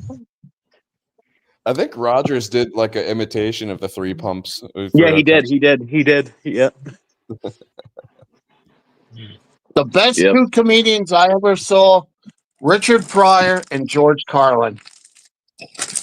They were the best. You have a very particular taste then, Craig. You like cynical and like dark humor? Yeah, I like that. I just like that. I just think they're funny. I like Gary Owen. I think Gary Owen's really funny. Bert Kreischer, Tom Segura. I think Bert's funnier, like not on his own. I like comedians that are improv, that do a lot of improv. Dude, when he was telling, like Robin Williams and Jim Carrey. The hottest comedian out right now. The hottest comedian out right now. I'm not gonna lie, is Mike McDaniel. Is it his play calling or his look? He goes to those post game press conferences, it's pure comedy right now. To win the game, you have to win the game. You don't lose the game. Dude, that line. get Frank Caliendo to gonna- do an impression of him. Do they sell have to leave T-shirts? right now, okay? Dude, does anybody have a T-shirt of that? Do they sell T-shirts of that yet? That quote: "To win the game, you have to not lose the game to win the game." Somebody needs to make that into a T-shirt. I'm gonna have to say goodbye. Jeff, Okay. Jeff All right, see you later, Dunham is Take funny too. Take care. No, Doc. you know what my favorite? You know what my favorite moment of a head coach? Jim Mora when he was coaching the Colts early on or later on. Playoffs. We can't win one game. Well, I don't even think we can win a game. Right now in my house, No. That's Who was the one type that of passed? reaction I want from my coach. No, what was it? Green was his last. Was it Green that for the Cardinals? Green. They are. They are who we thought they were. Dude, I thought the Bears were gonna win. Dude, I was rooting for the Bears that season when they were like, I think they went 9-0 before they even lost a game or something like that. They were so good. Oh, when they had that Matt Forte year? Dude, no, this is before Forte, I think even. And I remember that the Super Bowl when Devin Hester took that. Dude, I thought the game was done after that opening kick return. Yeah, so did I. I agree. So did I. Yeah. We'll never see a I don't even care what people say about Dante Hall or even Dion. Like Devin Hester is the greatest returner we've ever seen. I don't even think it's close. Oh, sure he was. He could change a game in one moment. Yeah. Whether it be kickoff. Dude, I remember or even in return. Madden, he was the first player in Madden to have like an actual 100 speed. That was crazy. Oh, really? Oh, yeah. Yeah, I remember that. He had an actual 100 on Get it. the hell out. Ah! Yep. Yeah. He was the first player ever to break the barrier. Yep. Yep. Now, Devin Hester was special, but Dante Hall was a human joystick. I like Yeah. But people forget about Dante him. Hall They was forget about actually Dante Hall. used more on offense than Devin Hester was. Dude, people forget about how good the Chiefs were back then too. Like these Chiefs, like this is I always like come at a lot of Chiefs fans because they're like the new Mahomes fans. I'm like, dude, you guys don't realize how great your team was when they had like Trent Green and Priest Holmes and Tony Gonzalez. Dude, that team was sick. Yeah. Or even before that. How about when they had like the Nigerian nightmare? Christian Okoye. Yep. That guy was a big. Oh my God! I bet you he kept defensive coordinators up at night. We got to go against this guy, and he just. Defensive coordinators went to sleep early. He kept the players up at night, correct? Yeah. He kept the linebackers. He kept everybody. The cornerbacks couldn't sleep for 3 days after. Did you ever see what college he went to? Did you know that? But Pacific there's like something on Azusa. YouTube about him. I watched it. Yeah, He went to something on Pacific YouTube about him, and I Azusa. watched it. Yeah. I mean, where the hell is Pacific Azusa? I gotta find it. Did you know there's a college quarterback right now? He's only in the past 2 games. He's at some small school right now. I saw a post of it. He's only incompleted 2 passes in the last 2 games. I gotta find out where Really? It's not at like no big time school. Yeah, it's not D1, but it's pretty crazy. I'll tell you what. You got to give it to these small schools. Like I live near a school called Lehigh University. Yeah. And back in the 90s, they had a coach. I think his name was Chris Higgins or something, or Pat Higgins. Yeah. I'll tell you one thing. They were always ranked, and they'd always Well, dude, go to look at these. Look at these schools in the Dakotas. Like North Dakota State. Yeah. Dude, North Dakota those State, schools are South big Dakota time. State. Yeah. Montana. Yeah. You ever see some of their playoff games? You get some of the most Where winning, do you live? winning players. You live near Look at Appalachian State. Appalachian State went into number 2 Michigan and beat them. Back when they had Chad Henne and a lot of people. They almost beat us when we played them. Yep. That was who was that QB that mobile QB they had? And like where Appalachian? Yeah. It was way before they beat Michigan. Oh, I don't know. I don't really know. And now even the University of Delaware is playing Division I ball. Yeah, And they they've moved won up. some games. Yep. They've won some games too. I'll tell you what. And they played Colorado close. And you got to remember, like, there's a difference, like, with the talent there too. Like, they're not getting like Delaware. They're not getting NIL, like, like the same as, Nope. No, those type of schools, JC, they need to depend on coaching, development. Yep. They're actually recruiting. Yep, and they're recruiting in state too. They're not going out. It was Armani Edwards was the QB. He turned into a receiver in the NFL. Dude, you know who I was thinking about the other day was Terrell. You guys remember Terrell Pryor? Yeah. And I was gonna. He switched to wide receiver. I think that was the I last. actually thought he was going to be a good quarterback. Yeah. The Browns. We had one of those too. We had Marcus Vick. Marcus Vick, yep. Transition. And remember he had that famous video. He was running away from the police. Remember that shit? Oh yeah. Like we talk about schools, and I heard you guys say the academy. I'll tell you what. Did you know to get into the academy, you have to get permission from your congressman to even get into a Navy, Army, or Air Force?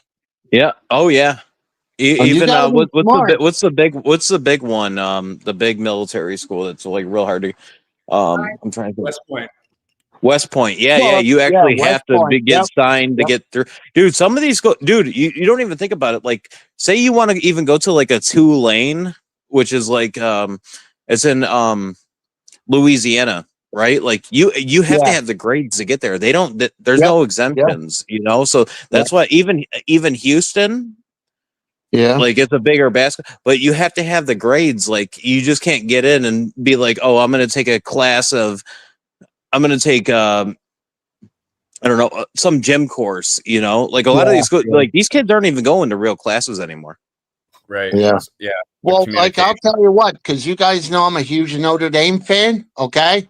It's the same thing to get into Notre Dame. You just don't get in. You got to have the grades, and they keep up on you. And I'll tell you what, they've lost, and you hear these clowns on here. Well, they should lower their standards. No, you're going to school for studying. You're not going just to play football. Since you actually just brought up who was my favorite Notre Dame player to watch with Brady Quinn? It was Jeff Samardzija. He ended up playing baseball. He was one of the best receivers I've ever seen in college football. If you remember Jeff Samardzija, big, tall white kid. Yeah, he was a beast. Yep. That game against UCLA when they beat them. Dude, I remember when they played Georgia Tech back when they had Kelvin Johnson. Yep. Yeah. But the thing is, you gotta study. And like I said, I had a guy I went to school with, and he went in and he got in the Navy, and he said, Craig, you got to do it. Like, if you're not playing, like, say, one of the big sports, you have to do at least one or two intramural sports. So I said, really? And he said, oh, yeah. You just don't go to Navy just to study. You go there and you got to get up. You got to go, like, do what they're training. Like, because, I mean, let's face it. Like so do you guys, did you guys go to a school that had a ROTC program, like when you were in like high school or anything like that? Did you guys have that? Because mine did. And they actually had to keep their hair short too, Joe. Like they had to cut their hair. They couldn't have it long. They had to wear their uniforms every single Friday, be there 6 a.m. before school even started. And our school started at from 9 to 2. So and they were there. My dad wanted me to do ROTC, but not join the military at all. Because he was a Marine in Vietnam. And he's like, you're not doing it. Yeah. Well, I'll tell you what, and that's the coolest thing. You guys ever been to an Army Navy game? No, but I've watched them. I've been to 5 of them, and it's the coolest thing. And people say to me, Craig, one thing about that game, both of them could be 0-8. That stadium is still packed. Yeah, it's packed. Empty, and it's a one game that matters. They do the and that's a beauty of college thing, right? Where they and they go in and they listen. They march in, and you'll see the midshipmen go Navy, beat Army. Then the Corps of Cadets, go Army, beat Navy. And it's great. If that's not on your bucket list, that should be. I was to 5 of them. I loved every minute of it. See, that's what makes show there must be that's what like makes electric, rivalries in Greg. sports great, How though. were the halftime shows in those games, Greg? They might give you goosebumps, bro. Oh, they did. And like I said, Pete, I'd go in early just so I could see them march in. 2 hours before the game, I'd go into the stadium to see both of them march into the stadium. That's what gave me goosebumps. They fly the jets over for that too. Yep. I love flyovers. I think that's so cool. Oh, dude, yeah, yep. And then they have on the video. On the video, they don't just do it here in the U.S. They do all around the world. If you watch the game today, and they'll do all around, and they could be in Germany. Go Army, beat Navy, and you could have a Navy ship somewhere in the middle of the Pacific. Go Navy! They do it's cool, and it's cool to know that these guys that are playing on this field are someday going to be defending our country. Did you guys see? Was it like 2 or 3 or years ago? They did one of the college basketball games in the tournament actually on a fighter ship. They put a court on the ship and had them play like a game on a. Yeah, that was sweet. That's pretty cool. That's neat. Hey, Craig, How you speaking guys of doing rivalries, tonight, man? Hey, Sharif. I know you've been waiting to talk. Go ahead, Sharif. No, Sharif, man. you I was finally woke actually up. getting. What's up, buddy? Listen, man. I listen, man. I think the Dolphin fans. We don't even know how to be angry anymore. I think we're over anger, which is But I was listening to Dougley the other day. Of course, I was on TD's panel last night. But I was listening to Dougley. Dougley said that Chris Greer has spent 860 million dollars, right? He has had 21 first and second round picks. He has had the opportunity to continue on with the plan with Flores, which is to draft and build. Then they went and got Cedric Wilson, and they were going to continue on with the plan. And then they went ahead and got Chubb, Ramsey, paid everyone they never supposed to pay, put us in credit card debt, basically, and we have to suck everything up until the end of 2026.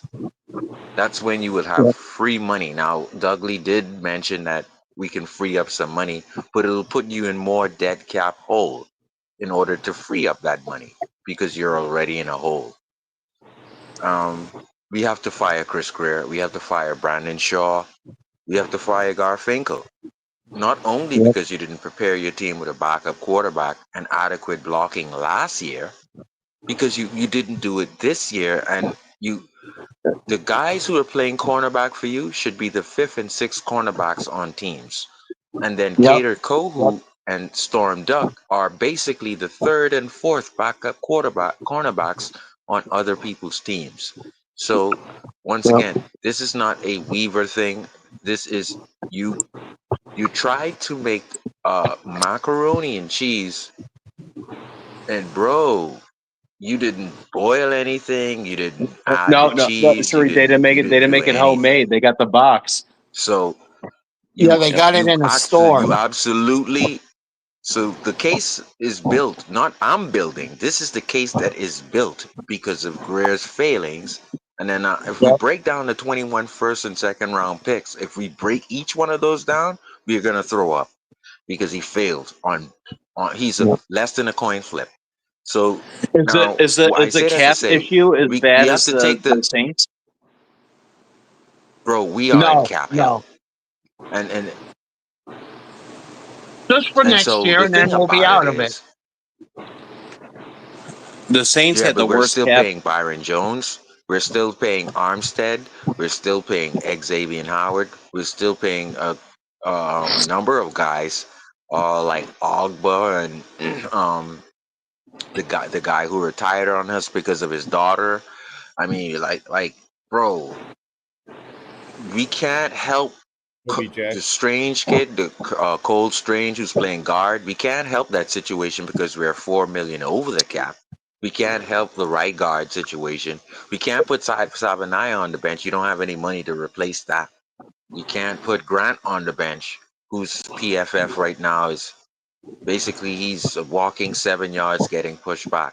We can't replace him. You don't have any money to get Christian Wilkins, Tierre Tart. You can't poach Jordan Phillips off of the Buffalo practice squad. You can't poach anyone. You don't have any money. You have to take the attention off McDaniel and Tua. You have to fire Greer. We could let the manager come in and figure out what he wants to do with Tua and McDaniel, but you have to fire Greer.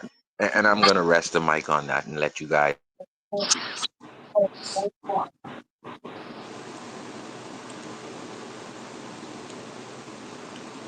I mean, yeah, we've been saying that for a long time, man. But Greer isn't the one out here throwing those interceptions. There's a lot of games that were winnable that Tua just blew this whole mess up. Don't let some of these turning Tuaneers now start tricking y'all by blaming.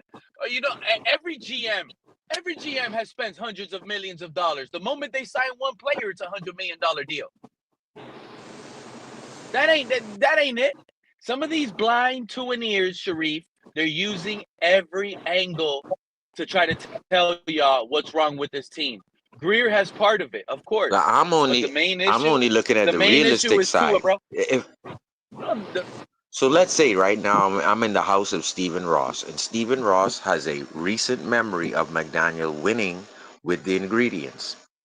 Stephen Ross can very well put his hand across his chair in his front room and say, I think that this guy can win with the right ingredients. I don't want to get rid of him. I'm going to get rid of you, Chris, because I think like over the past couple of coaches, you haven't been able to give these guys a chance. And it's because of errant spending is dead cap money of guys who are not here, like Fuller. Why the hell are we still paying Fuller? Why the hell are we still paying Armstead? And now I'm gonna say this: you didn't have to pay Chubb. He had 2 years left. McDaniel had 2 years left. Sealer had 2 years left. Tyreek had 2 years left. Waddle could have been paid next year. You could have given Waddle a $45 million contract at the end of this season and didn't have to pay Waddle. You would have had the equivalent of $78 million in cap room in order to help Tua's line and to help Kenneth Grant. But no, this is Brandon Shaw and Garfinkel. You don't have that $78 million because you effed up and you gave Fuller, guys who are not here, sitting home in their house. You gave them money, and now you don't have any money, Garfinkel. Yeah, but unfortunately, Sharif, that helps. That happens in all sports. Teams do that.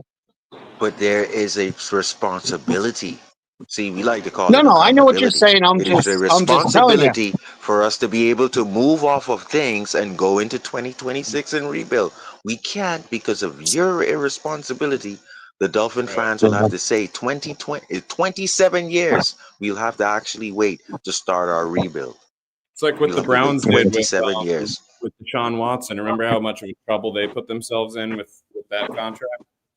And Seattle did it with Russell. Seattle bit the bullet with Russell Wilson. We are Denver now biting the bullet with Russell. 90. Yep, with Denver. Sorry, Yep. Denver did it. Yes. So right now we're biting the bullet with Tyreek, Waddle, and Tua. It's $93 million. Now you can question whether you should have paid him or not. The thing is, we're handcuffed, and I'm not talking about the money that you gave people that you didn't have to. You didn't have to pay Ramsey. You didn't have to pay Chubb. You didn't have to. Bro, you fucked us up in the books, bro. And if you remember too, what Denver did on top of the Russell Wilson, on top of the Russell Wilson pickup, they spent so much money in free agency on an offensive line that was completely trash and had to redo it all again too. So But they rebuilt, So I'm not building the case. This is what has happened. $860 million, 21 first and second round picks. We talked about the F-ups, 2 years left on guys you didn't have to pay. And we talk about the guys who are home sitting on their couch who you're paying millions to, and you can't help the O-line. You can't help the defensive tackles. You can't help anything.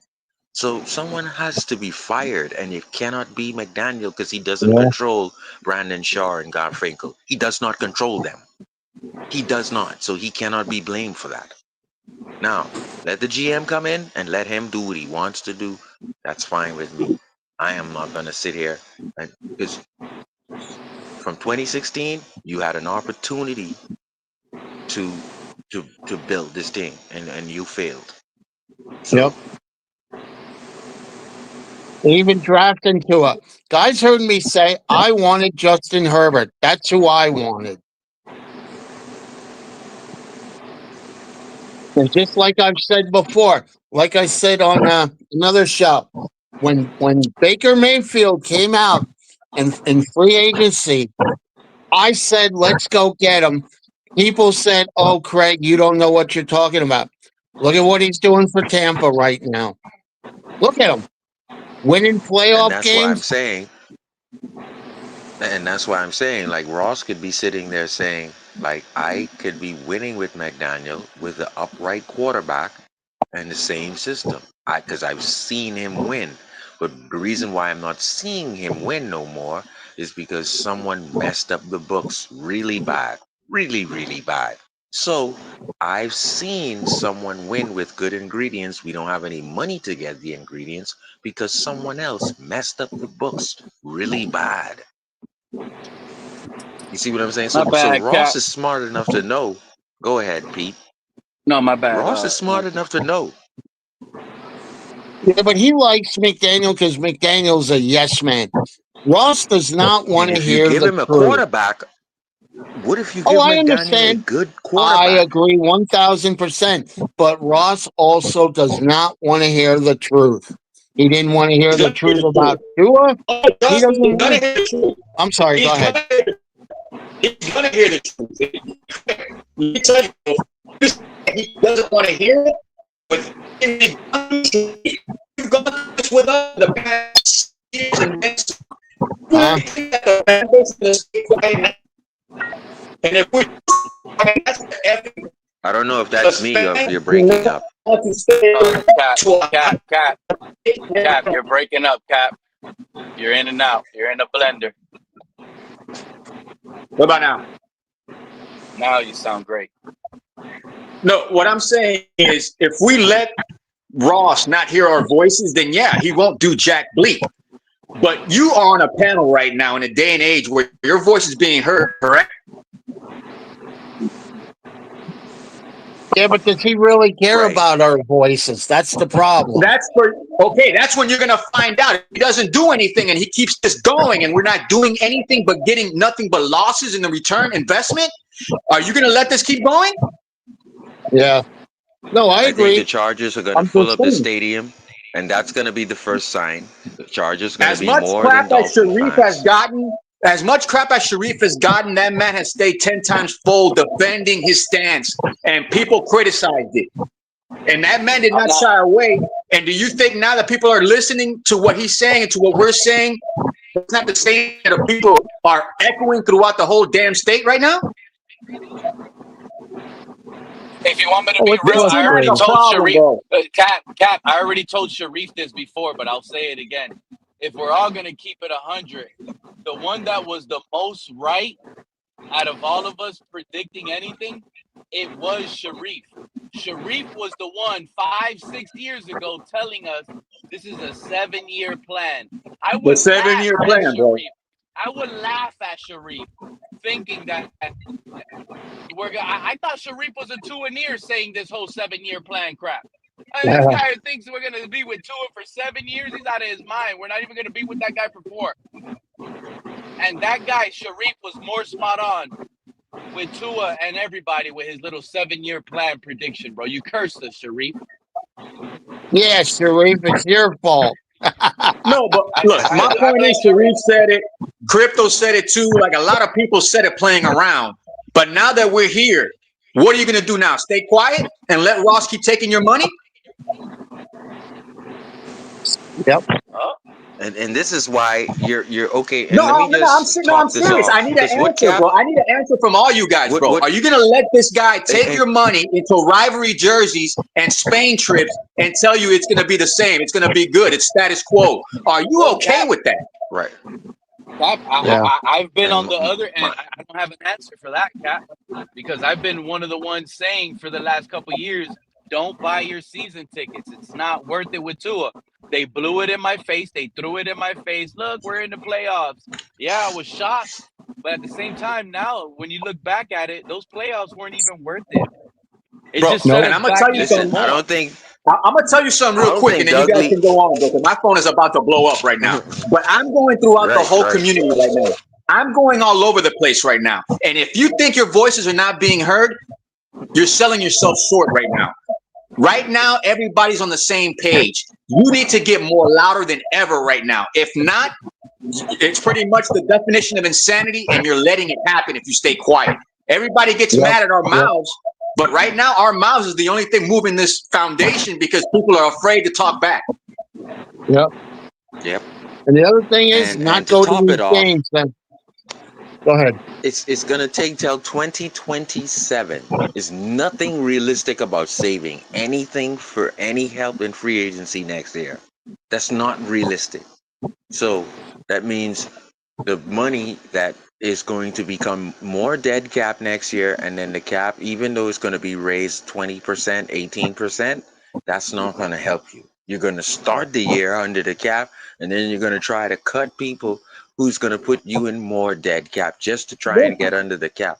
Who did Yeah, this? Who definition of did this? insanity. Back to square one, bro. Because the Who Dolphins did have this? already stated Brandon that they're going Shaw to get. and Garfinkel supposed to be really good in mathematics and really good in capology. They suck Yep. because They're good Well, at didn't the what it does Dolphins manipulating. is put out a it statement? adds That on a 25th year and a 26th year to dedicated fans who know they gotta wait 26 out because it's nothing happening next year. We Yep. have to wait that out. For the diehard fans who don't deserve that, your books is telling you that your salary cap cannot help nobody. Tua has to be here next year. What I You're don't not gonna understand eat is how the hell 68 million. The Steelers put in a quarterback every bleeping year, it feels like. How the hell are the Steelers getting away with being in first place and we're over here struggling? well, Like I because said, the They don't Ravens just you watch suck know, the this year. fastball. They don't watch the fastball just hit the catcher's hands. They Yeah. swing, bro. They're swinging, They Cap. swing, bro. We're just here sitting here watching. Yeah, they're swinging. We should have been the team with Aaron Rodgers. We should have dumped Tua a while ago. We should have been the team that got lucky with Baker Mayfield. That was in our perfect timing. and let me tell you, But and they let me can't tell seem you the to legal part evaluate of this, talent. right? Once you fire Greer, Greer is going to hedge against two cases right now that has his name in it. He's going to hedge against what happened as a witness on a said boat, on said yacht dock, and then that is going to end up siding him with Flores. Because if he doesn't side with Flores, Flores is going to get three teams to settle with him out of court, and then Greer's going to look bad as a fired GM. So basically, Greer is holding information that can really make Ross look bad. And if Ross fires Greer, who you think is going to be mad? Greer. Yeah, Nothing is and this going to is Going come and up this into is from this is that not more anymore. court assumption. cases. Other than conversations, nothing else can be done. We already served our So, crime for I'm that. We telling you, paid our man, Yeah, dues. it's Yep. yeah. we It's Yep. talk double about jeopardy. we It talk pretty about much like naked pictures of Ross. Someone has I hope naked not. pictures of Ross, but I'm telling you I right hope not, now, man. That's like, oh, But is Ross Well, scared to show his little wiener? He's it's like scared for his little wiener to go on the crypt keeper, yeah. bro. Oh my God, Greer has listen, a man, picture of my wiener. imagine. No, man, they got a video on TikTok with him doing the waddle naked. Bro, I just got a video. I just got a video, and shout out to Chris Long and the Greenlight crew. They just gave me a video of Carolina fans exchanging paper bags with Dolphin fans during the halftime game. During halftime at the game yesterday in Carolina. That's how lopsided this fan base is on both ends. They don't know who to root for to fail. That's a problem? Yeah. I'll say the best thing to do, right, is if you lose this game against Chargers, you need to start poaching defensive tackles off other people's practice squad. Hold on, you said if we lose, you think that's it? You're not going to be able to stop the run. Hampton is hurt. I don't think J.K. Dobbins. He's hurt too. They don't have J.K. Dobbins plays for the Broncos. I always get them confused. Yeah. And aren't the Chargers going to be missing both tackles? Najee got hurt too. It's their third string, fourth string running back, Vidal. Yeah. Come on, I'm telling you right now, man. You start poaching people before week 7. You already get some deals in for Chubb. I think you got to get a deal in for Phillips. You're not keeping Phillips. That's the only way Greer's saving his ass. Try to get a deal. That's the only way Greer's saving his ass if he starts to have a fire sale now and it doesn't involve him. No, I think you do that, and I think you build a capital for the Miami Dolphins, and I think by week 16 you fire Greer. It's in the NFL. It's adequate that you fire your GM 2 weeks before the season ends. So number one, the new GM can come in and start to formulate what's going on and get his. I have a question about that, Sharif. Sharif, real quick, fact check me, and I want you to fact check this for me too. Everybody in the chat, everybody in the if you can have a computer next to you, what general manager was fired during midseason in the NFL the past 20 years? I don't know. I can't tell you. The Jets GM got fired last year, week 5, right? I think so. I was trying to get to that. I think he. Yeah, confirmed that. Robert Probably have to ask Alessa. Week 6, Robert Saleh got fired, bro. With the GM, they were like 2-4 or 2-3. So why can't we do the same thing? Douglas and I think Douglas got fired with him, eh? So why can't we do the same thing? Because what Sharif is saying holds weight. Right now, Greer is in a scenario where the Miami Dolphins are in a bad spot with a lawsuit. And that's not our problem, but now it's our problem.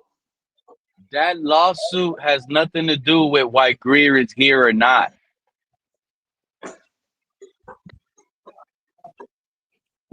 No, really. But wasn't that lawsuit done already? Didn't they figure that out? They just opened it. They put it into trial. They're going to trial. They did. They put it in right, and then it's not going to be in the NFL courts. It's going to be in the independent courts, Supreme Court. Yeah, that's where the Goodell isn't watching over them, or the owners like isn't the watching. hush It's going to court. be judges watching over. Yeah. Settlements are coming. Flores is going to be rich. Exactly. Yep. I think if Greer is fired before the cases end, Greer is going to be rich because once again, it's going to be some NDAs, things that will not be said about that yacht. Greer will get some money. Cases will be settled. Bingo. Bingo. You can't make the owners look bad. So he won't get fired, but he'll get promoted nice like everybody's expecting to happen because he's got probably, and this is just assuming, this is assumptions, and everybody's just doing a hypothetical assumption. But at the end of the day, the weight looks like it's carrying because who the hell holds on to a 9-year general manager that hasn't won a playoff game and has struck out on all his first, second, and third round picks? Yep, and Flores already said he was at the yacht club. That means Greer was present. So that means. Well, we need to confirm Flores Greer said was that. there. We haven't heard that yet. Yeah, Greer was there. Greer's the one who said, "Hey, try to come on, man," and he looked at Greer and said, "Man, you got to be kidding me, bro." Are we? Can we confirm that, bro? That's Brady on the boat. Why do you want me to come on that boat and Brady's on that boat? What? Don't we have a draft to study? You want me? Stephen Ross is over there. And Brady's I ain't going on that boat. Man, you got to come on this boat. If this is true, Sharif, and they confirmed that he was on that yacht with Ross and Flores, if all of them were there, if they confirmed any of those guys were on there, You're 1,000% accurately He was at right the yacht about club. what's going to happen. In the statement, he was at the yacht club trying to be convinced by someone to come on. And Flores was trying to tell him, I don't want to have nothing to do with no meeting or nothing like that. And I don't want that old man.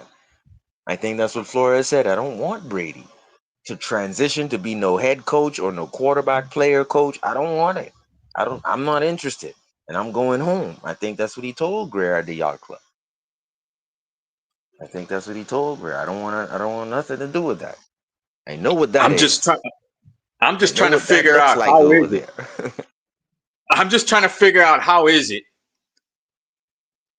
that all this stuff is going on and Stephen Ross is like, okay, yeah, this is status quo. Do you guys think this is bleeping status quo? I just think it's a lot of covering up and a lot of I'm It's gonna a bunch of prove covering that up. You can't Tyndall cover up the and cover up anymore, though, bro. see one thing that Hey, exposed Cap. Greer Cap a long time ago is the What up, fact that Anthony? you have to Cap, Hey, what you up? prove gotta that remember, a Sharif, you guys monogamy is gotta right. remember, You have to there was prove somebody that else that Tyndall is was a right. part of the You have to prove organization that was on Tom Brady's side that got That fired. Beal guy, yeah. What was that guy's name? That was the I think it leader was in this whole Brady thing. Brian Beal. It's not Bradley Beal. Bradley Beal's a basketball player. It was like Yes, Brian, part some other owner Beal. Something Andrew. Beal. I think part it was. owner. It was Andrew Beal. That was the guy. Oh, He was Cap, supposed you to be asked And the who he was the next last. one to immediately take over the took the Dolphins. fall. He immediately Yeah, took they the banned fall. him. Right, he was in line. Cap, you asked earlier the last general manager to get fired in the middle of the season. It was Joe Douglas from the Jets and Marty Herney from the Panthers. And how long ago was this? Yeah, Less than Douglas. 5 years ago? I remember.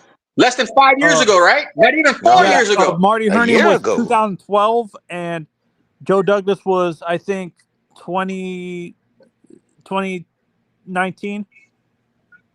Come on, guys. Come on, guys. Yeah. Come on, guys. After Gase, Guys, right? come on, This is man. after Gase. Listen to what Anthony's telling you, bro. 2 GMs in the span of 5 years got fired mid-season. What the hell are we doing? I've been saying Greer must have some dirt. Like he must, like You guys aren't he paying has. attention, bro. Y'all don't want to listen.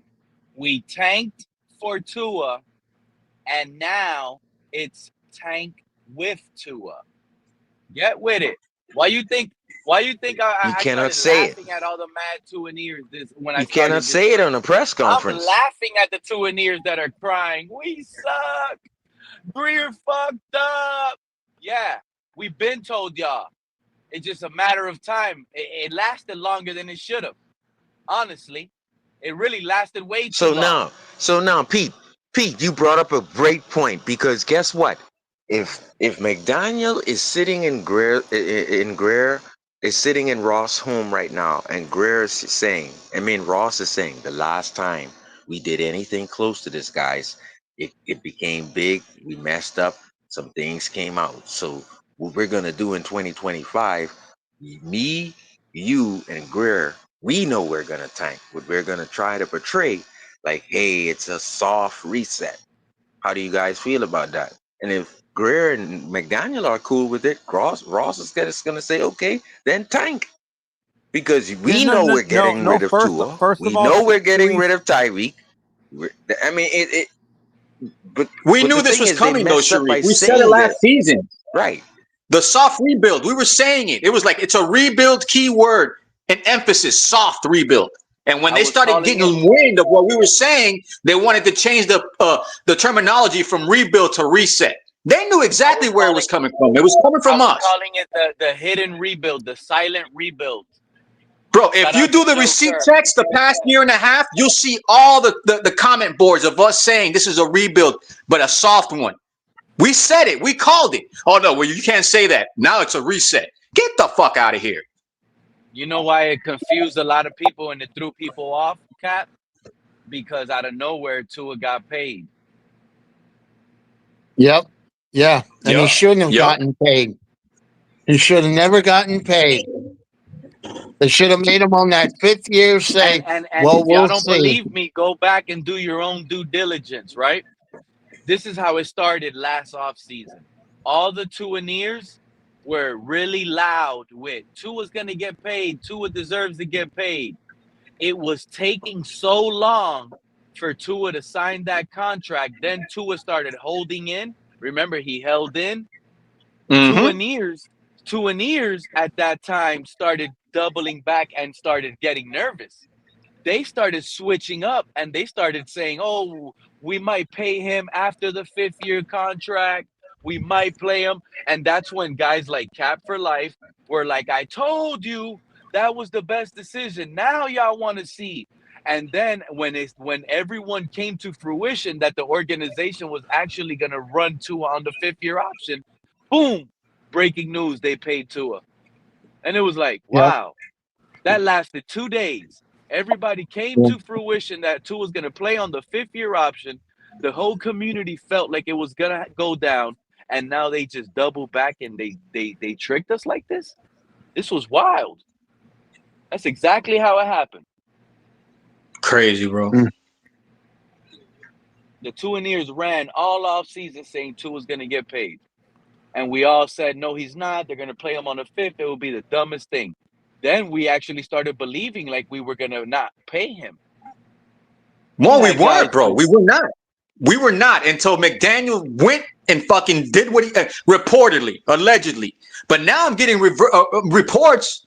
Shout out to Joe Rose that Chris Greer was the one saying, "No, I can make this work one more year." It was reported, bro. So both of them were on board with this shit.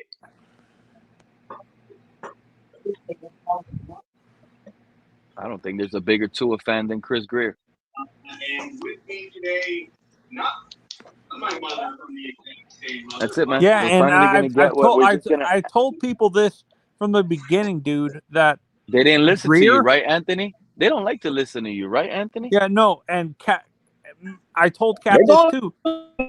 Anthony now. Yeah, no, I said from the beginning that Joe, what's his name? The guy who's in Tennessee now, Marvin Allen and Brian Flores. If Reggie McKenzie gets one more win in Tennessee, bro, you're not gonna like what the hell's gonna happen down here if the Tennessee Titans got more wins than us with the general manager that was with us. Yep. Yeah. No. Yeah. Flores, McKenzie, and Allen wanted Herbert. I can't remember who's. There was someone in that front. Oh, Champ Kelly wanted. Didn't he want Love in Green Bay? Yeah, he wanted Love. Yeah, and no, Champ Kelly was not here. It was Greer and it was Flores that wanted Jordan Love and Tristan Wirfs. I think even Marino himself stated he wanted Herbert. Marino's a flip flopper, bro. I think Marino said the Dolphins could win a Super Bowl with Tua. Well, that's right. No, and to me, I feel that Marino had to say that. I don't think he really believed what he was saying. Listen. The truth is the truth, Anthony. They lost and they were so wrong on the fact that Tua and this thing where, you have to have a community here. You cannot speak to the players hard here. We're going to take down the TNT wall because it's so hard on players, because you shouldn't have to run 7 laps. If you have 7 false starts, we're going to remove the TNT wall because the NFL started to look into it if it was against NFLPA rules and all of it. And then when Ross came to the press conference, the communication wasn't right. And the Dolphins try to prove everything that they did wrong right. Igbenogamy, you're still trying to prove it right. Tyndall, you're still trying to prove it right. Cam Smith, I'm going to still try to prove it right. And you're still trying to prove that Flores did something wrong when Flores wasn't necessarily right, but you were wrong in what you did. And so you still try and you're hemorrhaging the team by still trying to prove shit that went wrong right. Yep. You're hemorrhaging this team, bro. That's what it is, Anthony. And they're still trying to prove that Flores is wrong, Tyndall is right, Tua is right, Cam Smith is right. They're still trying to prove that Iguodala is right. They're wrong, bro. And they're hemorrhaging this team. Yeah, no, and also I said it took people finally a while to finally start seeing what I was trying to say, that Greer is how long, Anthony, would you say if you give a time frame? How long do you think from the beginning of the draft? From the beginning of the draft that year, I told people that Greer and Ross want to try to be the smartest people in the room, and they wanted to pick Tua, even though they knew damn well the kid had injury issues coming out of college, and his own coach, like Steve Sarkisian and the previous coordinator before him, said multiple times that they had to, and Saban said they had to cut half of the playbook because the kid couldn't read the field at all at Bama and stuff like that. Yeah. And that was a big red flag to me when Saban, his own head coach, said that most of his like all the route combinations were on one side of the field and had to be in the middle of the field because they knew he couldn't throw outside the numbers consistently.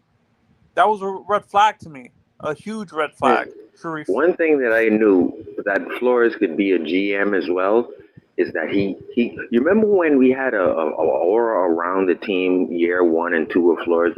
Boy, Flores gets rid of mistakes really quick, and then you see it change the next week. Flores gets rid of his mistakes. One thing we can say about Flores and Greer, boy, they know they messed up. That guy is gone.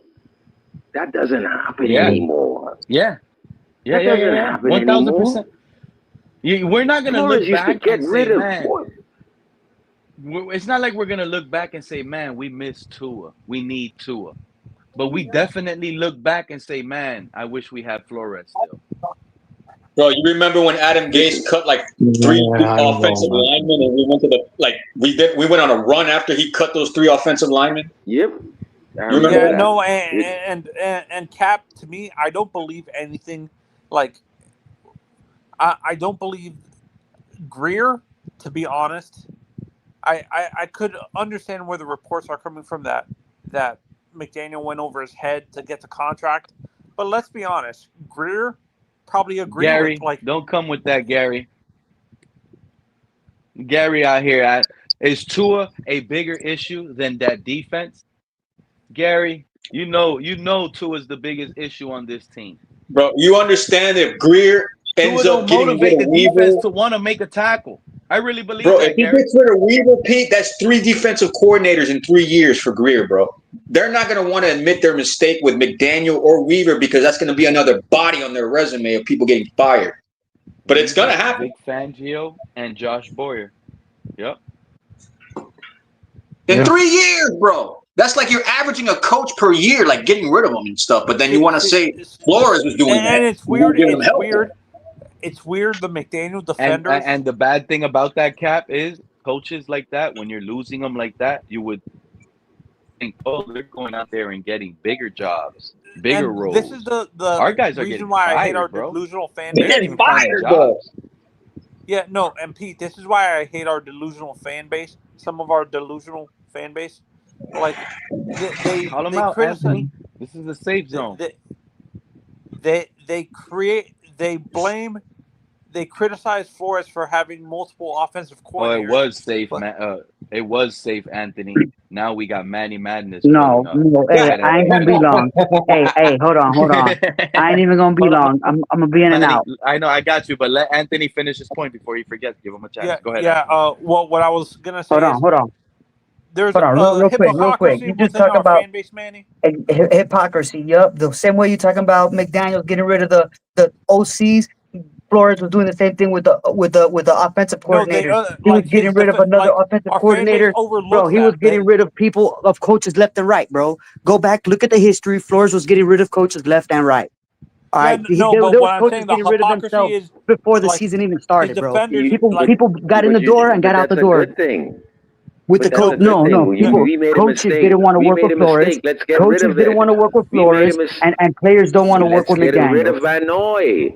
They both Let's get suck. rid of the They both garbage suck. players. Nobody misses Flores. Flores get rid of Flores got rid of players just as much as he got rid Minnesota of what he doesn't think needed Flores to. sucks. They don't do that anymore. They don't do it anymore here. What I was saying He got rid of he need to. Whatever Flores got rid of, he needed to, and they played better. Minnesota doesn't One think example. Flores Just one sucks, example. Manny. Give me one example. Besides the linebacker we got from New England. Minnesota doesn't I'll think give you a Flores better sucks, example. Manny. I'll give you a better example. Why are you trying to make Igbenogany and Tyndall look good? And Cam Smith, why are you pushing that, shoving that down our throat when we know Flores would have got rid of the trash long time ago? I got 2%. No, man, let me clarify what I mean. We got rid of Igbenogany. We got rid of Igbenogany. No. They tried to shove it down our throat just like Tyndall and Cam Smith. What I'm trying to tell you is they haven't even seen the field. Those guys haven't even seen the field. None of those guys saw the field. They were on the team taking up a roster spot, but they never saw the field. And he's trying to Hold shove on, those players guys down never our saw the throat. field, That bro. is not working out. So that The tells only one that me saw the field was Igbenogany, and we got him out before the 4th year.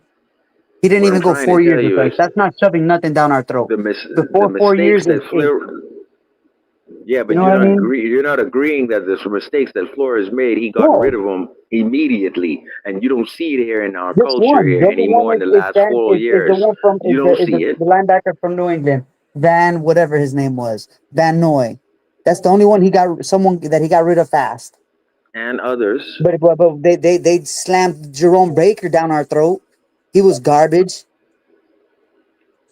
Do you forget Jerome Baker? But You really isn't think that Baker was? Greer? I thought he was He was okay. garbage. He was garbage.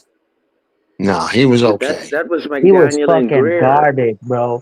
He was But that's garbage. what I'm trying to tell you. He didn't get tackled for losses, and he didn't get sacks, and he didn't get nothing. He got a lot of tackles, but he got open field behind the line tackles. And Manny, your GM shouldn't be trying to push fake talent down the fan's throat. I agree with you. What I'm saying is, Flores didn't move like that. If you didn't work out, you were gone. We don't see that anymore in the last 5 years. That's not really true. We don't see that in the last 5 years here, Manny. They try to come back up here, bro. Don't be texting Anthony. You're overhyping Come Flores. back up here, bro. Flores Don't let Manny What Madness I'm run you off saying like is, that. what I'm Anthony. saying Pop is, off right, on him. right now you got a case. You got 2 cases out of court. If you're Chris Greer with your owner and with Flores, you're not going to look good being fired because you're going to hold information against Ross. You're going to side with Flores, so it isn't looking good. I don't know. If you fire Greer. I think McDaniels took Ross's. That in Hold on. I itself think this team I'm gonna say this Manny. before I get out. I gotta go. But I think McDaniels took Mr. Ross's offer, $100K per loss. They get rid of Tua, get a top draft pick, and they look forward after this season. This season's already a wash, and I think they all agreed on it. I agree with that. They're doing sketchy shit. But I gotta go. Soft reset. What the soft reset is, Manny, is we are gonna agree in this office to tank, and we're He not gonna said they're tell the doing public. sketchy stuff. Sharif, he said this season is over. They're doing sketchy stuff. And then disappeared. Pop off I on him, agree. Anthony. He didn't let you finish your point. Pop off on him, bro. I think Pop off on McDaniel is Manny, bro. taking the Let him know how you $100,000. I really really feel, believe Anthony. that. Let Manny know how you really feel. No, and what I was saying about hypocrisy, Sharif, is the people who defend McDaniel and overlook the fact that he's gone through the same amount of defensive coordinators that Flores has gone through. Like, they criticize Flores for going through like 4 or 5 offensive coordinators through his tenure, or even in the same season. But they overlook that McDaniel has gone through the same or even more defensive Right, defensive coordinators, right, because he doesn't bother that side of the ball, and Flores doesn't bother the offensive side of the ball. So that squashes that argument out. You can't even bring up that argument because both doesn't bother the other side of the football. They don't bother that side. So you're going to let them run that side of the football. Do you think McDaniel is going to come into Weaver and say run 3-4? McDaniel is going to look down in his book and try to run more plays. That's I mean, I would McDaniel. expect my head coach to be able to see, like, hey, man, this isn't working. Why don't you try And that's doing why we something need else? Like, and that's why we need a this real isn't head exactly coach. my area, and this is what I hired you for. But like this, what you're doing right now isn't working. Try something different. I agree. And this is why I think McDaniel has to, you soft fire him. Let him take $100K for each loss. You got to soft fire him, and you got to hard fire Greer. You got to hard fire Greer. You got to let, because this is going to go on McDaniel's record, personally as a human. So he has to take some money for these losses, and suck it up that way. I totally agree, and I agree with Manny. I think Ross is not talking to the media or not. He's cheating underground because he knows that this is a failed revamp and this is a failed free agency shoot for the championship. It was a free agency frenzy for the championship that didn't work in a 3-year period. And I think he knows that. And I just think he's going to pay McDaniel for each loss. Because I think he moved dumb with Flores. He moved dumb, right? He didn't supposed to ask a guy like Flores that. He's just supposed to say, look, Greer, this is what we're going to do. We're going to get Flores 38 guys off the street. Flores is not going to know whether or not we're tanking or not. If he asks for free agency, Greer, tell him we ain't got no money. But obviously, Flores was involved with the cap, salary cap. Flores is involved with player personnel. That was the agreement to get that job. So you couldn't undermine Flores. You couldn't undermine him in that aspect.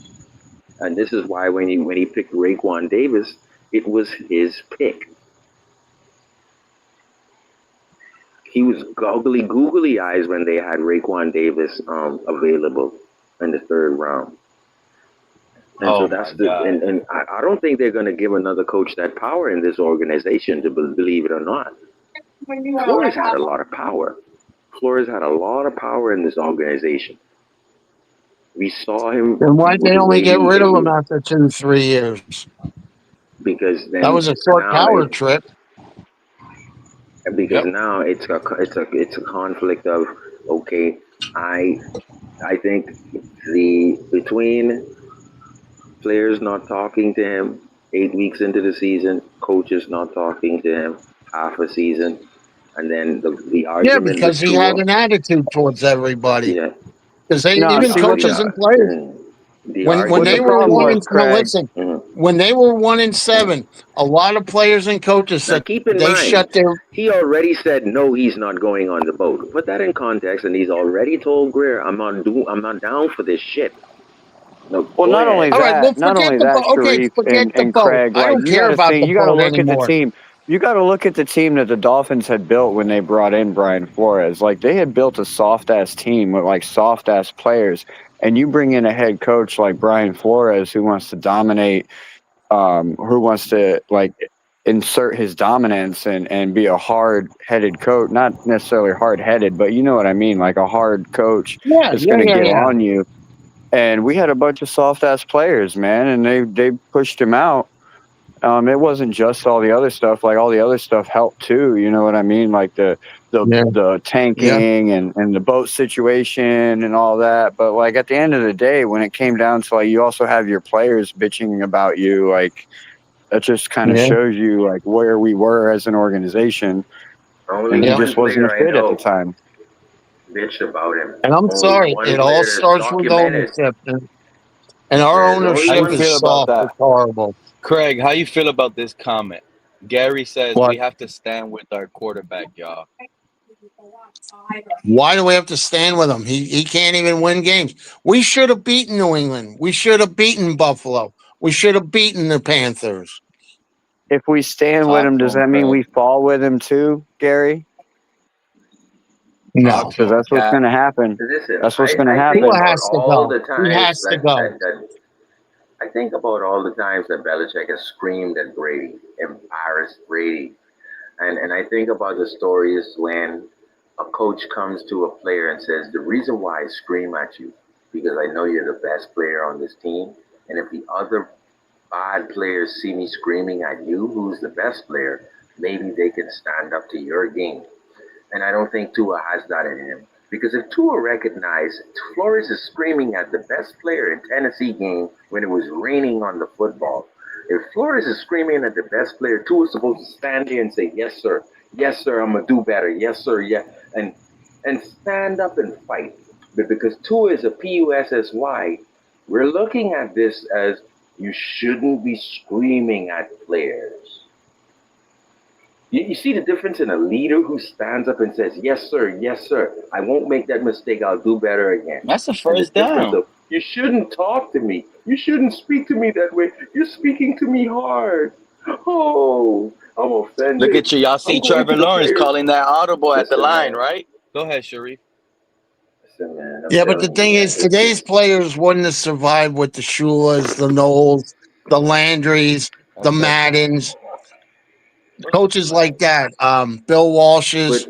They wouldn't survive. The nugget in that story is if Flores is screaming at you, maybe you're the best effing player. Take it and say yes, sir. He never wanted. Yeah, but he never wanted.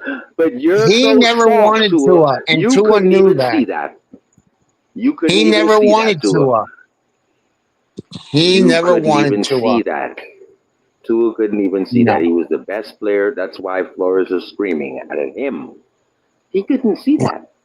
He was seeing so deep into his own ass that he couldn't see that Flores was trying to ignite something. Because every coach would only make noise at the best player so the others can rise to the occasion. But Tua is so blind in seeing that. Why even run the ball from the 7-yard line, bro? What's the score of the game, Pete? 7-zip Chiefs up. Travis Done. Kelce Yeah, everybody was like, "Oh, the Chiefs are done," and I looked at people. I said, "They're coming." No, it's the Chargers, and look what the Chargers did: lost to the Giants, lost to the Commanders. Yep. 2 week. That's how you know the Chargers are not going to lose to us, Craig. The Chargers aren't going to lose 3 games in a row, bro. They're about to unleash everything they have on us. With what? Aren't there 2 starting tackles out right now? And they're starting running back, but they still have Herbert. And he can run. Keenan Allen. He had a long. That man had a long run. Who scored on the Johnson. touchdown? Glad Who scored on McConkey. the Chiefs touchdown? Travis Kelce. He's got man, to look good for his woman. You know he's going out tonight with Taylor Swift. I took Him Travis and for 20 gonna yards. celebrate that touchdown catch tonight. Damn, I should He'll have be taken getting for the some tutty. nookie from Taylor. Yeah, some Taylor Swift nookie, Craig. Hey, go find you a Taylor Swift, Craig. What's stopping you from getting married to a Taylor Swift, Craig? Come on. You guys. If I got married to anybody, I'd want to marry. Now she's on Fox News. Her name's Emily Campano. Okay, 45. She is smoking hot. Somebody clip that and send it to Emily Campalo. She's already married. She's married now. So what? Yeah. You're the woman taker. You're the woman snatcher, Craig. I'm not the woman anything. My days are done. I'm happy. I'll be 60 next year. In this era, that's considered young, Craig. Never forget that. Well, after what happened to me this year, listen to me, Craig. Go ahead, buddy. Trust me, bro. You're only 60 years old, dude. Get a grip. Hey, my dad was only 54 when he passed. Oh man, sad to hear that, dude. Yeah. Only 54. And I've been lucky. Yeah. Based on what happened to me, I Craig should out have been here. dead. Craig don't even. Craig ruins. He ruins homes. He don't want to take none home. He just smacks it down and leaves them out. Well, I've had my share of nookie. Believe me, I could sit here and tell you CRR, they stories. call him Big Craig. They call him Big Craig out there. No, you know what they like to call me? They're teddy bear. Because I'm a big guy, so they call me their teddy. I'm their teddy bear. Oh, I bet you are their teddy bear. Wrecking homes.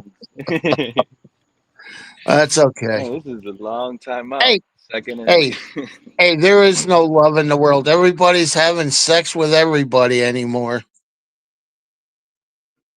It's like You're the right, bro. 60s. I've It's said actually this. sad right now. I'm actually sad at the world right now, Craig.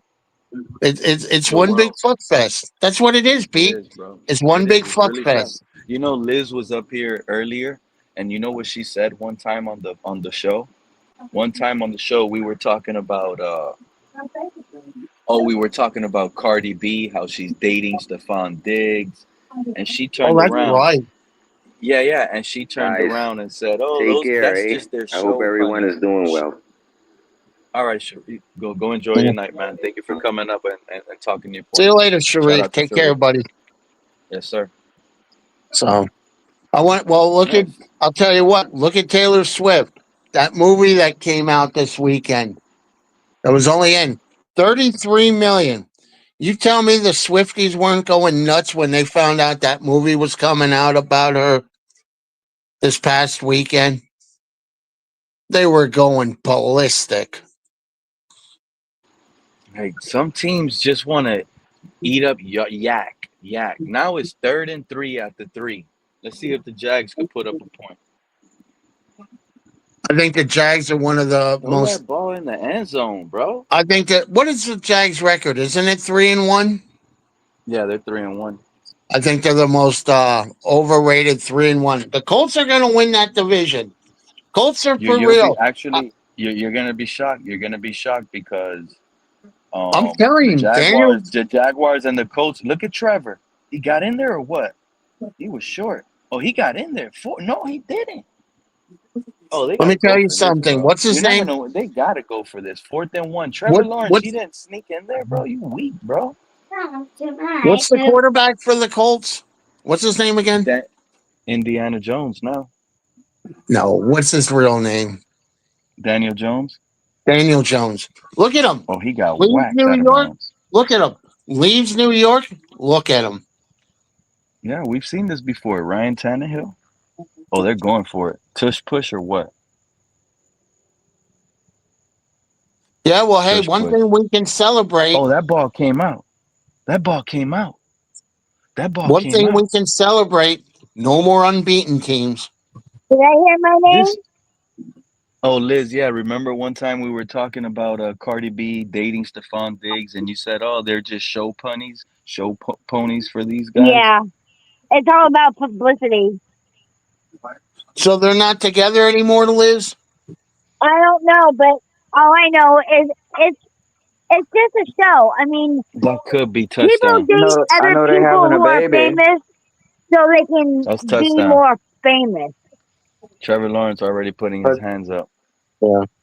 Touchdown Jags. But I'll tell you. It might be. Hold on. Okay.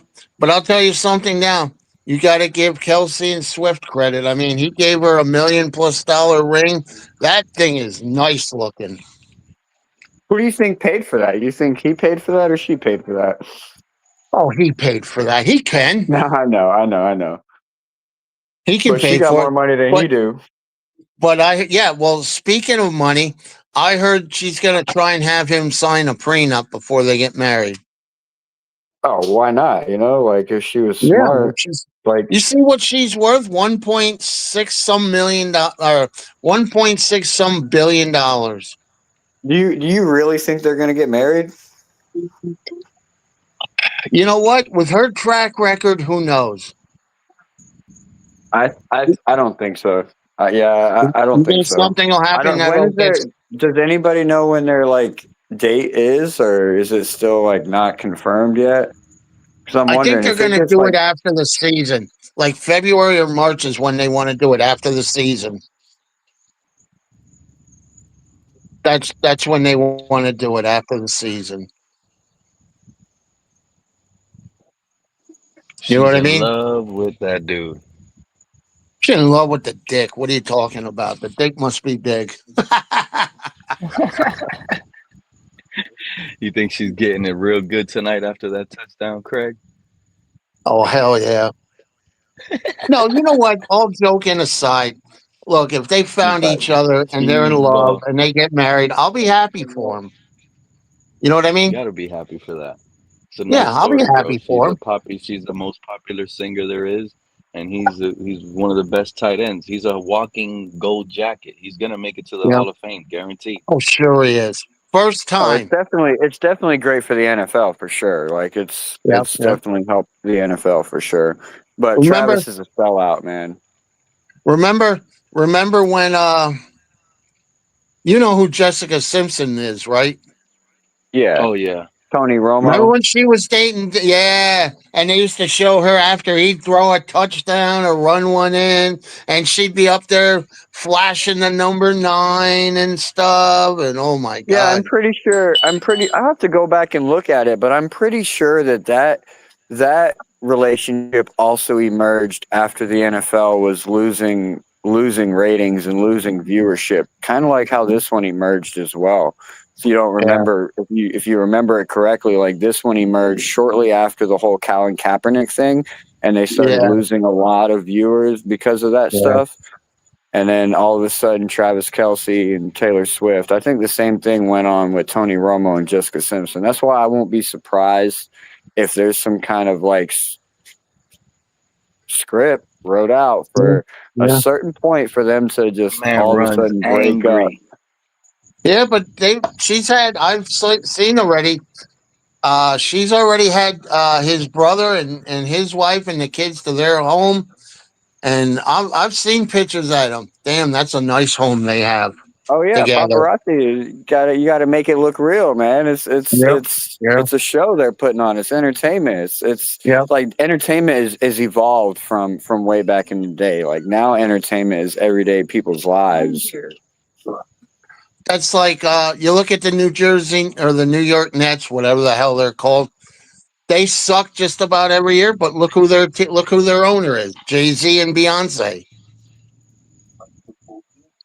Do you know what I mean? Yo, Cap, you saw that Trevor Lawrence fumble, bro? Trevor Lawrence sucks. He had his best days, college days at Hey, Clemson. man. He needed Trevor inches Lawrence to is go, over. Craig. He just fumbled at the goal line. I'm not watching the On game. a, I'm talking to you guys. I know. I'll be I thought tomorrow. you said that was a Did you ever? touchdown. That wasn't a touchdown. No, it wasn't. They called it. Chiefs got ball. This man Kareem Hunt almost had a 99-yard run. He needed one tackle to break.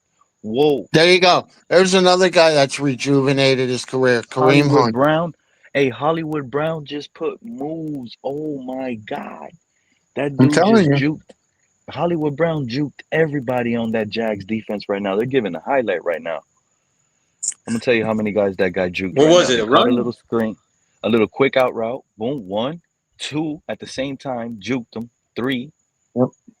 3 Jaguars. Look, whoop, 1, 2, with a little stutter step backing up. He made 4 Jaguars miss, bro. If the Chiefs wind up winning a lot of games and they go to the Super Bowl, you think Andy Reid will call it a Wow. career? Bro, the Jaguars were just at the 1 yard line. The Chiefs went 99 yards damn near on 3 plays, bro. Really? Tyquan Telling you, Thornton they're with a coming deep back. pass. Everybody wrote the Chiefs. Oh, they're 0-2. Here they come. Here they come. Watch out. They went. Never It was. They're what, already at the what's the old 9, saying bro. that goes, They bro? started at the What's the 1, old saying? at the 1 yard line. They went 90 yards already on like 4 plays. I'm telling you, the rest of the NFL's in trouble. And I'll tell you what, you look at the Eagles. Yeah, the Eagles are 4-1. They should be 2-3. They've lucked out in a couple games. They're not the same I heard Eagles as Barkley's hurt. last year. They say Barkley's hurt now. Touchdown, Chiefs, bro. Telling you. Mahomes. Patrick Mahomes. And you know the what? best. Hey, and you know what? That's crazy. Before the game started, I was on Twitter when we were live right here, and I saw a Twitter post. It said the safest bet for tonight, Patrick Mahomes, anytime rushing touchdown. That dude put 10 grand on it to get like 200. That guy just won 200 something thousand right now. Oh, Oh Mahomes my ran it in. God. He Mahomes just ran ran for it like a in. 10. 9-yard Yeah, run. he just ran for like Yeah, a 10, 9-yard run. 15-yard touchdown. I'm telling you. Oh, yeah, from the 9, yeah. Unbelievable, isn't it? I'm telling you. The three best Why teams can't in the AFC are Chiefs, Bills, and Colts. Those are the three. can't we do that? And why? Because we're dumb. We don't draft good quarterbacks. We have somebody that can't draft. I'm going to be honest, I didn't want Kenneth Grant. I wanted Tyler Warren from Penn State. It would The have been kid so from. exciting to watch him. Oh, sure it would have. No, we got to beef up the line. Grant's son. Bro, Now, look, Craig, I know it's his rookie I saw year. Craig. Can you believe that guy threw a pass yesterday? Who? Tyler. Tyler Warren threw a pass, bro. That guy's a football player. They use him at fullback. They use him out wide. They He's use a him to stud. do quarterbacks. Craig, they use him to do quarterbacks, and he's done the Yep. Wildcat already back there. Yep. And yesterday he threw a pass. That man is a football I'm player, telling bro. you. We passed on that, and we got Kenneth Grant. Wow.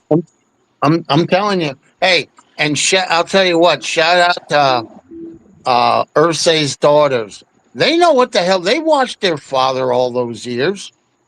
You know what I'm saying? Yep. They watched their dad. They watched their dad. The mistakes he made, and they said the one girl demanded she wanted the quarterback that's now there. Anthony Richardson. He's done in Indianapolis. He's done. Yeah, he's done. They put him in the game yesterday, by the way, Craig, trying to get him some highlight. Maybe they could trade him. Yeah, we'll trade. We'll give him 200. But no, man, I'm telling you. Listen, And guys, you know me, Craig, Pete. I'm gonna catch I'm you on the next time, Baker. Craig. Hey, I'm on the That- Baker Mayfield train just to piss the Tuaneers off. Keep doing what you're doing to piss these Tuaneers off, Craig. Because you know what? If you go back and watch them now, they're pure comedy. They're saying everything you were saying a year ago, all the negative things you were saying a year ago, Craig. Now they're saying the same takes. So we're hearing it now from a different voice where we never heard it from. So it's pure comedy at this point. Craig, I'm gonna go live maybe tomorrow, sometime this week. Appreciate you coming through tonight, man. I'm glad hearing from you. Have a good night. Cat in the you Hat. too, buddy. You guys go show some love to Cat in the Hat. I'm glad I heard that Kenna was on your chat today. Hooking up with you, Cat. I'm happy to hear that. I'm gonna catch you Yeah, live me one and of these Kenna, days, Mike dude. me and Kenna got Actually, some. We're gonna work on something for sure for the fans for sure. That's what's up, man. Both of you guys make it happen. Kenna also wants some subscribers, so if you guys can, show that man some love. Subscribe back to Kenna. He wants some subscribers too, he said. Shout out to Kenna. He was here earlier. All of you guys that were up here earlier, true Fin fan. I can't name all of you, but thank all of you. Even the Panthers fans. Shout out to you, Try. I saw you come up. You happy. You 2-3. All right. You guys are back. You feeling yourself. I see you. Patriot. You saw 6 Ring. The Patriot fan came up here pumping his chest. This guy was happy, bro. He was like, yeah, we beat the Bills. We're the top dogs. He's super happy. Shout out to the Patriots. So. Shout out to the Patriots. Thank you, Pete. Hey, thank you, Pete, for giving us a platform to come up here and shoot shit and stuff. That's true, man. I appreciate that, Cat, man. Thank you for that, man. You have a good night. Catch you later. Catch you next time, man. Appreciate you, my dude. All you guys in the chat, have a good night. Enjoy the Chiefs game. They're up 14-0. It feels over with already, man. It sucks, but we'll see what happens. Fins up. Deuces.